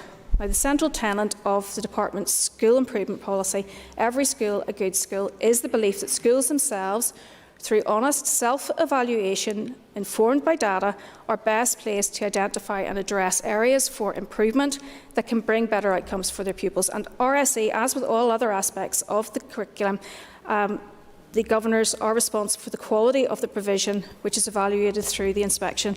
Now, my department requires each school to have in place its own written policy on how it will address the delivery of RSE. This will be done in consultation with parents, appropriate to the ethos of the school and endorsed by the Board of Governors.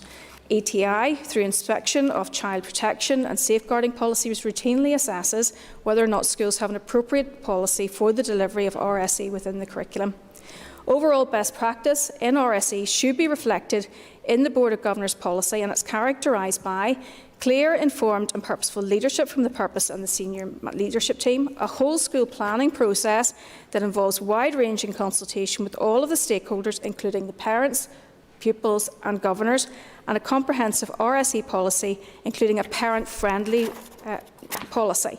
Clear linkages and explicit connections made with the aims, values, ethos, moral and ethical framework of the school, judicious and appropriate use of internal personnel, external agencies and guest speakers to handle sensitive topics.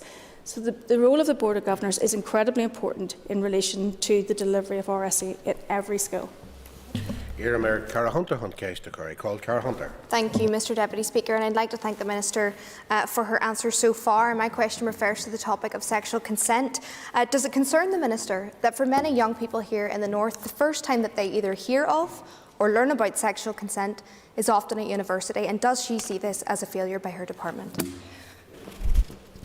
Well, I'm not sure where Ms Hunter has garnered that information, but I am of the view that this is very much something which is taught within schools at various levels, and she will, if she refers back to, as I've said, to the minimum content order in Northern Ireland 2007, that is part of that minimum content which is within our schools and which Board of Governors and school leadership have signed up to. So it is, consent is part of the curriculum and it is part of the post-primary curriculum.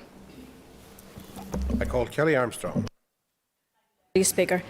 Minister, can I ask what action you have taken to implement the Gillen Review recommendation of a school sexual offences awareness campaign? Thank the member for her question. My department is liaising with colleagues in the Department of Justice, which has lead responsibility for the recommendations in the Gillen report. Officials are part of DOJ's Education Awareness Working Group. This is a cross-departmental, multi-agency group established to raise awareness and education in Northern Ireland of the issues which were highlighted in the review. All publicly funded schools in Northern Ireland are obviously, as I've said, required to deliver the minimum statutory curriculum, including RSE. SIA RSE Hub provides a range of up-to-date relevant resources and sources. And in line with the recommendations about the need to include more information in the school curriculum for disabled children and children with sensory disability, part of the funding is provided to SIA has enabled RSE guidance and resources to be developed for children with special educational needs. So my department is working and has been doing so and has regular meetings with DOJ in order to follow through on the recommendations which were made by Gillen. Call Mervyn Storey. There are currently 3 new capital bills for post-primary schools in Northern Ireland. Cullybackey College, the feasibility report has identified a number of options to provide accommodation for the approved enrolment of 700 pupils. A business case is currently being finalised by the EA to identify the preferred option, which will be issued to the Department of Finance for approval. An integrated consultant team has been appointed who will complete the design work on the preferred option. With regards to Dunclug College, the EA has entered into a contract with Graham Construction on the 11th of May 2021 to complete the design and delivery of the new school. RIBA Stage 4 design had commenced with construction work expected to start in February. Without warning, the contractor submitted a termination notice on the 30th of November 2021, and the EA is currently in discussions with the contractor in an attempt to have the termination notice withdrawn. The Ballycastle Shared Education Campus project is a £15 million major capital project for the construction of a new shared campus to accommodate Ballycastle High School and Cross and Passion College. Planning permission for the project was granted in May 2021. The procurement of the integrated supply team has been delayed due to the current uncertainty. Unfortunately, several bidders were unable to stand over their tendered prices and withdrew from the process. As a result, the procurement was terminated. A new competition is due to commence this month. The issues encountered during the procurement process have delayed the project by approximately 12 months. Reverend Story for supplementary. Thank you, Deputy Speaker. Can I thank the Minister for the answer and also for the time that she has taken previously to visit a few of those schools that are mentioned, and particularly she will be aware of the concern in relation to the happenings around Ballycastle, High Cross and Passion, and also in relation to Dunclog. Can the Minister give an assurance that those projects will proceed and that the challenges that we currently face will be overcome and that those schools will see their new bills as the process allows? I thank the member for his question, and my department is committed to both of these projects. Obviously, the conversations are continuing with regards to Dunclog in the hope that we may be able to turn around the decision of the contractor, particularly in relation to the PAN, which was issued in August. So we're working in and around that notification. With regards to Ballycastle Shared Education Campus, I was privileged to be able to meet with staff and pupils of both schools, and I know that they're incredibly excited about the prospect of the new campus. The commitment that I can give is that I understand that despite all the setbacks that have been made in regards to this, that all the stakeholders are fully committed to the project, and we're obviously looking forward to the delivery of these facilities, hopefully in the not too distant future. I call Jim Allister. I welcome after a very long wait that there is some progress on Cullybackey College, though obviously it is still quite a distance to go. In respect of Dunclog, could you give us some more information? Where a contractor serves at termination, is there then an opportunity for the contractor to renegotiate the price? And is that really the tactic that's being followed here? Just in response to the member's question, he may be aware that in August this year, the executive, through the Department of Finance, introduced a new procurement advice note, PAN 0121, and what this does seek to do is to give redress for contractors who have been subject to significant non-foreseen costs. So with regards to Dunclog, there are conversations currently ongoing between EA and the contractor in order to see if we can keep the project on track. In the event of that not happening, we'll have to go out again to tender. I call Chris Little. Thank you, Deputy Speaker. Could I ask the Education Minister for an update as to progress on the integrated and shared educational Fresh Start capital expenditure? I thank the member for his question, and obviously he's aware that the Fresh Start Agreement committed £500,000 of new capital funding over a 10-year period.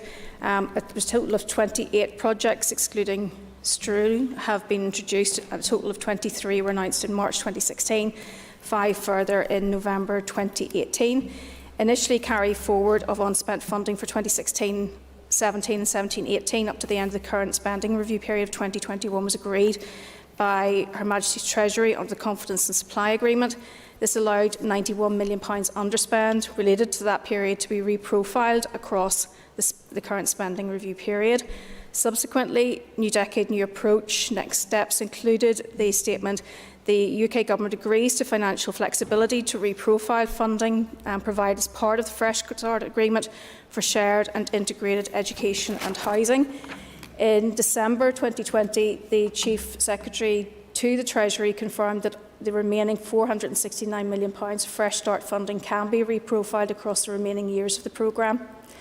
The total spend so far is just shy of £37.3 million. While the spend is low and relatively low to the overall £500 million total available, this is expected in the programme of the size, given that a lot of early work included procuring, designing teams and identifying sites and so on. The projected spend profile will, however, ramp up significantly in the coming years. The overall projected spend on the announced education projects, including Stroll, is currently at £665 million. So there's a significant requirement for executive capital to complete all of these projects. This additional funding is required over the next 5 years of the programme.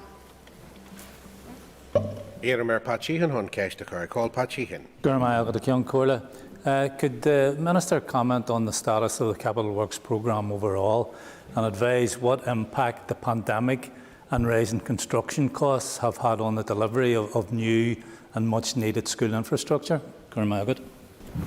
I thank the member for his question, and as he'll be aware, I have issued a call on the 23rd of December for major capital works. That has now concluded, and applications have now been made, and an assessment will be made on those applications over the next few weeks, and I hope to be in a position to make an announcement in mid-March. Construction market has obviously been affected by sustained cost increases in the cost of materials. This was obviously quite noticeable in early to mid-2021.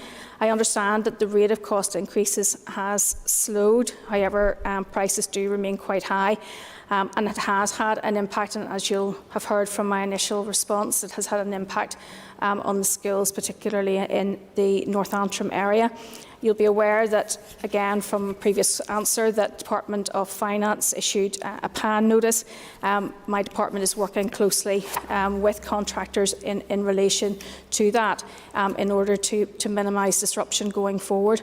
But some of the specific projects which have been affected directly have been Island McGee Primary School, Dunclug, Lismore Comprehensive, Our Lady of Fatima, St Joseph High School in Crossmaglen, and Holy Trinity College in Cookstown. Jerry Kelly, I call Jerry Kelly. Questions. The youth services provided in North Belfast reflect the requirements identified through an extensive assessment of need involving young people, youth workers and other stakeholders carried out in 2020 and regularly reviewed. Overall, the EA is investing £2.6 million to support youth services in North Belfast in the current financial year. This includes substantial funding, totalling £1 million, to 4 large voluntary youth organisations in the area: John Paul II Youth Club, Ardoyne, Holy Family and New Lodge Youth Centres.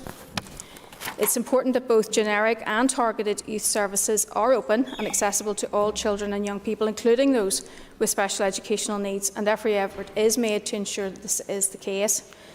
The EA's local area youth development plan for North and East Belfast includes actions to ensure the needs of SEN young people are met, both through reducing barriers to participation in generic provision and providing bespoke support.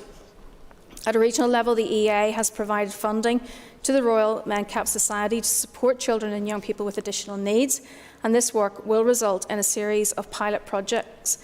The learning from these will be of benefit to all areas as they design services for the future. The EA has also committed regional funding to increase the youth workforce's capacity to provide relevant services to those with special educational needs. Jerry Kelly, supplementary for Jerry Kelly. Going back to listen to thank the Minister for her answer so far and given the details she gave. I suppose I work with families and groups supporting young children with special educational needs and youth. And their experience, and mostly the families' experience, is saying that there is a lack of youth services for the children. I know you've went through a list of North Belfast. So I suppose I would ask the Minister, would she review the provision? And I think she has said that that is done on an ongoing basis, with a view to ensuring that these children and young people access the services they require. If we just finish with this, I know there are services there, but this is the family saying that their children aren't getting that type of service. Okay, and I thank the member for his question, and obviously you'll understand that my department has taken special educational needs very seriously. There's been a considerable amount of work has been undertaken, particularly in school provision, over the last in recent years. I am concerned that there are parents who feel that their children aren't being able to access adequate provision, and I would be happy to meet with the member and any families who are experiencing those challenges, and happy to facilitate that. I call William Humphrey. Minister for her answers so far. I take this opportunity to commend Mark McBride and his team at Youth Services in North Belfast. The special education leads a hugely important issue. As your Minister will know, the Public Accounts Committee unanimously agreed an inquiry into this issue. Could I ask the Minister to provide details of the statutory and voluntary sector funding provided to groups across the 4 Belfast constituencies? Okay, I thank the member for his question. And I suppose the statutory sector funding is fairly comparable across each of the areas, although there is a substantial difference in the funding to the voluntary sector. In East Belfast, statutory sector funding is $839,385. Voluntary sector funding is $450,771.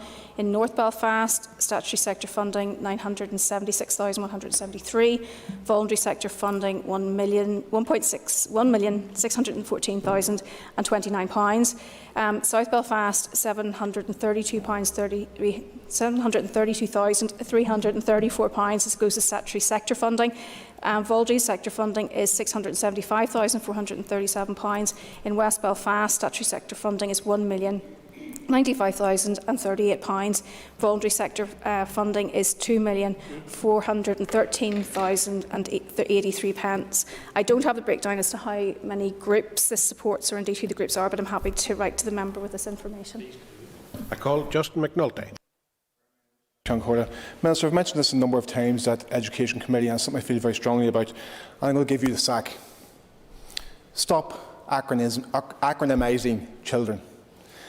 Acronyms dehumanise children and young people, and I feel it's time that your department committed to no longer using acronyms when referring to children and young people going forward. I just feel it's not appropriate and dehumanises those children and objectifies them almost. Can we commit to no longer using acronyms when we're referring to children and young people?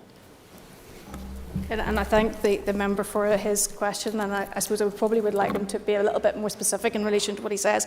But every child's important and should be important, and each is an individual and should be treated as so. And I would like to think that within their setting that is how they are treated. And certainly, I don't wish to dehumanise anyone, and particularly not our children and young people. The member isn't in her place for question 4. Now move to question number 5. I guess Sir Nicola Brogan Leishin Kesh in the card. I call Nicola Brogan. Kesh Dever Kuig Hall, question number 5, please. With the Deputy Speaker's permission, I will answer oral question 5, 12 and 14 together, and I would respectively request an additional minute.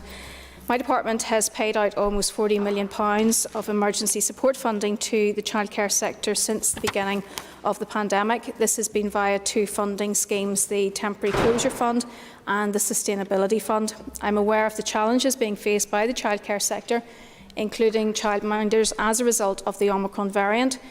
Work is temporarily being taken forward on both an extension to the temporary closure funding and the review of the sustainability funding for childcare providers. The most recent COVID-19 Childcare Temporary Closure Fund covered the period the 1st of October to the 31st of December 2021.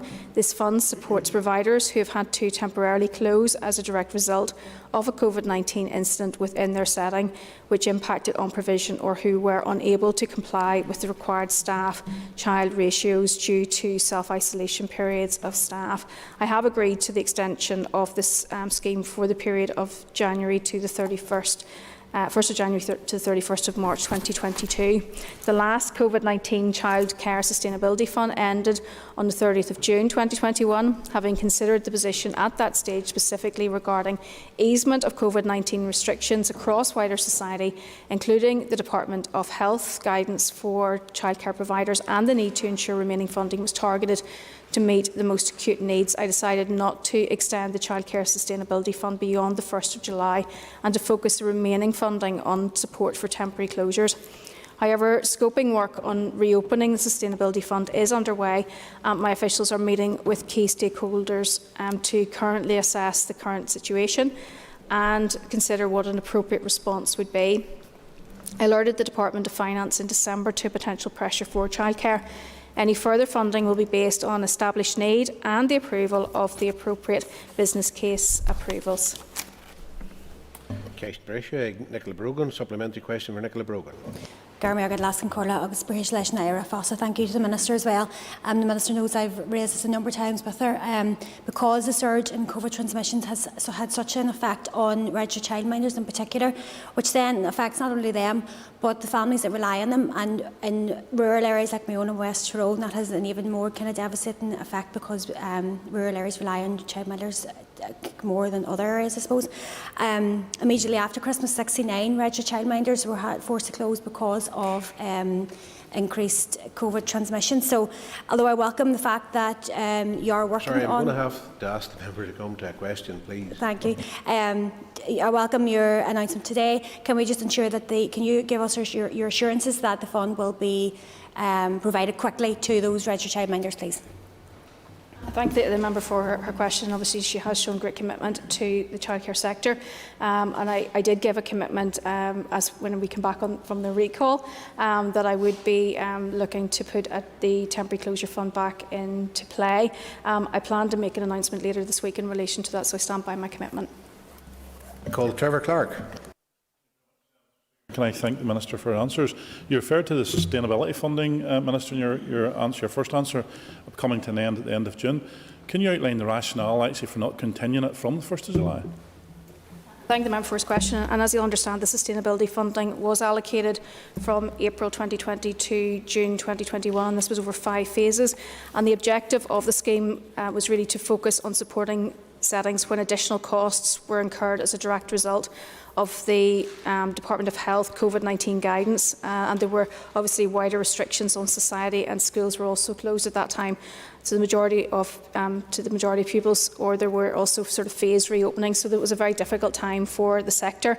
What we did do, we obviously made an assessment at the end of June as to what the next phase would be, and the decision was very much based on and informed by the relaxation of the wider COVID-19 restrictions, which included DOH's guidance for the sector, which had been imposing additional costs on those settings, schools returning to normal patterns of attendance. The demand for childcare was also increasing, although it wasn't back to pre-COVID levels. And there was also a lack of evidence to support specific COVID-19 additional costs, which had been incurred by providers, and also the phasing out of other universal government departments to support schemes. So the decision was made at that particular time. However, as I have said, I have notified the Department of Finance back in December that there may be potential pressure for the childcare sustainability funding, and obviously my department officials are working very closely with stakeholders in order to make that assessment.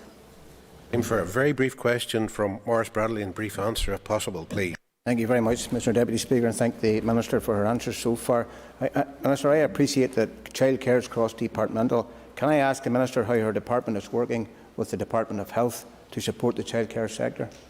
I thank the member for his question. And while my department is responsible for childcare policy, the Department of Health has statutory responsibility for regulation and inspection of childcare services, and it's important that when considering the need for additional funding to the sector, that it's also supported by an enabling and supportive regulatory environment. Following my own discussions with the childcare sector, I have written to the Health Minister and asked and whether he would consider if there is any scope to ease some of the regulations or to speed up administrative processes, which would help reduce some of the pressure on the sector at this particular time. And I was thinking of things such as the vetting process, staff-child ratios, and the flexibility to mix age groups when needed. And this obviously would assist the workforce pressures within the childcare sector, but will also assist those families who have no other childcare support. And I was obviously very conscious at that particular time the impact closing rooms was having on teaching staff as well. So of course all that was part of the rationale for those discussions, and obviously the letter which I then sent to the Health Minister. Officials in both departments have been and will continue to work very closely together, and also alongside the sector representatives through the COVID-19 Childcare Reference Group. Okay, members, that ends period for listed questions. We will now move on to 15 minutes of topical questions. Agus Iram Sir Anya Murphy, Leish and Keist and Kid Keist occurred. Anya Murphy for the first question. Gurmi Agat Las Cancoria, and I'd like to thank the Minister for her answers this far. Minister, many families are already facing a cost of living crisis that is compounded by the ever increasing cost of school uniforms. Last year, you announced a review in terms of the support available to parents, including free school meals and uniform grants. Can you provide an update on that work and when hard-pressed families can expect to see some positive news? Thank the member for her question, and I obviously very much understand what she has outlined. Work has begun on the review for both free school meals and for school uniform grant criteria, and really the purpose behind that was just to ensure that those grants were available to those who were most vulnerable. Also, at that time, what we do plan to do is also to consider the current rate of the uniform grant, as it's obviously there's a contribution to the cost of school uniforms. Very mindful of the increase in the cost and the burden that creates, and also we're looking to consider options to extend free school meals and also the criteria then for the uniform grant. These options would then be able to look at the guidance that my department also issues to schools and whether or not that should be put maybe on a statutory footing, as at the moment it is just with regards to guidance, where we're looking for schools to have a policy which is fair and reasonable, and perhaps that doesn't go far enough. But I suppose the assurance that I can give the member is that that work has commenced, and I would be hopeful that it would be implemented by September 2023. Next, Brescia, Anya Murphy. Supplementary question for Anya Murphy. Can Collier, and the Minister's answer leads me wonderfully into my supplementary. Possible improvements to the uniform grant is one measure, but many families actually don't qualify for this support and are therefore forced to pay out hundreds of pounds per child on uniforms. Would you therefore agree that an effective way to support all families in terms of spiralling uniform costs is to bring forward statutory guidance on the supply and sale of school uniforms based on affordability? I thank the member for her question, and that's certainly something that I wouldn't be ruling out, but it will form part of the review, and obviously there will be quite a range of stakeholders who will be consulted in relation to this. It will be schools, governors, parents, young people themselves, and it's really about ensuring that there is a policy which is fair, and certainly my department hasn't dismissed that as an option, because I am very mindful of the fact that it is now legislated for in England, and obviously we'll be keeping an eye on how that's rolled out as well. Colin Mcgrath for a question. Mr Deputy Speaker, the Minister will be aware that parents have recently overwhelmingly supported a proposal for St Anne's Primary School in Dolan to transform to integrated status, and that's something I warmly welcome. Can I ask the Minister what she's doing to assess both parental and pupil preference in the area in the context of this decision? And I thank the member for his question, and I was very privileged to be able to visit St Anne's Primary School before Christmas, and I got a very warm welcome, I have to say. As you'll understand, there is a development proposal also in relation to St Anne's, which makes it very difficult for me to make comment, as I may be the ultimate decision maker with regards to that. However, I am very mindful of the fact that there was a ballot for transformation which was supported by the parents, and I understand that both NICE and the Education Authority are working closely together in relation to a timeline for the work, which obviously will need to take place now post the ballot. And the Muir for a supplementary. Thank the Minister for her response. Donaghadee is a growing town with many more new houses and families choosing it as a place to live. The provision of an integrated primary school in the town, to me, would be a great development. Would the Minister accept my invitation to meet with both parents and the school leadership to discuss the school and the future ahead in Donaghadee? Thank the member for his question, and I'm more than happy to do that. Pat Catney, Lena Keshtakor. I call Pat Catney. Thank you, Minister, for your answers so far. Minister, given that due to the ravages of COVID-19, our young people facing GCSEs, AS and A-level exams this year now have no previous experience of sitting exams, and that there's continued to be disruptions for teaching. Should you decide to proceed with exams, how do you propose to develop an algorithm that will be fair to all our young people, being sensitive to their varying circumstances, and especially, Minister, those children that we find with educational needs or with statements? Thank you.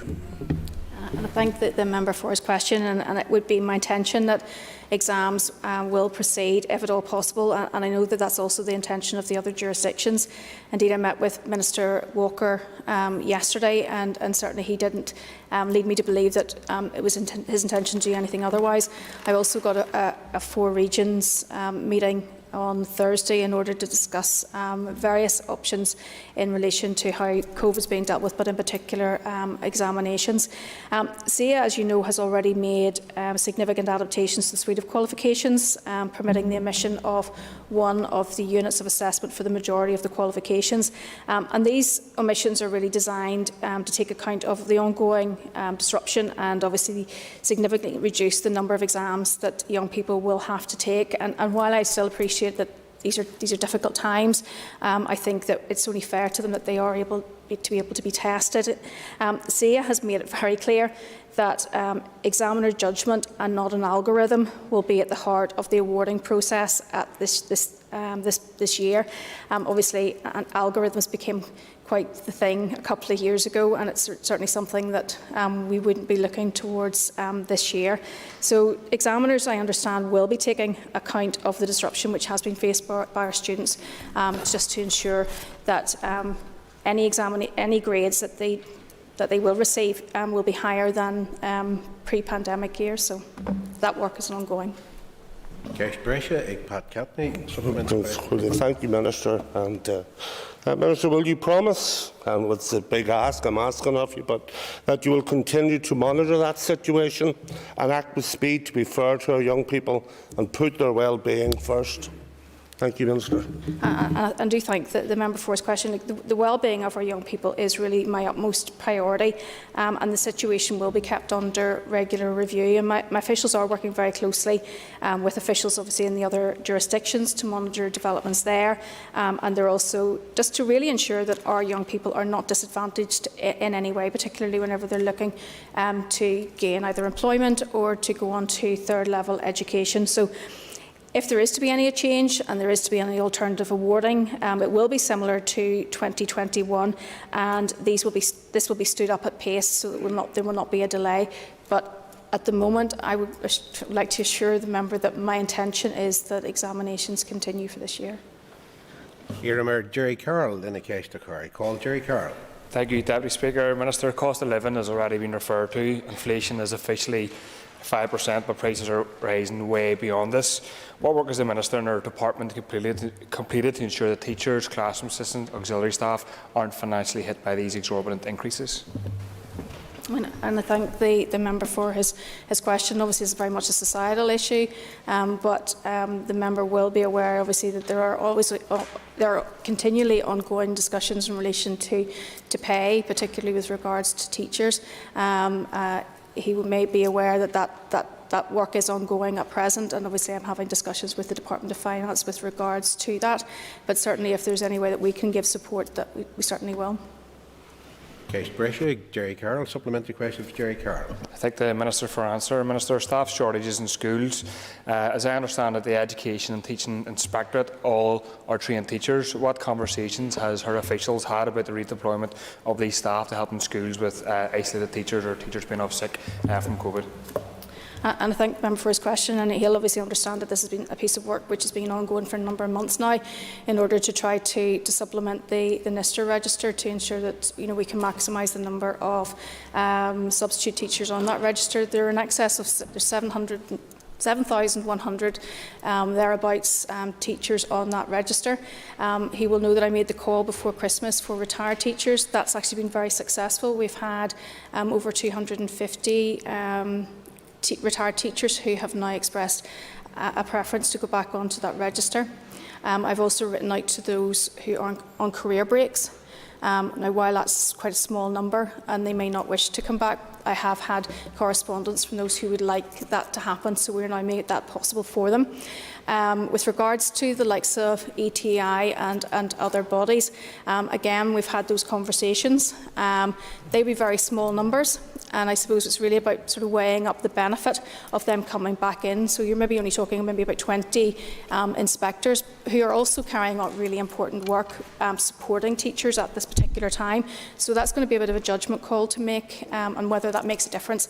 And you'll also be aware the work that we're doing with regards to student teachers in order to be able to free up other teachers in order to cover. So quite a lot of work has been undertaken in order to try to address that. Cathal Boylan, then I call Cathal Boylan. Thank you, Mr Deputy Speaker, and could I thank the Minister for her answers.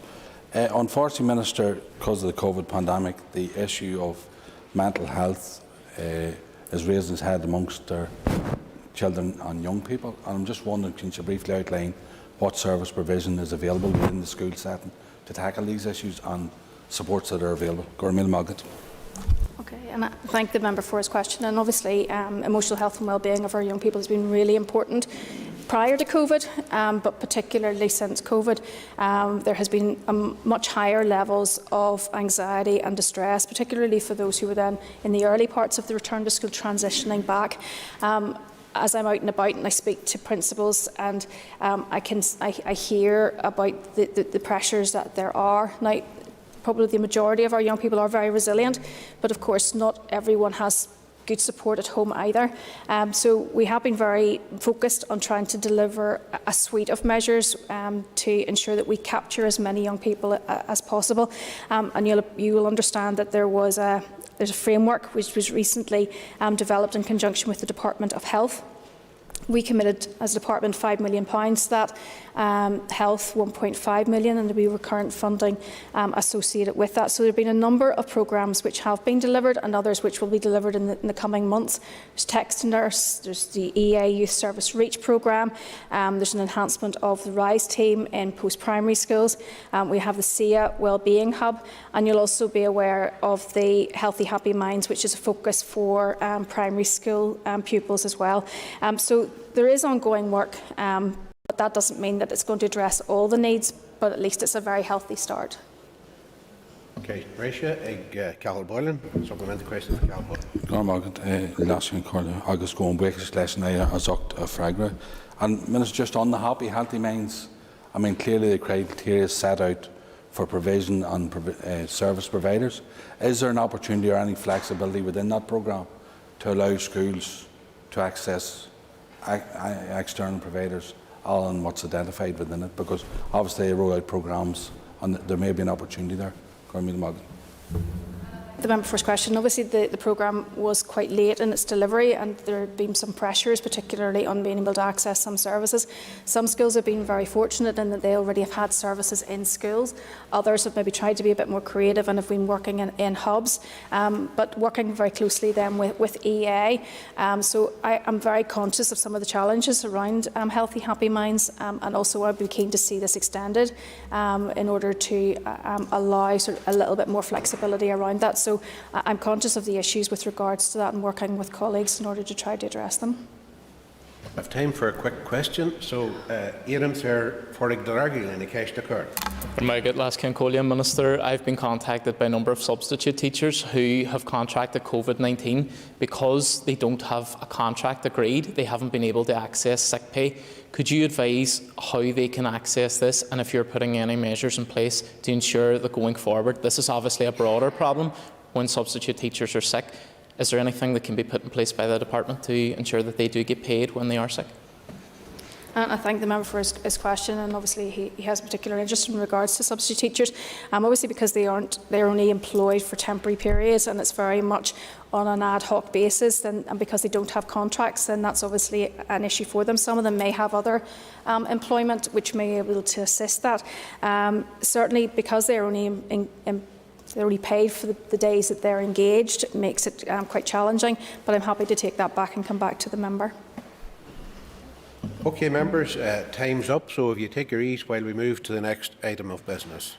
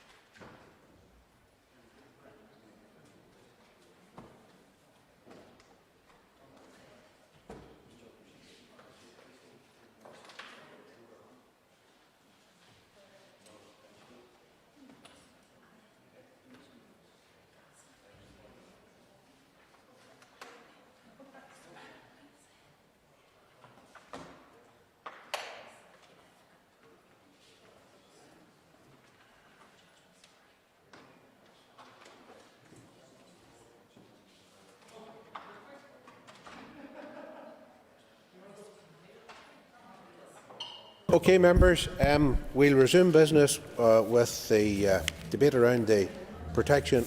If members would resume their seats, please, just the Protection of Stalking Bill, and agus Nishiram Sir Jemma Dolan on Kanch Eranawa Shaw. I now call Jemma Dolan to speak on the topic. And I welcome the opportunity to speak on this, the consideration stage of the Protection from Stalking Bill. This is yet another bill which has the potential to change the lives of victims, and any law that is formulated should be victim-focused. It should be able to deal with the realities of stalking and seemingly minor behaviours that in conjunction cause fear and alarm. Stalking is an extremely prevalent issue in our society. For too long, protections in the North in relation to crimes such as stalking that disproportionately impact women have been lesser than other jurisdictions.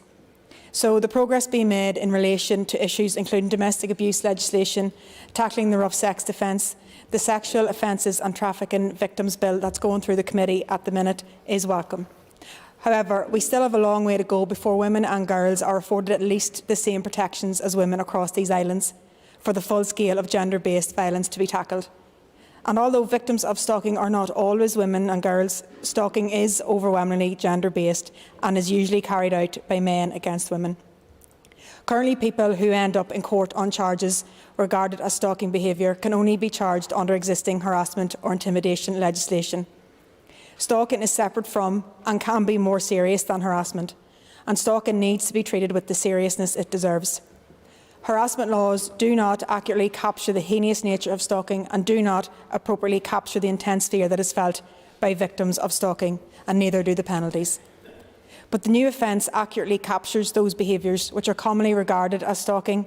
Importantly, it carries greater and more appropriate penalties and protections than are available under existing harassment legislation. Whilst the new offence will only apply where there is a pattern of behaviour, i.e. 2 or more occasions, I welcome the introduction of the alternative offence of threatening or abusive behaviour, which will cover isolated incidents. Even if threats are made, stalking is a serious issue that causes many victims to live in fear. A new law alone will not improve the lives of stalking victims. If we want this legislation to be effective, it will require training to ensure the right attitudes towards stalking and improve investigations and secure prosecutions.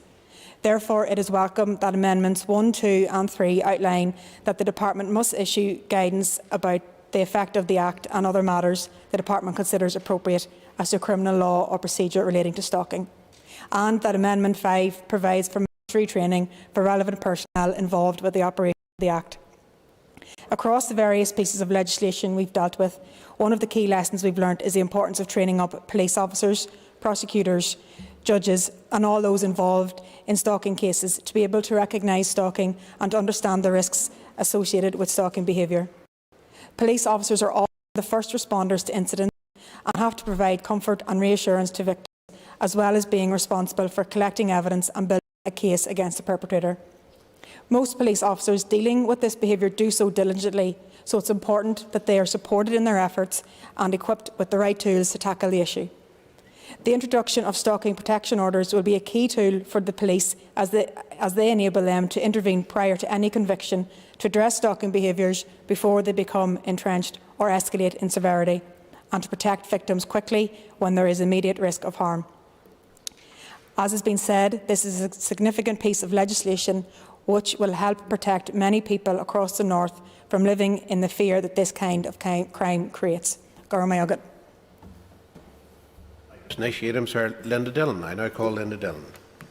Gormayogat, Ashkan Corlia, and want to thank the Minister for bringing this legislation to the House, and just to speak to mainly the amendment around training, but just to set it in context. I mean, obviously we've previously had the legislation around the domestic abuse bill, and I believe that these two, whilst very different and separate, distinctly separate pieces of legislation, there are many occasions where there may be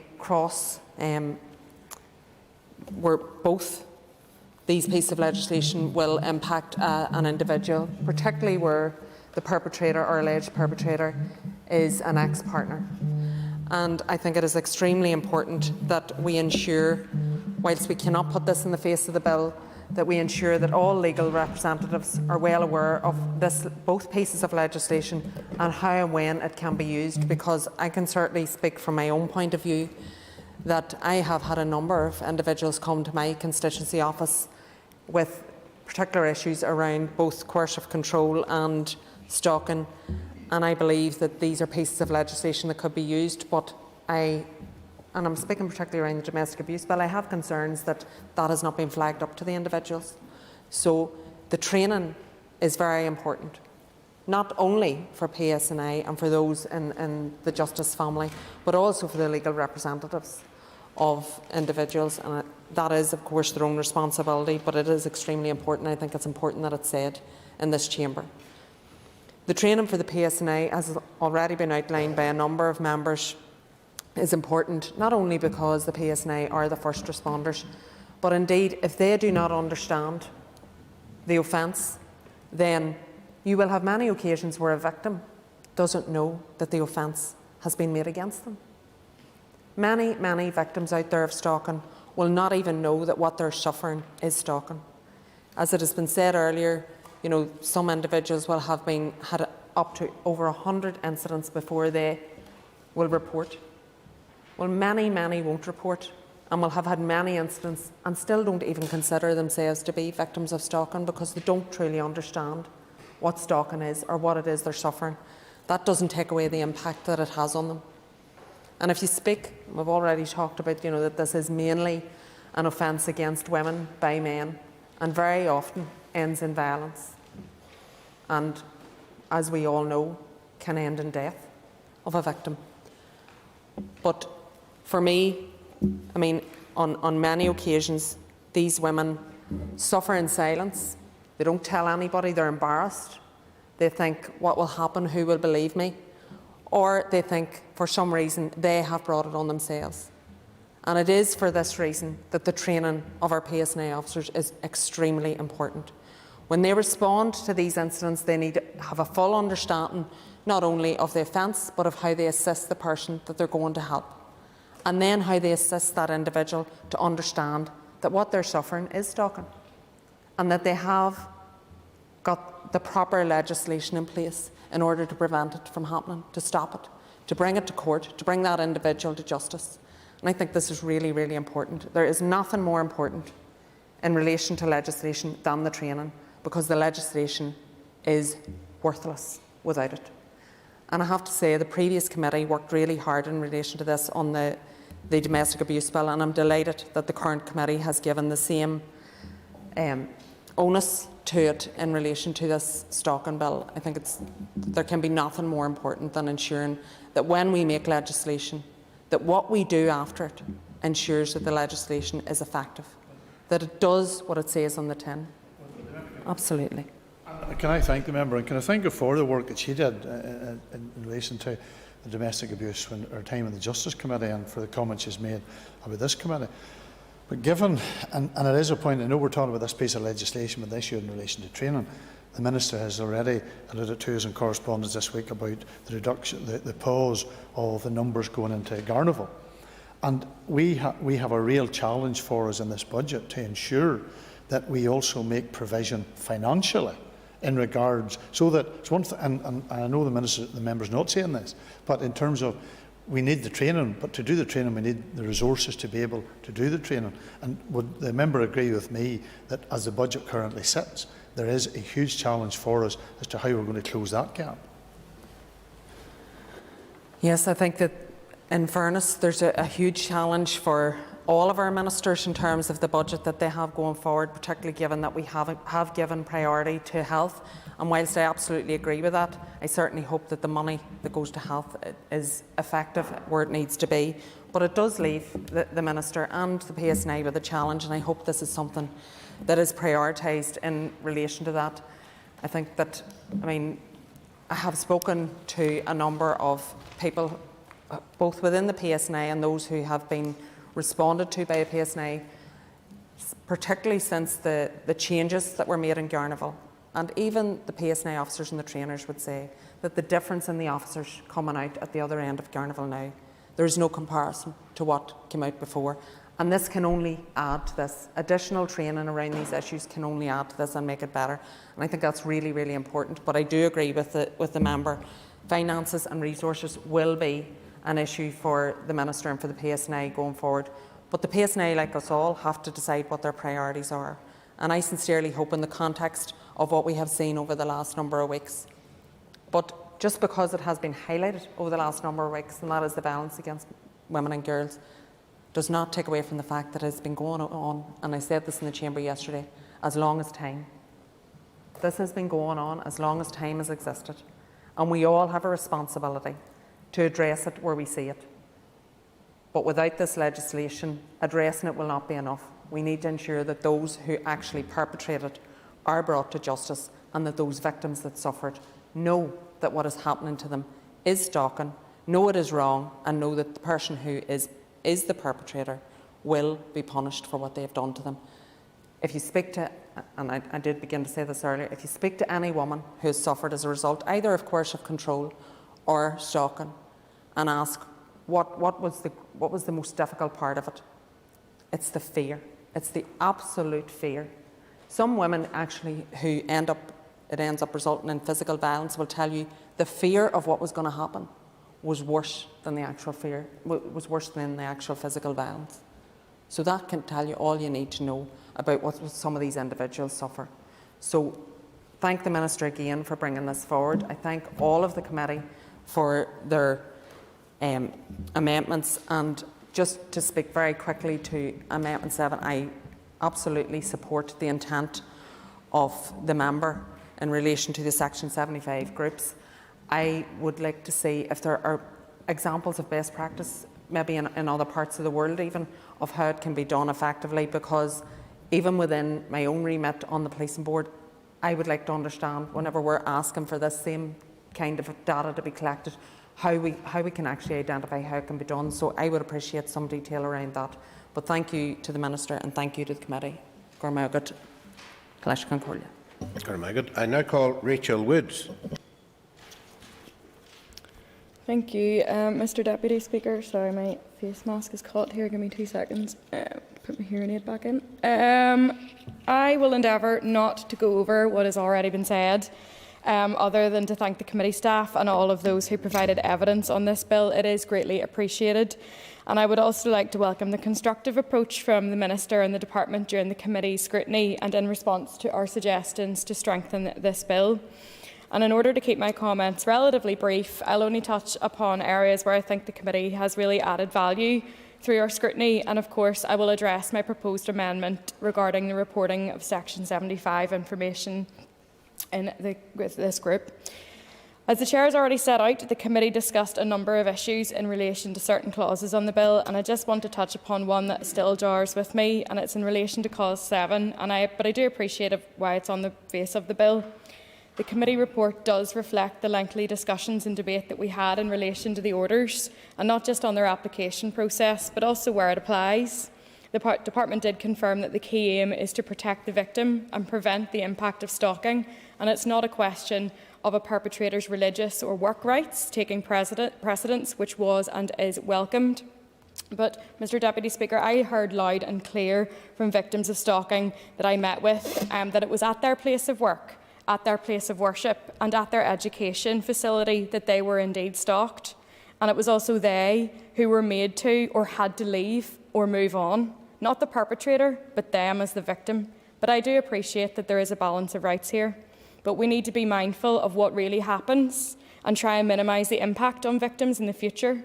We should not have a situation where a person is a victim of stalking at university, for example, and that person is told that they cannot attend class, that they should move to a different class, or be forced to leave university when stalking is reported. Similarly, we cannot have a situation where a victim of stalking has to move on, say, move away from their workplace because their stalker remains. It is not the victim that should have to change their behaviour and their everyday life in response to stalking. And this also brings in the wider issue of awareness and responsibilities of the role that we as a society and everyone has to play in protecting victims. This is longer term and it's not within the scope of this bill, but what duty exists in places of work, worship and education around stalking? Indeed, this has been discussed around domestic abuse too. So it's an issue that we need to grapple with going forward and review, update and implement policies around places that may be being used as locations for now criminal behaviour. What does a workplace do if person A is being stalked by person B and they're both on the same property? What measures should be put in place? What can it be? Is there advice and guidance on how to deal with that? And what role does the employer need to or can play, for example? So I'd like to see departments providing the resources and advice to help businesses and other organisations deal with these scenarios, and that is not just a matter for the Department of Justice. And so under the guidance, we cannot underestimate the importance and significance of guidance regarding the new criminal offences and new legislation more generally. This is something that I pressed continuously when the Assembly was considering the Domestic Abuse Bill, and I raised very similar arguments with officials and the committee in the course of the deliberations on this bill. I was very happy that the committee agreed to bring forward an amendment to widen the scope of Clause 17, but I am glad that it is no longer needed and that the Minister has proposed the changes that we do need to see on the face of the bill by Amendments 1, 2 and 3. And we need robust implementation of this new law, and we need proper awareness and training across the criminal justice system. Clear, detailed guidance is essential to help those tasked with operationalising the new law and putting it into practice. And this is key to ensure that the public are able to benefit from these new protections around stalking. We saw the importance again of having guidance in the new domestic abuse offence. The arguments have been and are made, and it's equally important for the new offences of stalking, threatening or abusive behaviour and breaching a stalking protection order. And many of those who provided evidence to committee emphasised the need of adequate training, given the current lack of understanding and awareness around stalking and how the new offence of threatening or abusive behaviour can and should be used. And without training, there would be no effective implementation of the legislation, and that's why I fully support mandatory programmes across the criminal justice system. We have seen that through regular updates that the committee has been given in light of amendments to the Domestic Abuse Bill, and also in the all-party group on domestic violence. Many police officers have completed the training, and it's being rolled out to the PPS and into the Courts and Tribunal Service. And across, I will indeed, yeah. I want to thank the member for her comments, but I would point out, Mr Deputy Speaker, and it is important for members to understand, there's never been any dispute about the importance of training. The issue is simply how we allow for that training, whether it's on the face of the bill or via regulations. It has always been the intention of the department that there would be training provided right across all of the sectors of the justice system, because that is absolutely vital. So there's no dispute in terms of the substance. The issue is whether or not it would be on the face of primary legislation, where it needs primary legislation to be amended, or whether it can be done by regulation and secondary legislation, which allows us to amend it more flexibly, but doesn't require us to come back to the House with full changes at primary legislation level. So that's only ever been the dispute. The principle was always agreed and articulated by the department. The training, guidance and all of those other things were absolutely essential, both in this bill and in the Domestic Abuse Bill. I thank the Minister for her intervention, and I completely understand her point. There is no dispute. But I am glad that it's on primary legislation on the face of these bills, and I believe that that reflects the needs and wants of those that are involved in frontline support organisations and of the committee and the Minister in relation to these amendments.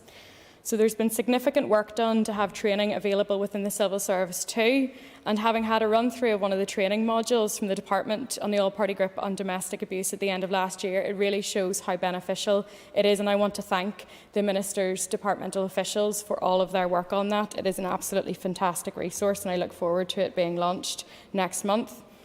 But if we are not aware of what coercive control is, how can we spot it? The same goes for the new offence of stalking. How can we get beyond the experiences of many people and many victims that spoke to us committee members and myself last year on not being believed or having unwanted attention being brushed off as something that it wasn't?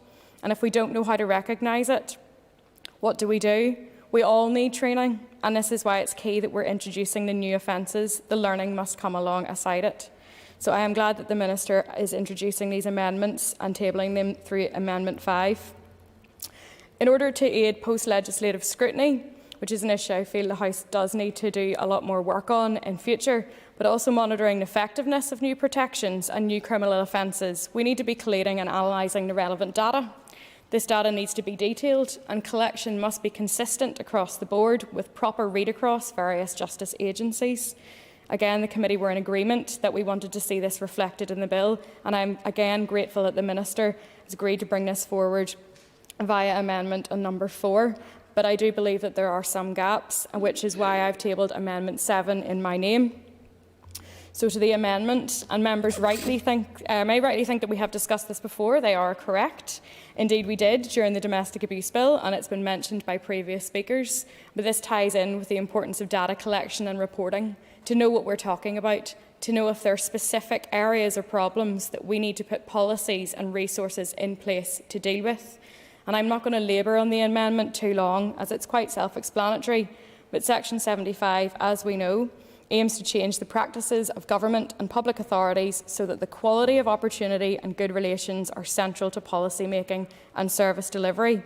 And I quote, "The duties aim to encourage public authorities to address inequalities and demonstrate measurable positive impact on the lives of people experiencing inequalities.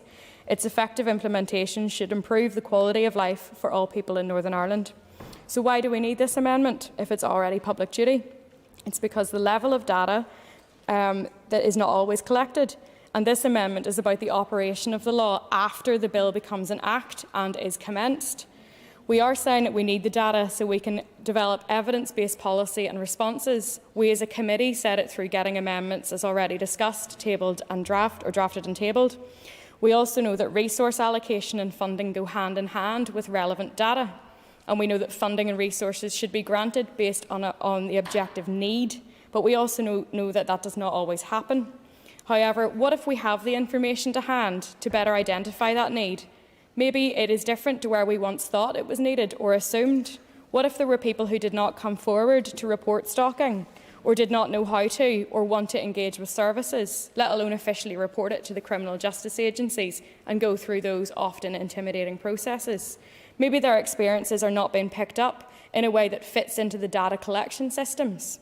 Committee heard from many different sector organisations on this exact point, and it is clear that we need to improve our data collection and reporting to help develop better policy responses. And I heard loud and clear last year, and indeed the year before, of the need for desegregated data. I know from previous debates and conversations that some members may have concerns about this, so I want to make 2 further points. The first, on the 25th of November 2021, at an evidence session with the Justice Committee, I asked the Northern Ireland Human Rights Commission directly whether they saw any issue with collating and publishing this type of data. The Chief Commissioner helpfully and very succinctly replied with one word: no. No issues. The second, Amendment 6, which introduces the reporting requirement in the bill, already includes an important caveat on the issue of data collection when it states, "The Department must prepare a report for each reporting period, giving the information in subsections 2 to 5 so far as is available to the Department." It is important when read alongside my amendment, as it does accept that the Department may not have all the tools to capture all of the information as described in Section 75. So there is some leeway and flexibility for the Department to work within. Even though the ultimate aim is to strengthen data collection and get a much fuller picture of the issues at play, it is my understanding that the PSNI has already started looking at Section 75 data collection. The Deputy Chair earlier on asked for other examples of where Section 75 data was collected, but it only exists in Northern Ireland in this form.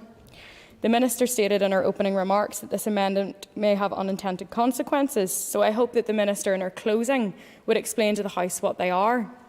Others have said that it is unclear who would collect the data, but this amendment is in relation to Amendment 6, which states that it is the Department to do so. I note the previous comments on anything that can be amended as well, so if there are issues here with the wording and the practical implications of the current wording, and if members do, as they say they do, understand the intent of the amendment, then pass this at this stage and we can work together for further consideration stage. That is the purpose of my amendment, to strengthen 6, and I would ask members to vote in support of 7. Moving on, Mr Deputy Speaker, it is one thing to collect all relevant information regarding the new offences and protection orders, but the Department must also conduct a thorough analysis and publish its assessment of the effectiveness of the legislation. And I have to say at this stage, this is not to take away from the committee or indeed the Assembly's job of scrutiny. This is to add to it and improve the level of information that we are able to scrutinise. And that is why a reporting requirement in Amendment number 6 is so important, so that the criminal justice sector, inspecting organisations, the scrutiny bodies, MLAs and the general public can see how the new system for dealing with stalking crimes is working. It helps fix problems sooner, leads to more comprehensive solutions and builds confidence in the police, the courts and government. And while I fully support the Minister's amendment, which, like others in response to the committee's desire to bring this forward, I would like to see more detail specified on protection orders. And there's certainly no harm in doing this, as it's already covered. But what we are seeking here is as much clarity as possible, and that's not asking too much.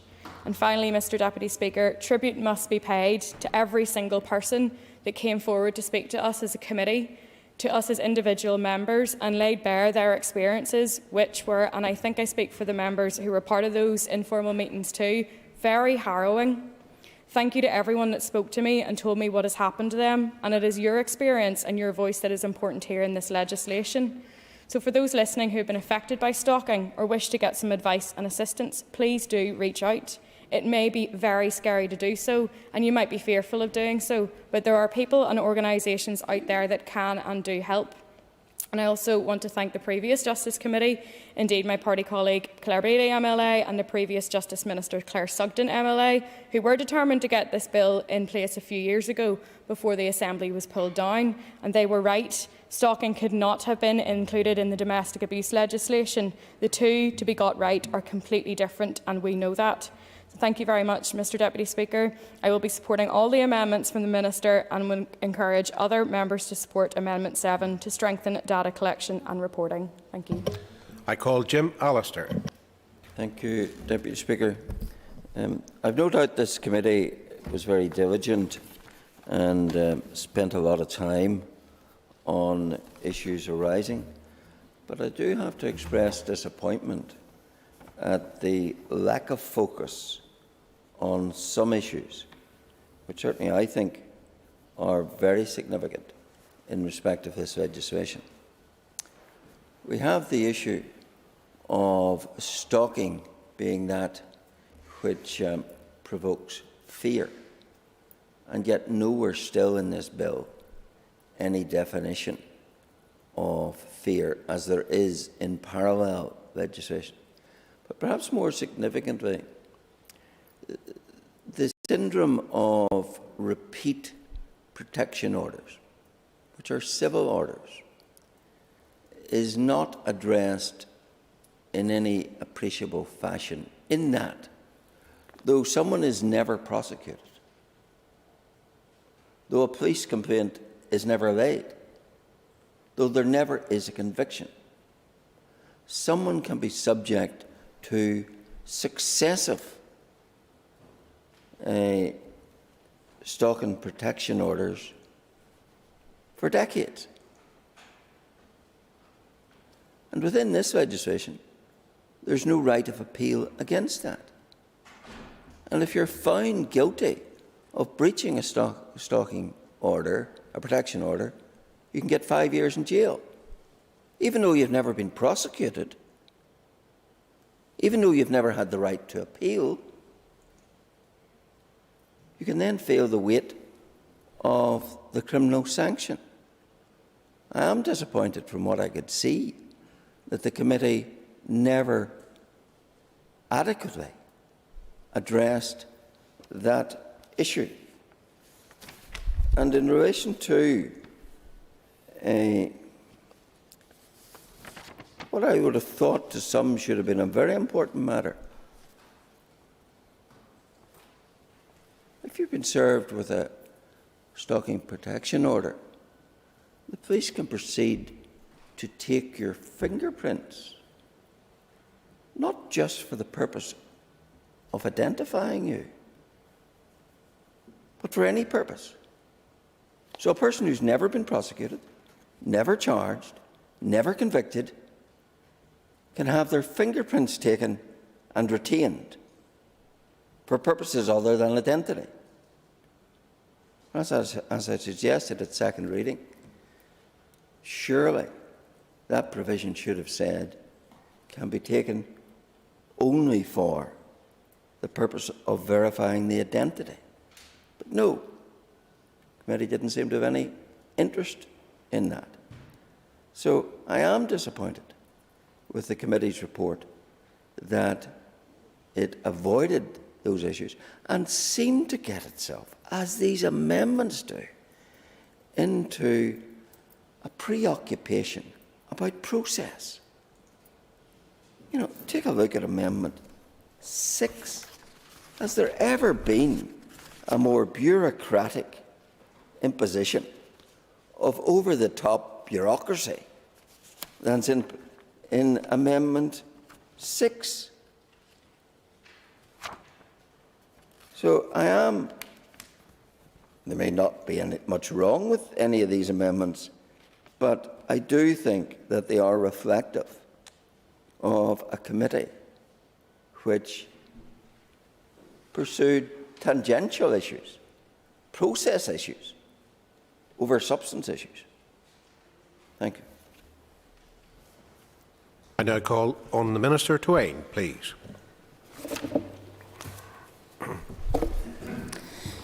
Mr Speaker, if I could first put on record my thanks to all of the members who have participated in the consideration debate today. It is encouraging, I think, to see the degree of consensus here in the Assembly for this legislation. And I think that reflects the seriousness of the issue at hand and the need for the law to respond better to those issues with this legislation. In the context of this bill, Mr Deputy Speaker, I want to send a clear message that stalking in all of its forms is wrong and will no longer be tolerated. Stalking can be psychologically and physically damaging to victims, with the delusional and obsessive offenders often going to extreme lengths to contact, follow and monitor their victims. Many of those victims have bravely shared their personal accounts with me and are the driving force behind this bill.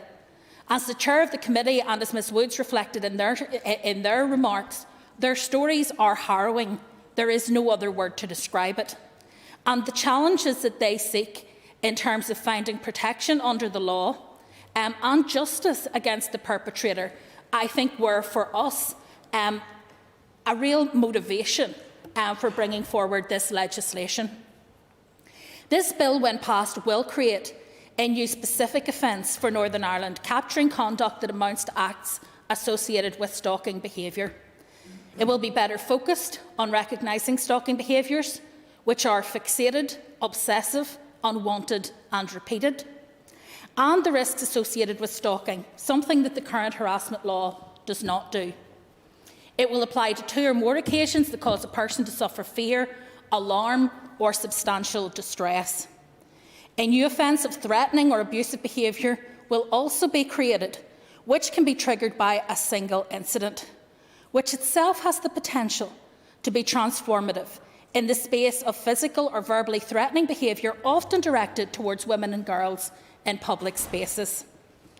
The impact of the particular type of behaviour on the victim that will be paramount in defining if these offences can be made out. Importantly, the bill provides that all victims of stalking will have automatic eligibility for special measures assistance, such as the use of live links or screens at court when giving evidence in proceedings. This also applies in family proceedings where special measures can be considered by the court on a case-by-case basis. There will be greater and more appropriate penalties and protections than are available under current harassment legislation. The stalking offence will carry a maximum penalty on conviction on indictment of 10 years imprisonment or a fine or both. The introduction of stalking protection orders will be a key tool for police, enabling them to intervene prior to any conviction. And I would wish to reassure Mr Allister that those stalking protection orders can of course be appealed against, and there are mechanisms for that in the legislation. Awareness raising and training will be critical. I'll come back to your point in a second. Awareness raising and training will be critical so that the offences in stalking protection orders can be used as effectively as possible. And we know from discussions with operational partners the planning of training packages is currently in progress. In terms of the timescale for implementation of the legislation, I'm confident that the offences will come into force upon royal assent.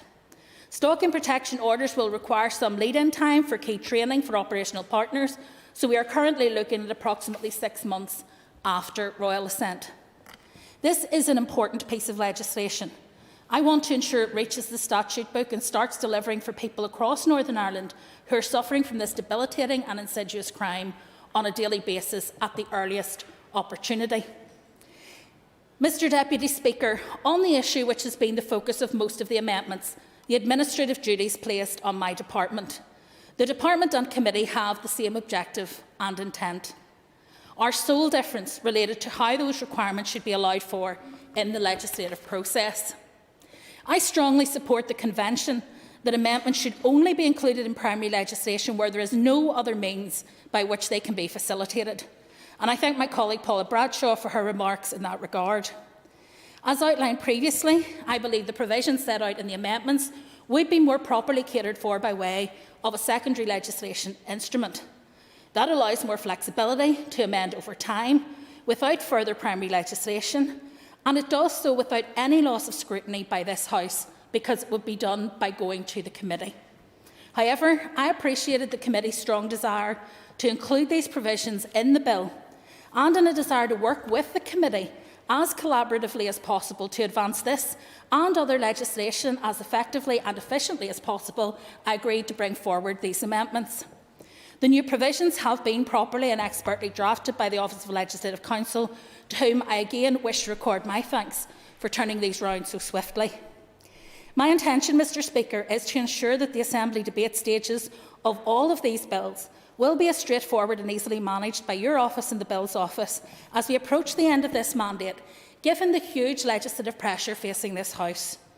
I also want to thank the committee for the work that they have done in managing this bill alongside all of the other justice legislation and policy developments that there have been over recent months, and I extend that to both members and staff.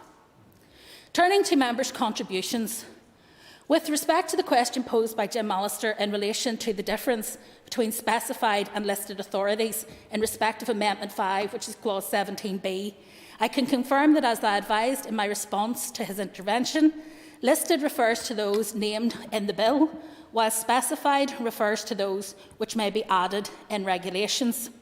In respect of his concerns around fear, it is not necessary to define it within the bill, as the dictionary definition is sufficient. I would like to give way to Mr Allister because I believe he had a specific query with respect to stalking protection orders. Under the Westminster legislation of 2019, it expressly provides a defendant may appeal to the Crown Court against the making of a stalking order, etc.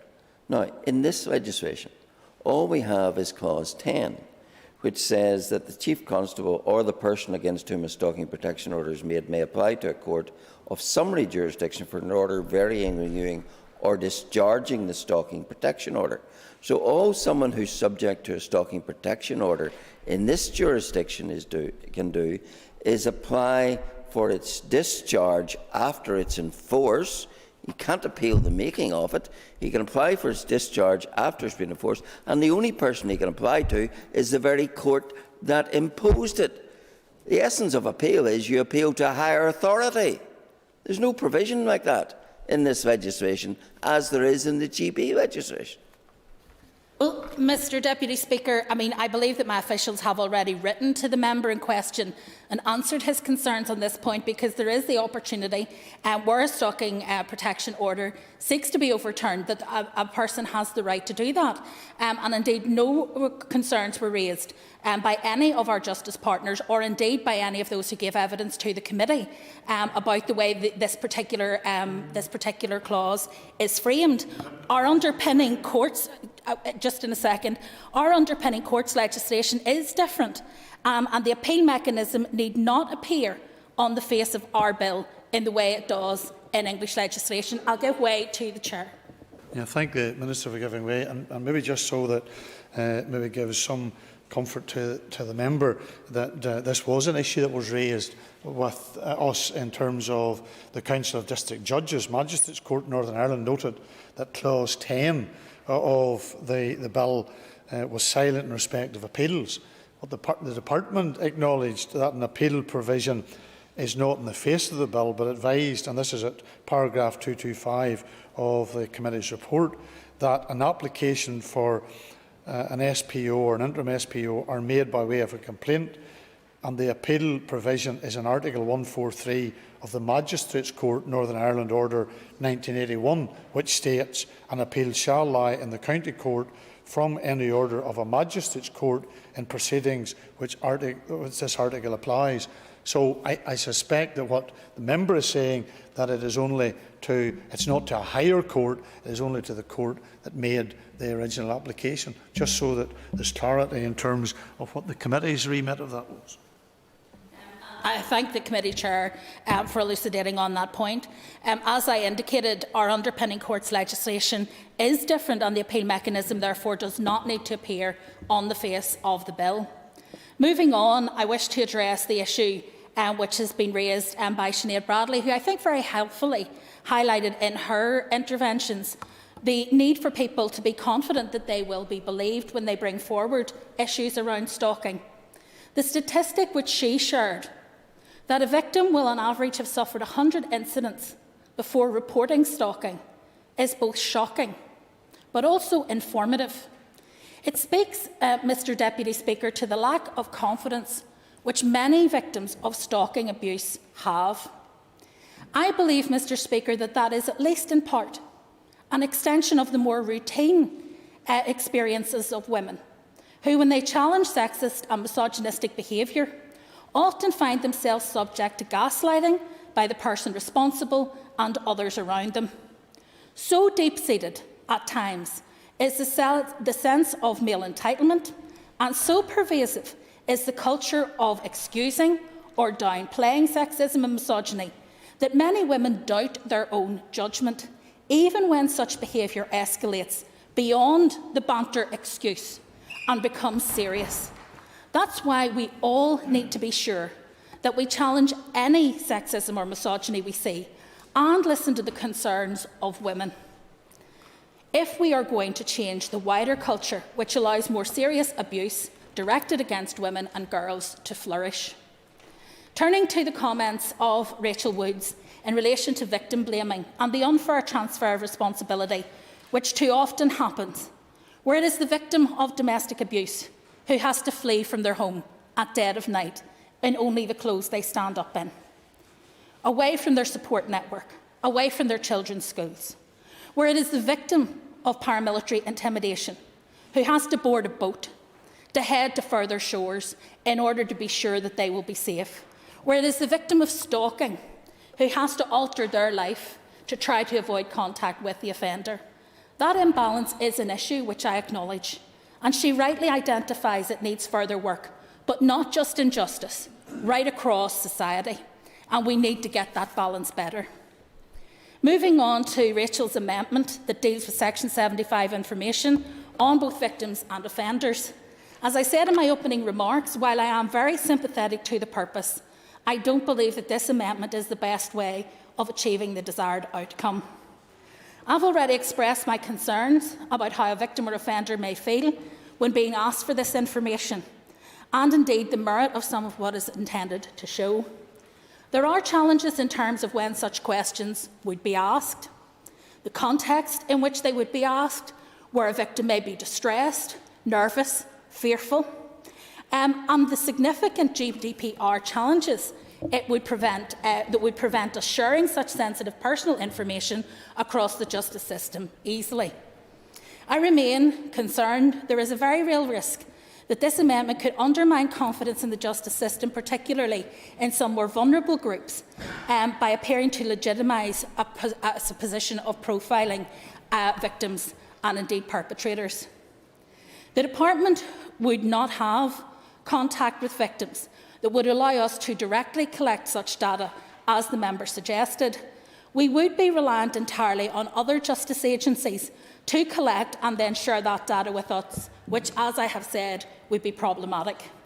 Furthermore, and as I explained during discussions around the similar amendment tabled by the member to the Domestic Abuse and Civil Proceedings Act, Operational partners have said clearly they cannot deliver in relation to this.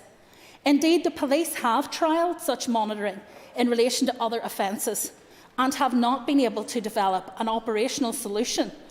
So these concerns are not merely hypothetical ones, but are real and significant.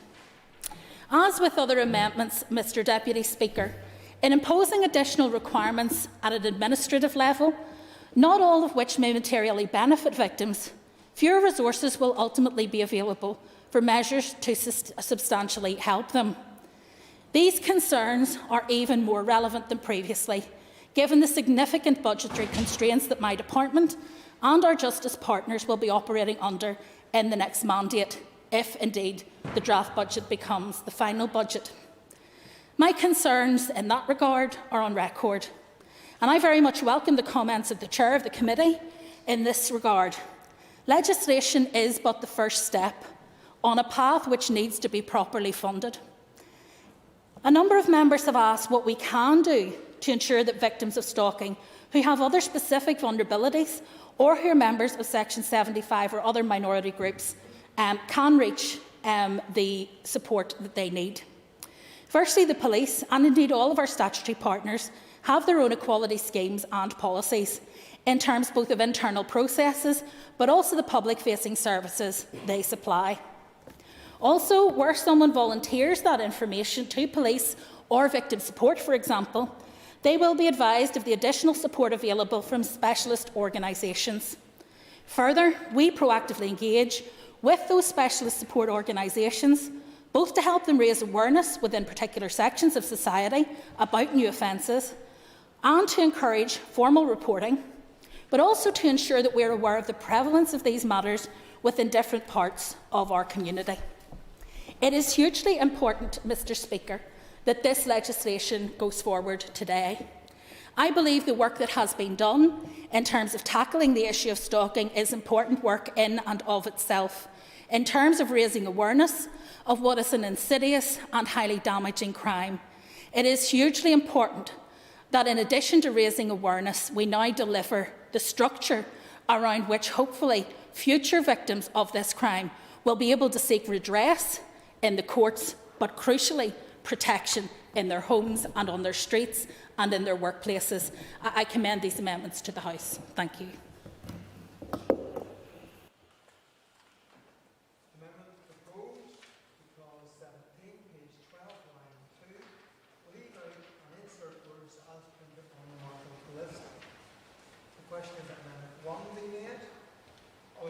Say aye. Aye. Contrary, no. The ayes have it. The ayes have it. Amendment 2 has already been debated, and I call on Mr. Justice to formally move Amendment 2. I beg to move. Amendment proposed to clause 17, page 12, line 6. Insert. Amendment proposed to clause 17, page 12, line 6. Insert words as printed on the marshalled list. The question is that Amendment 2 be made.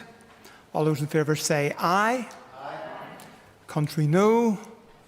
The ayes have it. The ayes have it. Amendment 3 has already been debated, and I call the Minister of Justice to move formally Amendment 3. I beg to move Amendment 3. Amendment proposed to clause 17, page 12, line 8. Insert words as printed on the marshalled list. The question is that Amendment 3 be made. All those in favour say aye. Aye. Contrary, no. The ayes have it. The ayes have it. The question is that clause 17 as amended stand part of the bill. All those in favour say aye. Aye. Contrary, no. The ayes have it. The ayes have it. Amendment 4 has already been debated, and I call the Minister of Justice to formally move Amendment 4. Beg to move Amendment 4. Amendment proposed after clause 17 insert new clause guidance on data collection. The question is that Amendment 4 be made with the new clause added to the bill. All those in favour say aye. Aye. Contrary, no. The ayes have it. The ayes have it. Amendment 5 has already been debated, and I call the Minister of Justice to formally move Amendment 5. I beg to move Amendment 5. Amendment proposed after Clause 17, insert new clause, training. The question is that Amendment 5 be made and that the new clause be added to the bill. All those in favour say aye. Aye. Contrary, no. The ayes have it. The ayes have it. Question 6 has already been debated, and I call the Minister of Justice to formally move Amendment 6. Beg to move Amendment 6. Amendment proposed after Clause 17, insert new clause, report on the operation of this Act. As Amendment 7 is an amendment to Amendment 6, we need to dispose of Amendment 7 before returning to Amendment 6. Amendment 7 has already been debated, and I call Rachel Woods to move formally Amendment 7. Moved. Amendment proposed as an amendment to Amendment 6. Insert words as printed on the marshalled list. The question is that Amendment 7 be made. All those in favour say aye. Contrary, no. No. I think the noes have it. I think the noes have it. The noes have it. The noes have it. We now return to Amendment 6, and the question is that Amendment 6 be made and the new clause be added to the bill. All those in favour say aye. Aye. Contrary, no. The ayes have it. The ayes have it. No amendments have been tabled to Clause 18. The question is that Clause 18 stand part of the bill. All those in favour say aye. Aye. Contrary, no. The ayes have it. The ayes have it. Amendment 8 has already been debated, and I call the Minister of Justice to formally move Amendment 8. I beg to move Amendment 8. Amendment proposed to Clause 19, page 12, line 22. Leave out and insert words as printed on the marshalled list. The question is that Amendment 8 be made. All those in favour say aye. Aye. Contrary, no. The ayes have it. The ayes have it.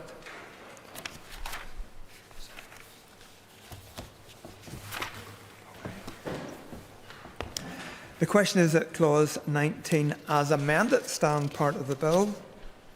All those in favour say aye. Aye. Contrary, no. The ayes have it. The ayes have it. No amendments have been tabled to Clause 20. The question is that Clause 20 stand part of the bill. All those in favour say aye. Aye. Contrary, no. The ayes have it. The ayes have it. The question is that the long title be agreed. All those in favour say aye. Aye. Contrary, no. The ayes have it. The ayes have it. That concludes the consideration stage of the Protection from Stalking Bill, and the bill stands referred to the Speaker. I'd ask members to take their ease for a few moments.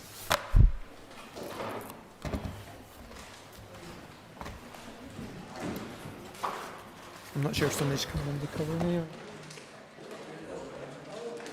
Mine.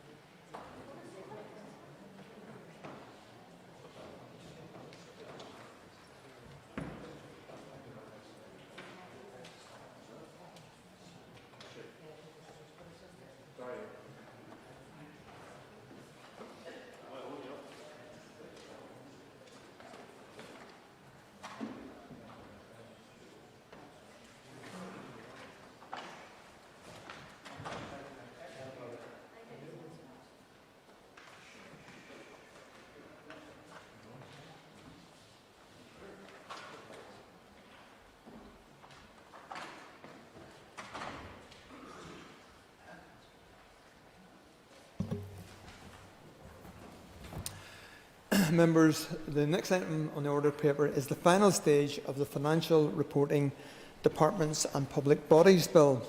And I call the Minister of Finance to move the final stage. Move Glasgow. The final stage of the Financial Reporting Departments and Public Bodies Bill has been moved. The Business Committee has agreed that there should be no time limit on this debate, and I call the Minister of Finance to open the debate. Today's final stage debate concludes this part of the legislative process for the Financial Reporting Departments and Public Bodies Bill. This technical piece of legislation is necessary to allow the review of the financial process reforms to be implemented as planned in the 22-23 financial year. The review of the financial process is designed to provide greater transparency and understanding of the financial information which is presented to the Assembly and to the public. There are three main systems which impact on the control and presentation of government expenditure. These are budgetary controls and supply estimates presented to the Assembly for approval, and the resource accounts prepared by departments at the end of each financial year. Significant misalignments exist between how the financial information is presented in each of these documents, making it difficult for the Assembly and the public to understand the links and interrelationships between them. This bill deals with one aspect of the misalignment by amending the Government Resources and Accounts Act Northern Ireland 2001 to allow the Department of Finance to issue directions on the way departments prepare supply estimates in order to include the spending of designated non-departmental public bodies. This will enable the expenditure of NDPBs to be included in the estimates and accounts of the departments that control them to align with the budget that the Assembly approves. I want to express my gratitude once again to the Finance Committee for the scrutiny that they have been able to bring to this process, and I now look forward to hearing any final thoughts from members. I now call the Chairperson of the Committee for Finance, Steve Egan. Thank you very much indeed. I thank Mr Deputy Speaker. I would like to thank the Minister for his opening remarks in respect to the bill. I would also again like to thank him and his officials for the oral and written briefing information provided to the Committee for Finance during the committee stage. Mr Deputy Speaker, as I indicated previously, the origin of this bill is in the review of financial processes which has been underway for some years. This is designed to create a financial framework that is effective, efficient and transparent, and which enhances scrutiny by and accountability to this Assembly. The bill is part of the process and allows the Department to issue directions on the format of the estimates. This will hopefully improve their clarity and their alignment with departmental annual reports and accounts. It is anticipated that following the passage of the bill, there will be a designation order which will map non-departmental public bodies onto corresponding departments. This should ensure the expanded inclusion of NDBD information in the estimates. This will give us a bit more clarity when it comes to the passage of the Budget Acts. In this spirit, Minister, the Committee welcomed the bill generally and endorsed the amendments which related to NIPSO's inclusion in the designation order.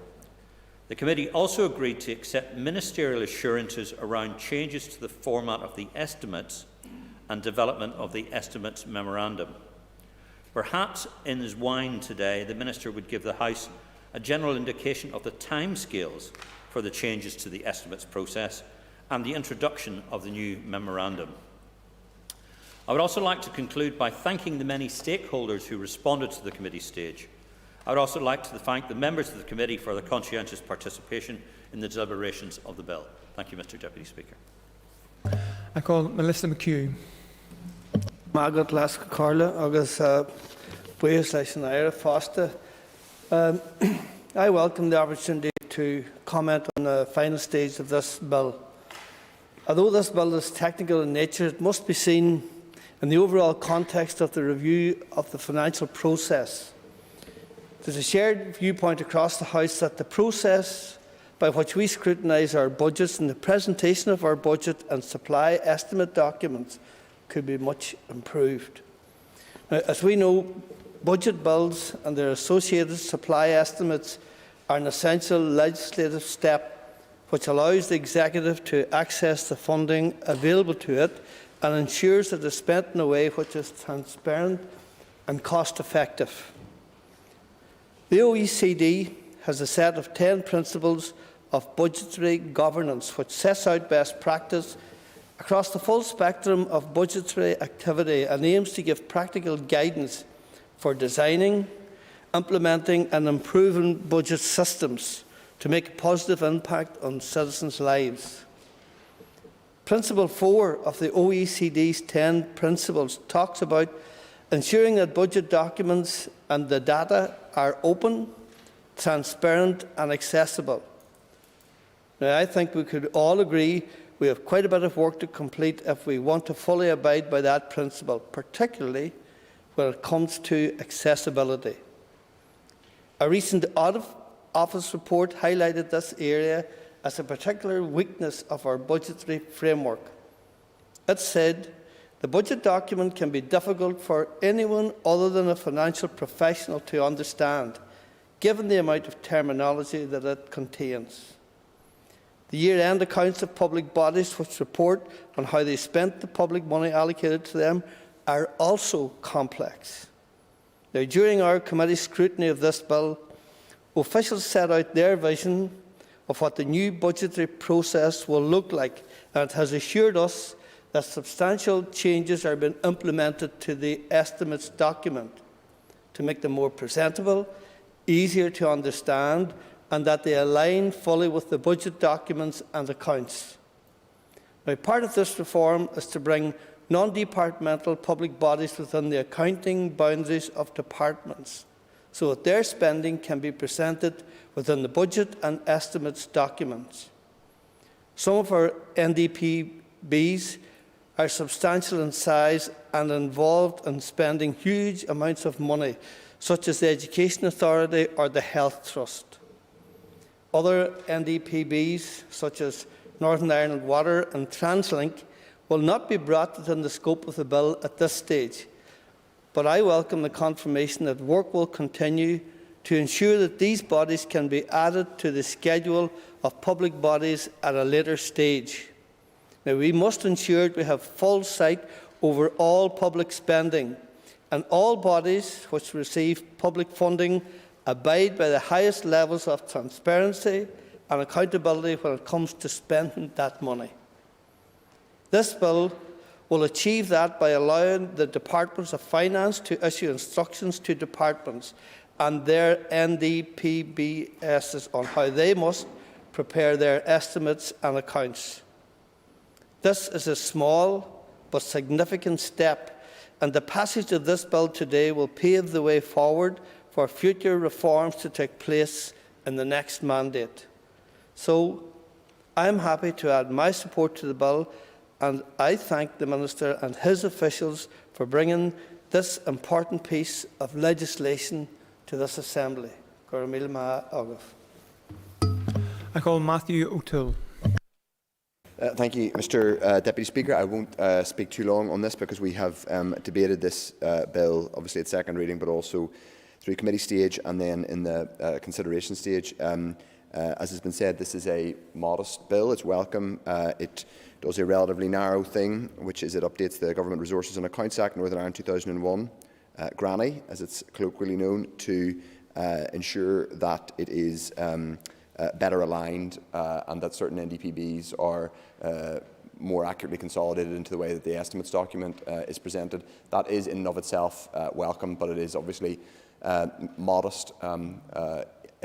It will not make the estimates documents accessible for the lay person or even the lay MLA, as it were, because they are still extremely dense documents. I think it's important to say that earlier on it's been mentioned the review of financial processes, and obviously this is this came out of the review of financial processes that happened, I don't know when that started, more than 5 years ago anyway, before the previous Assembly fell. Well, actually it was this mandate fell. And so that this is a long and ongoing process, but it's part of a bigger and more important job, which is to allow people to understand exactly how this place spends money, because as we know, and I've said repeatedly in this chamber, the budget, in the absence of an agreed programme for government, and we obviously haven't had one for the last number of years, we certainly haven't had one for the last 2 years while we've been in the middle of the pandemic, budget making, budget documents are the default strategic policy tool of the executive, and so it's really important that we have simple and straightforward understanding of how money is being spent and how prioritisation is happening, and we don't have that at the minute, I'm afraid, and so we need to get better at it. I would say that one of the most important developments in the last couple of years is not this piece of legislation, modest but welcome though it is. It's the establishment of the Fiscal Council. In the Fiscal Council's document in November 2021, their kind of comprehensive guide to the Northern Ireland public finances, they acknowledged that this was a welcome step forward. It is, however, true to say that it's a step forward. It will allow greater accessibility for the kinds of people who work at the Fiscal Council already, as it were, rather than Joe and Jane blogs who want to understand how public finances work in Northern Ireland. So it's the work of the Fiscal Council and their and indeed the Fiscal Commission, which I welcome the Minister set up, which is a one-off body looking at fiscal devolution.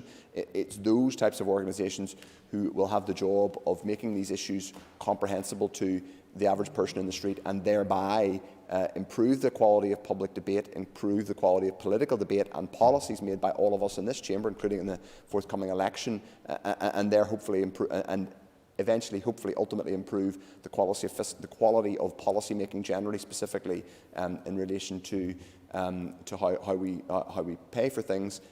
That is where a real difference will be made. So, to that end, it would be useful to get an update while we're here from the Minister on putting the Fiscal Council on a statutory footing. I know he agrees in principle that that is something worth doing, and I recognise that it was important to get it off the ground, as it were, and we're actually taking evidence from it tomorrow in the committee.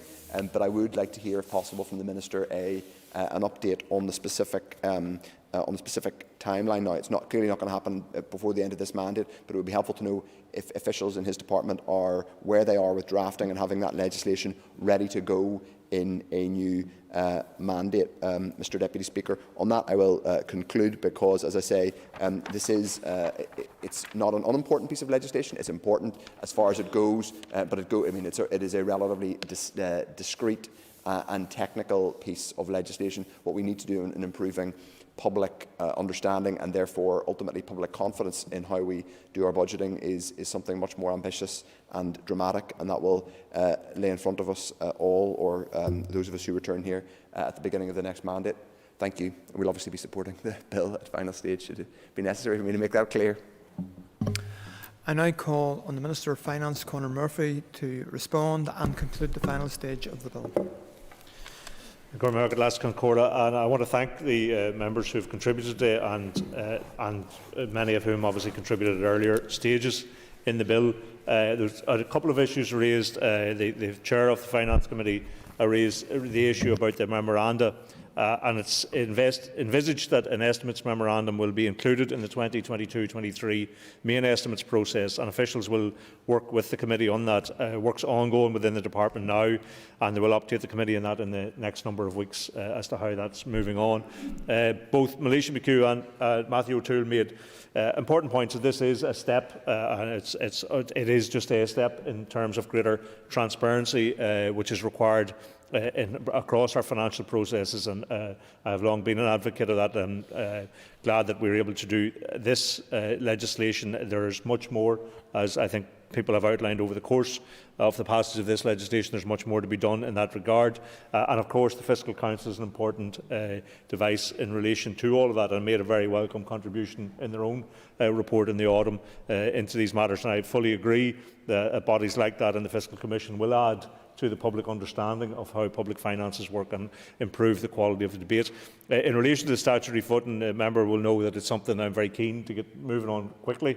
Of course, we are running up to the end of the mandate, and we had to ensure that the terms of reference for the Fiscal Council were workable and were agreeable, not just with us, but the Northern Ireland Office also had an input into that as well. So I think there's a broad level of satisfaction with how those terms of reference have played out, and I expect that we will be drafting that legislation for an incoming Executive and Finance Minister to take up early in the next mandate, and I look forward to seeing that. So, last Concordia, as I said, the passing of this legislation, it's a small but it's a necessary step in the review of the financial process. It will ensure that the information presented in the estimates, accounts and budgets is more transparent and more easily understood, and I do welcome the enhanced scrutiny of the public finances that these improvements will inevitably bring, and I ask members to support the bill. Members, the question is that the Financial Reporting at Departments and Public Bodies Bill do now pass. All those in favour say aye. Contrary, no. The ayes have it. The ayes have it.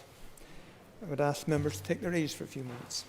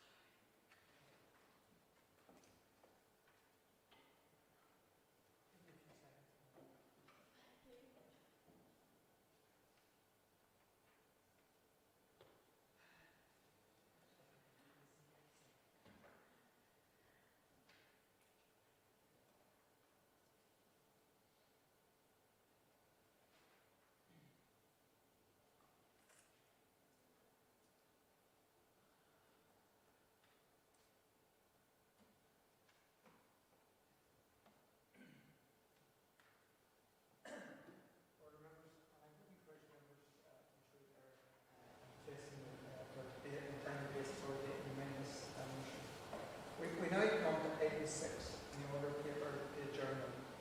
The question is that the Assembly do adjourn and in conjunction with the Business Committee. The Speaker has given leave to Jemma Dolan to raise the matter of crisis cover for duties out of our service in Fermanagh and South Tyrone. Call Deborah Erskine, and you've up to 15 minutes. Thank Mr. Principal Deputy Speaker, and first of all, can I apologise for not being in my place in time and for being out of breath. It just shows how much I need to get out walking. Mr. Speaker, about now, GPs will be starting to close up and finishing their practices for another day, but out of hours will be beginning, and there's a fundamental problem: inadequate staffing levels to fill shifts in Fermanagh and South Tyrone. I do not want this debate to become a mudslinging match, and I know the members that are here will not do that, or a GP bashing session, nor indeed a story swapping exercise in terms of the worst case scenarios that we've heard. What we actually need is action, and now. Our constituents are crying out for this, as are the GPs and healthcare staff. The importance of this issue is great for the constituency of Fermanagh and South Tyrone, where people are already travelling huge distances to reach services. A snapshot of my constituency is GP out-of-hours services removed from the South Tyrone Hospital in the summer, weekends without GP out-of-hours service cover, and rural practices on the cliff edge trying to retain and recruit staff.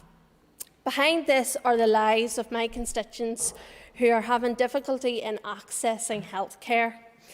The rural Fermanagh and South Tyrone area is crying out for investment in GP services from the Health Minister. And so far, the $5.5 million to fund additional GP services in Northern Ireland over the winter period doesn't appear to be cutting through. Throwing money at a broken system is no longer the answer, and since coming into Assembly and the Health Committee, I've tried to understand the complexities of the situation. And we need to be real about the issues. There is more to it than a certain narrative. It is complex and it needs proper attention. There have been reports pre-pandemic of the difficulties of getting GP out-of-hours cover. This is not because of COVID. And I've heard from many constituents who have contacted out-of-hours GP services who have been told that there was no GP on call, not for an hour, not for a day, but at times an entire weekend. Those patients were either then presenting to EDs or waiting on telephone lines at their local GP on a Monday morning. There are a number of issues that need to be addressed, and in the Health Committee we have heard the evidence from the GP profession that we are at a crisis. And I have been disappointed and frustrated that it doesn't seem to be a priority of the department to be looking at incentives for our GP workforce to retrain and recruit more GPs. Why are people leaving practices at the first opportunity? And why is there nobody there to fill those gaps? Announcements and increasing training places are brilliant, but we aren't retaining those students in general practice. And I can name GP practices in my own constituency where they are simply existing on the goodwill of GP staff. And goodwill can only stretch so far. Allocations of money in MDTs must see past the Ballygolly roundabout, which we all drive past every day. Elsewhere, we see the practical positive contribution MDTs are making to our overall healthcare system. It is effective in reducing pressures. GPs are, after all, the first port of call and the first point of access to healthcare. Yet we are lamenting in Fermanagh and South Tyrone that we have yet to see a penny in MDT allocations reaching our GP surgeries. Moreover, why do we not look at MDT model for delivery of our out-of-hours services? Cases of chronic pain are presenting to EDs, yet this could be rectified and reduce pressure if an MDT model was in place at our out-of-hours facilities. The challenges are great, but on the paper of our local newspaper for weeks, it has carried stories of those on the front line in our EDs and heard from patients who are waiting there. It is simply not good enough for those who rely on our healthcare system. We have a responsibility in the public to realise when we need a GP also. However, due to insufficiencies, people are attending EDs. We cannot deny that the problems in accessing GP out-of-hours services are adding to the burden at emergency departments. Which brings me to my next point. We need investment in telephone systems and computer systems. Telephone systems in many practices are not fit for purpose, and I'm glad that the Minister has recognised this in providing 1.7 million. Can we be assured that the 1.7 million announced will adequately deal with the poor infrastructure that is in place at surgeries? As a result of poor infrastructure, GPs are telling us that patients are not being able to access their surgery. We have all seen the stories of people who are unable to get through to their GP and phoning hundreds of times. Again, the continuous circle of our health service means that those people are trying their out-of-hours service and then only to attend our emergency departments. All of this as well has fed into the public narrative that GPs are not seeing people face to face. Let's not forget the workforce itself. It is ageing. 26% of the RCGP NI members are over 55, which means the risk of retirement is high. They are constantly citing burnout and stress whilst trying to maintain routine patient care. Not forgetting the COVID-19 pandemic and delivering the vaccine programme. If you are tired and burnt out, is it even safe to take on out-of-hours service? The safety of patients should be paramount, and the lives of patients are important. Access to healthcare is vital. And I want to take the opportunity to pay tribute to our healthcare staff, and I want to thank them. But we need to grasp this issue, and we need to fix our health service. We don't need just another review or a task force. We need action on this. We must move beyond the point now of discussion so that we have a health service that works for patients and the healthcare staff. Thank you. Can I advise members that you will have 6 minutes each during the opportunity to speak, with the Minister having 10 minutes to reply. And I now call Anya Murphy. And I very much welcome this adjournment debate this evening. Les Cancollier, I grew up in and indeed represent a largely rural dispersed constituency where we not only have a serious issue with our out-of-hours GP services, but in fact our in-hours GP services as well. Many of these pressures GP services are currently experiencing have existed for some years and are not as a direct result of the COVID-19 pandemic. Although there is no doubt that the pandemic has put additional strain on GP practices, many of the issues we see are historic, such as vacancies, not being filled, and retiring GPs not being replaced. GPs have put their shoulder to the wheel during the pandemic and have been instrumental in the rollout of the vaccination programme, whilst also trying to adapt new ways of working forced upon them by the realities of the COVID-19 pandemic. Whilst many patients have experienced issues with GP appointments, it is fair to say that most understand that GP workloads have increased massively over the last 2 years in particular. One of the most fundamental issues is the scarcity of GPs, particularly in rural GP practices. Although I welcome the 70 new medical places at Magee in Derry, I believe that in order to fully reap the benefits from this school, we need to incentivise students to remain and work in the north after they graduate. Otherwise, it is a huge brain drain and has the potential to further exacerbate the already poor provision of GP access in rural areas. In August of last year, I met with a local GP practice where many of these concerns were raised.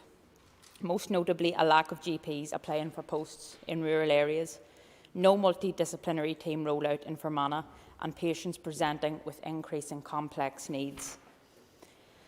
The Minister of Health has told us previously the roadmap for an MDT rollout will be published in a number of weeks, yet we still await this. I had one doctor remark to me that they were at breaking point within rural GP services. The department needs to take rural primary care services into consideration. They need a tailored approach and a plan for the future which puts GP services at the forefront. It is my belief that primary care services have been overlooked and underestimated by the Department for Health within my constituency. The people of Fermanagh and South Tyrone deserve a world-class healthcare system, and the disparity in GP provision in the Western Trust compared to others is stark. As a representative of our community, it is our job to make their voices heard, and it is clear that healthcare is one of the main issues on people's lips throughout County Fermanagh and South Tyrone. Those of us who live in rural areas are no less deserving of access to first-class healthcare. We need a bespoke scheme to attract GPs to rural areas and to ensure that people of counties like Fermanagh are not at a constant disadvantage when it comes to primary care provision. Most people have built up a rapport with their local GP over many years, sometimes decades, and have trust in them to provide healthcare for their needs. And I call Rosemary Barton. Thank you very much, Mr Deputy Speaker. Can I thank Ms Erskine for bringing this adjournment debate here this afternoon. There is no doubt that the GP out-of-hours service is under some considerable pressure. Indeed, it's been under pressure for some time. Fermanagh and South Tyrone is no exception to that. And unfortunately, it's proving more and more difficult to find GPs willing to work in the service. I've also heard the exact same pressures being raised even in Belfast for out-of-hours. So it's not just a challenge in the more rural areas of Northern Ireland. The fears being raised about the current service are absolutely valid in my mind.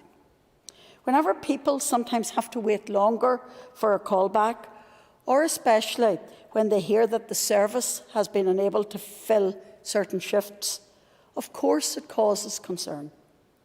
But equally, Mr Deputy Speaker, I know of people who have had to use the service in Fermanagh and South Tyrone, even very recently, who were actually very pleased with it and complimentary and grateful for the care they had received. So I want to thank the staff that work within it, whether they be the GPs, the nurses' advisors, or the receptionists answering the phones. Let us remember, their working hours when many people are at home fast asleep. They're working on weekends when most people are spending quality time with their families or meeting up with friends. Of course, these very unsocial working hours, are then being compounded by the sheer volume and complexity of calls being received. From shift to shift, the staff have no idea who is going to be at the end of the next call. It could be a distressed parent of a very young child, or it could be the family of a member supporting a loved one in their final hours at home. Or it could be absolutely any one of the multitude of scenarios in between. So, it's not really surprising that even those who have spent years training to be a GP sometimes are reluctant to take up working in the service, not least because of the pressures from others in out-of-work hours. So, we know what the problems are. Increased demand, a shortage of GPs, a reluctance by many to work in out-of-work hours.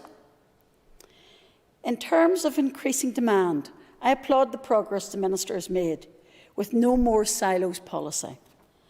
I know, even from a practical day-to-day perspective, many clinicians working within the SWA, that's the South West Acute Hospital, are especially grateful for the introduction of Phone First, which has allowed many patients to be triaged and referred elsewhere. It has also been well received by many callers. Whilst the shortage of GPs is as a result of previous failure to adequately workforce plan, I do welcome the fact that we are training more GPs now than ever before. However, I would urge the Minister to ensure that officials remain mindful of likely future demand and to continue to challenge when necessary. It's essential that the Department of Health learns from the catastrophic mistakes and failures to act from several years ago. The new output of graduates from McGee should help, and I do hope we will see more of them choose working in the southwest of Northern Ireland. Also, I want to take this opportunity to thank the Minister for approving the business case for the new Listonskee Health Centre. After so long and after so many previous broken promises and deadlines, I welcome the fact that at last we had a Minister in post who genuinely recognised the need to make progress on it. And finally, Mr Deputy Speaker, I want just to raise the issue of the multidisciplinary teams rollout. It is an issue the Minister and I have discussed, and I know he shares my desire to see it rolled out to Fermanagh. I do hope in the coming weeks, but especially before, Minister, you depart from office in May, that the South West Federation can be confirmed, as I would worry about another Minister perhaps not sharing your current enthusiasm for it.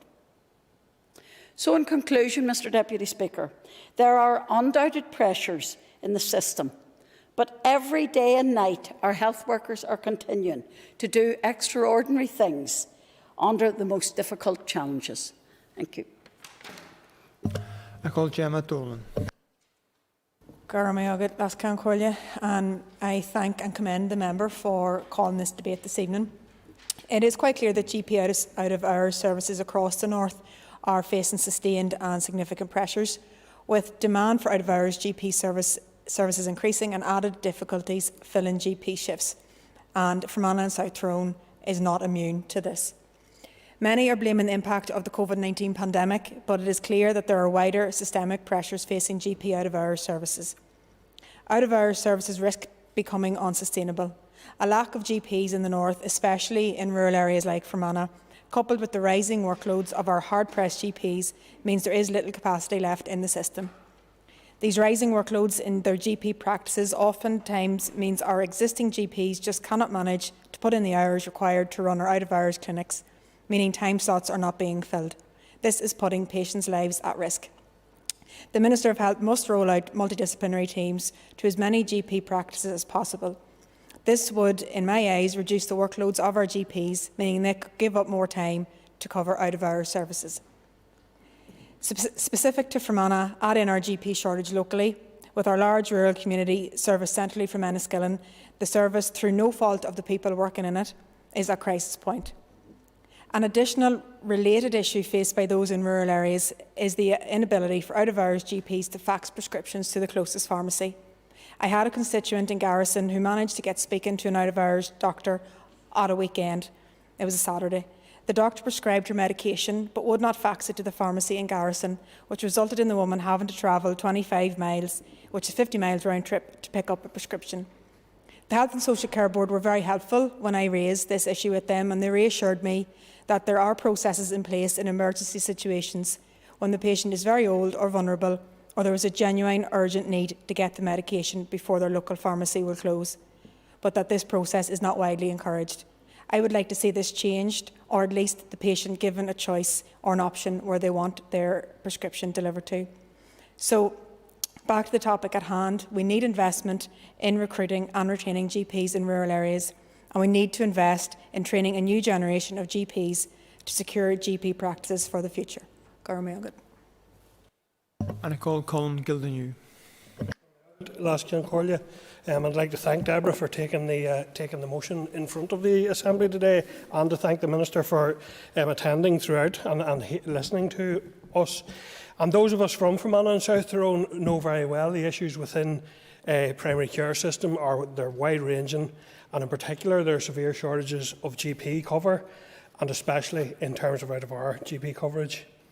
The out-of-hours system as it currently stands is not fit for purpose on many occasions, and it is in need of attention. From June to August last year, I and the Sinn Féin Health team undertook an extensive GP survey in which we sought views on the issues in GP provision across the north from patients. We asked people what their experiences were and if the anecdotal issues we had been hearing were manifesting in larger swathes across each trust area. The survey received almost 600 responses, showing the depth of feeling within communities and laying bare the need for decisive action to ensure service delivery and patient confidence are improved. So some of the difficulties that were outlined in that survey were in terms of accessing GPs have clearly existed before COVID-19. The pandemic, however, has put additional pressure on GP services and health services generally, negatively impacting then on our communities. Shortages in the GP workforce and practice closures have caused ongoing problems for accessing GP services, and that has been a particular issue across parts of Fermanagh and across parts of South Tyrone and Dungannon in particular. Vacancies left by retiring doctors are often not being filled in sufficient numbers due to difficulties in attracting GPs to rural areas and to take on the role of running GP practices, which we all must acknowledge is a huge commitment both to a community and personally from a general practitioner. And I think there is some scope in looking at how we employ people in that sense, because people now, young GPs coming out of training, often don't want the running of a business essentially, but they just want to provide care. And I think there's something that we can look at there. GP shortages are also making it difficult for people to access services in towns and cities, and that must be recognised as well, where health needs are often greatest, such as mental health, cancer, addiction services and so on. The pandemic has exacerbated these problems, with patients often unable to contact GPs directly or by phone, and the frustration that can lead to. The cancellation of out-of-hours GP services in some trust areas and growing crises in A&E departments across the north is undoubtedly in turn putting increased pressure then on GPs in the community. And we've seen this in particular, as I say, across parts of Fermanagh South Tyrone. Many of the members who have spoken today have already mentioned the MDTs, and I want to as well, because it is a very clear outcome from the survey is the need for that continued rollout of the multidisciplinary teams into GP practices. It undoubtedly could and has been a game changer where it's been effective, although it also undoubtedly presents challenges along the lines of the workforce and recruitment and the issue of robbing Peter to pay Paul, and that underpinning shortage of workforce impacts on that as well. Many patients reported having to go to A&E when they could not get an appointment with their GP, and we can see the pressures then in the A&E departments. If MDTs were fully operational, then the strain put on the A&E departments would surely, or you would imagine, would surely lessen when patients' needs could be addressed within their GP practice. And I would like to ask the Minister if he is able today to indicate if there's any further clarity on when the roadmap that has been mentioned a couple of times there will be available, and indeed whether there will be capacity within that to prioritise areas with a very poor current provision in terms of the rollout of the MDT to address the provision. Another key issue in provision was time constraints due to responsibility for vaccine delivery, and there has been an immense effort across the entire system, but particularly from GPs, to assist with that vaccine rollout, which has been so essential. It has been clear at times that GPs are under significant pressure, and maybe not enough hours in the day at times, to do the vaccinations and also the core work which they're doing with fewer and fewer staff members at times, and more complexity of cases and more numbers of cases. So over recent months alone, GPs have administered over 500,000 booster jabs to our population, ensuring that their patients had the best possible protection against COVID-19. So in terms of workforce, like many roles within the healthcare system, planning or lack of planning has become one of the biggest issues that GPs face. The mantra goes, and it's very true, no staff, no services. With the GP workforce growing older, it's clear to see that steps need to be taken to increase the number of GP training places, and greater efforts must be made to attract GPs back into the system to ensure safe delivery. While it's encouraging that Magee Medical School is open for its first cohort of students, we need to ensure that funding is in place on an ongoing basis to get the most out of that resource. In terms of summing up then, I would like to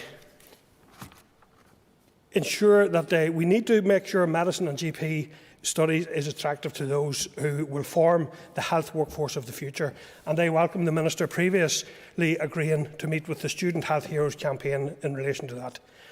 We need to be mindful, with an ageing population, we need ever and ever greater numbers of GPs, and there is a huge urgency now in doing that planning and recruitment to support the service. And I now invite Colin Mcgrath to contribute to this debate on GP at AR services in Fermanagh and South Tyrone. Thank you very much, Mr Deputy Speaker, and I welcome the opportunity to speak on this very important matter. And while it may seem strange for a County Down lad to be standing up and contributing, I'm certainly happy to offer my thoughts on behalf of the SDLP. And I thank the member for bringing this issue, which at the same time as being very important and relevant to Fermanagh South Tyrone, I think many of the issues could be extrapolated and applied to any area across, and particularly to any rural area across the north. And I would like to begin by also clarifying and saying very clearly that there's nothing that I mention here that is any slight on GPs. I think the work that they do is tremendous. They do it in a very stressed and pressured environment. I know certainly the GPs in my area of Downpatrick, because I frequently run around the area where I can see their clinic, and I can see that they work quite late into the evening and know that they offer a great service. But the problem simply is we do not have enough GPs. There just aren't enough of them. And then if we take a look at the out-of-hours service, you have to say, what's the attractiveness of working all night and at the weekends? They are the antisocial hours, and if you've got a plentiful supply of work available during the daytime, and albeit that you'll work a little bit extra into the evening, I'm sure in terms of work-life balance that is more preferable than doing 3 or 4 or 5 a.m. shifts and doing at the weekend. So I can see how this does cause a problem, and then it does cause an over-reliance on locums to try and cover that service. And I'm sure we have all had conversations with the directors within our trusts that will tell you it can be difficult at times and right up to the wire at times to try and get locums, and that may not always be successful. Also, Fermanagh is a large county, and the constituency includes parts of South Tyrone, so the area that has to be covered by that out-of-hours service is vast compared to some of the urban centres. And with difficulty accessing GPs during the daytime, our emergency departments, they're packed out. Ambulance cover can be sketchy in the rural areas. It's easy to see that there can be an over-reliance in using the out-of-hours service that is there. But the service is important. It's a critical and integral part of the health and social service provision in Fermanagh and South Tyrone, and it has to be adequately resourced like any other part of the health service. It's not acceptable for those who desperately need the service to have to wait hours and hours on a return phone call to be able to speak to somebody, to speak to the doctor, or especially often those that are accessing the service are those that are very, very near the end of their life, and they're looking for pain relief or some sort of palliative care, and it's a very traumatic period of time for people, never mind having to have difficulty accessing some of the services there. But I really do accept that it is a chain reaction as a result of everything that I've mentioned and other members have mentioned as well. Locally, I know that there has been difficulty in securing and delivering the Lisnaskis Medical Centre, and that can also cause a knock-on effect in the delivery of services in the area. And as many members have mentioned, and I think that probably underscores the real importance of it, is the multidisciplinary partnerships. I think they would be a real benefit in the area. Having that range of medical professionals available to meet patients rather than always having to go through the GP. That would take away that GP gatekeeper role, which would free up time that they're not directing people to other services, but instead they're able to focus on the service that they need to be delivering. And that may free up more spaces during the daytime, which could ease up the pressure at night time as well. Further, in such a large rural area, the impact of closures on GP clinics would obviously have an impact because, again, it's not accessible. And I know that in 2017, Rosslea GP clinic was closed, and that forces people to have to travel, and that may not always be something that is accessible to people, and therefore people may hold on until the evening time hoping that everything's all right, and then when it gets to the evening time they realise that it isn't and they have to access the service, and it's the out-of-hours provision that they go to. So I think whenever you put all of those things together, it maybe makes out-of-hours work not the most attractive for GPs. And as I say, if they've got the pick of the crop of the daytime work, that could be causing problems. So all of these issues together, compounded, they create an environment in which the out-of-hours service is not an attractive place necessarily to work. It's not an easily accessible service to avail by patients, and ultimately it's the people of Fermanagh and South Tyrone that are impacted.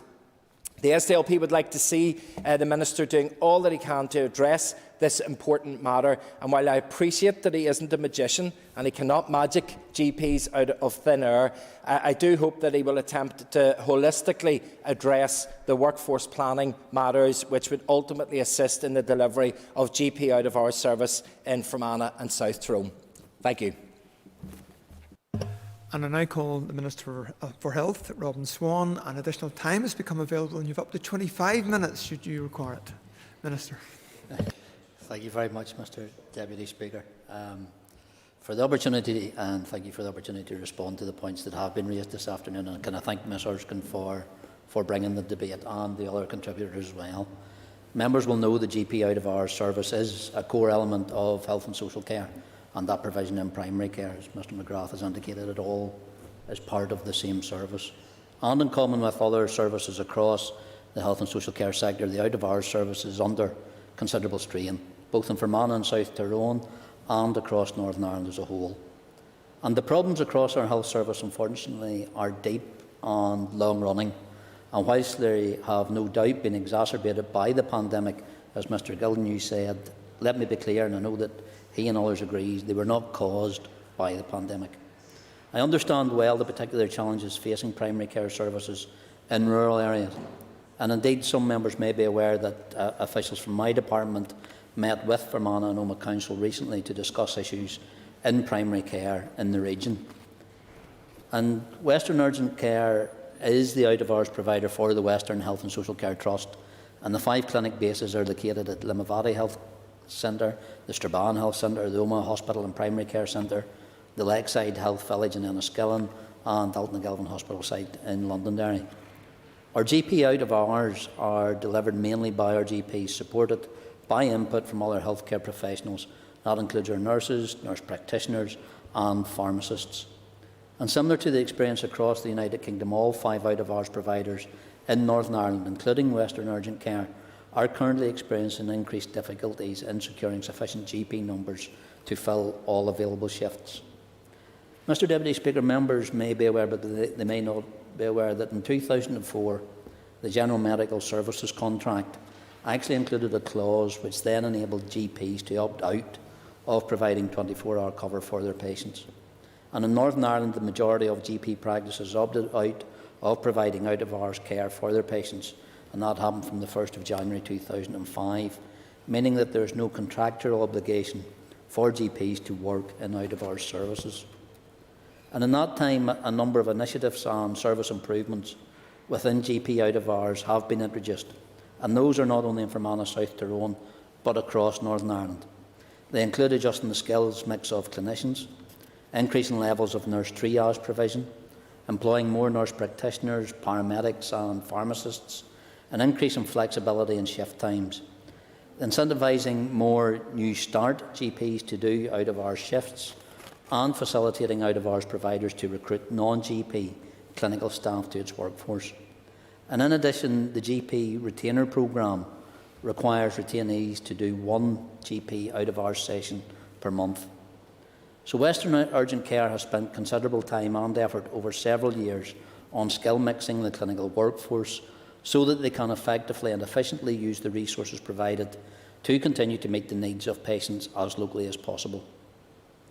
But despite the challenges, I do believe that Western Urgent Care and the staff that work in it, in common with their other out-of-hours providers, work hard. And they work hard to ensure that clinical cover is available at all times across the out-of-hours period. And that means proactively engaging with GPs to seek additional cover for shifts, as well as seeking cover from an expanded range of professionals. But due to the COVID-19 pandemic situation, like many other providers, Western Urgent Care has adapted how it operates and has implemented video consultations, and this has enabled patients to be assessed in a suitable manner without the need to travel to a base. All calls to the service are prioritised based upon their clinical urgency, and those patients who are assessed as urgent will be triaged and allocated appointments first.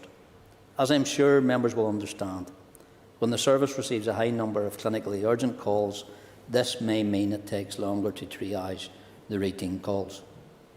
In addition to the finances that were mentioned, and Ms Erskine, thank her for acknowledging the money that we have provided, especially over the winter periods.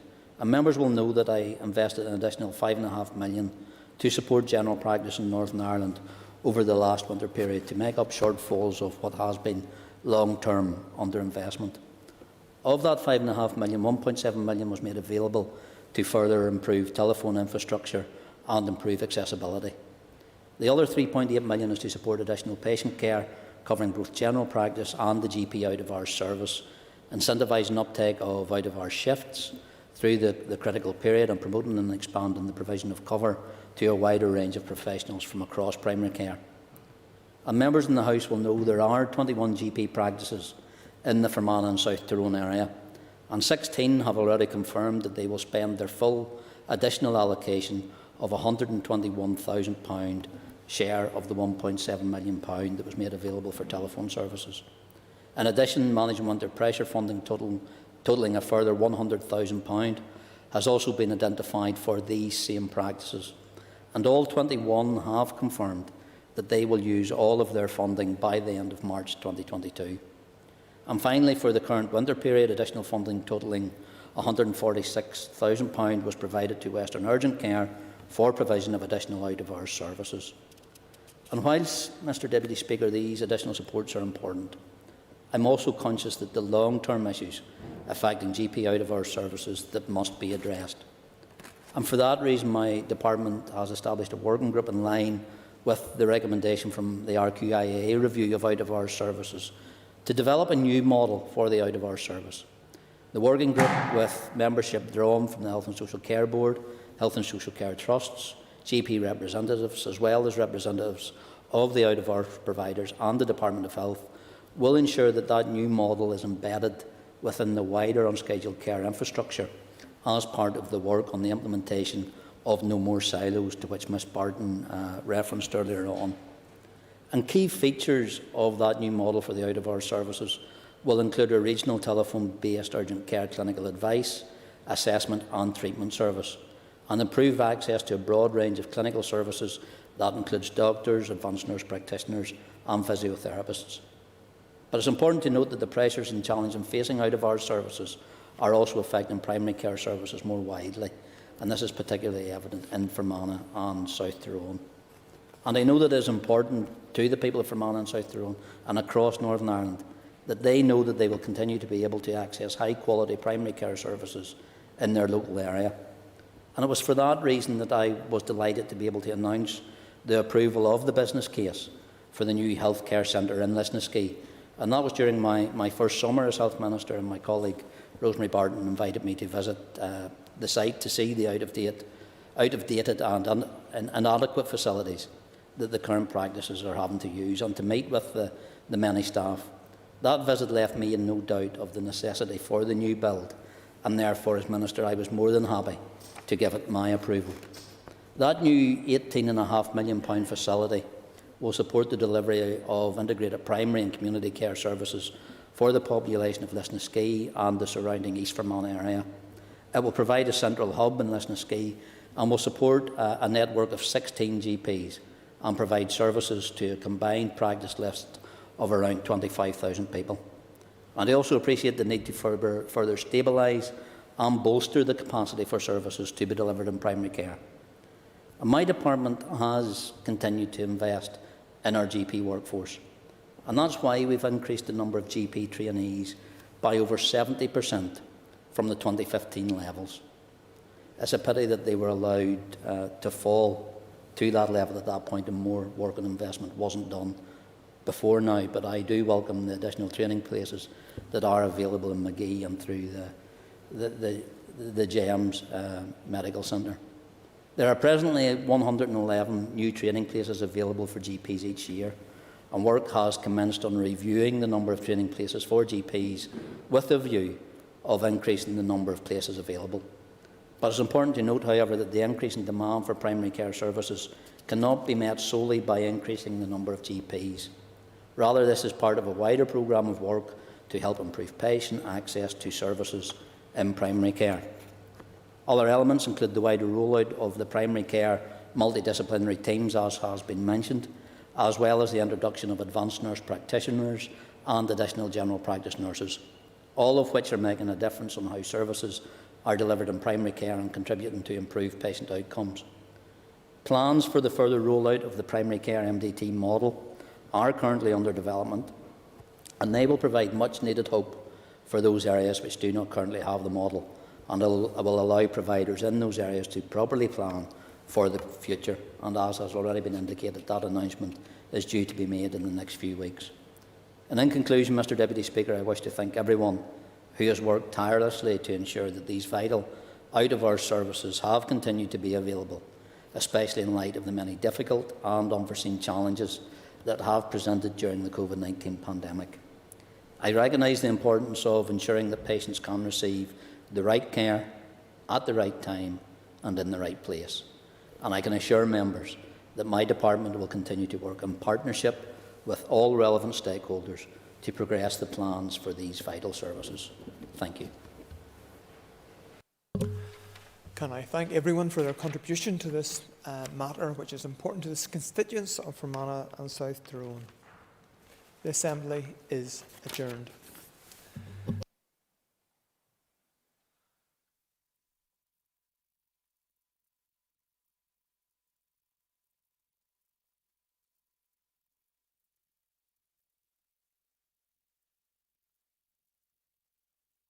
Programme signed. This is the Northern Ireland Assembly Plenary. Programme signed. This is the Northern Ireland Assembly Plenary. Programme signed. This is the Northern Ireland Assembly Plenary.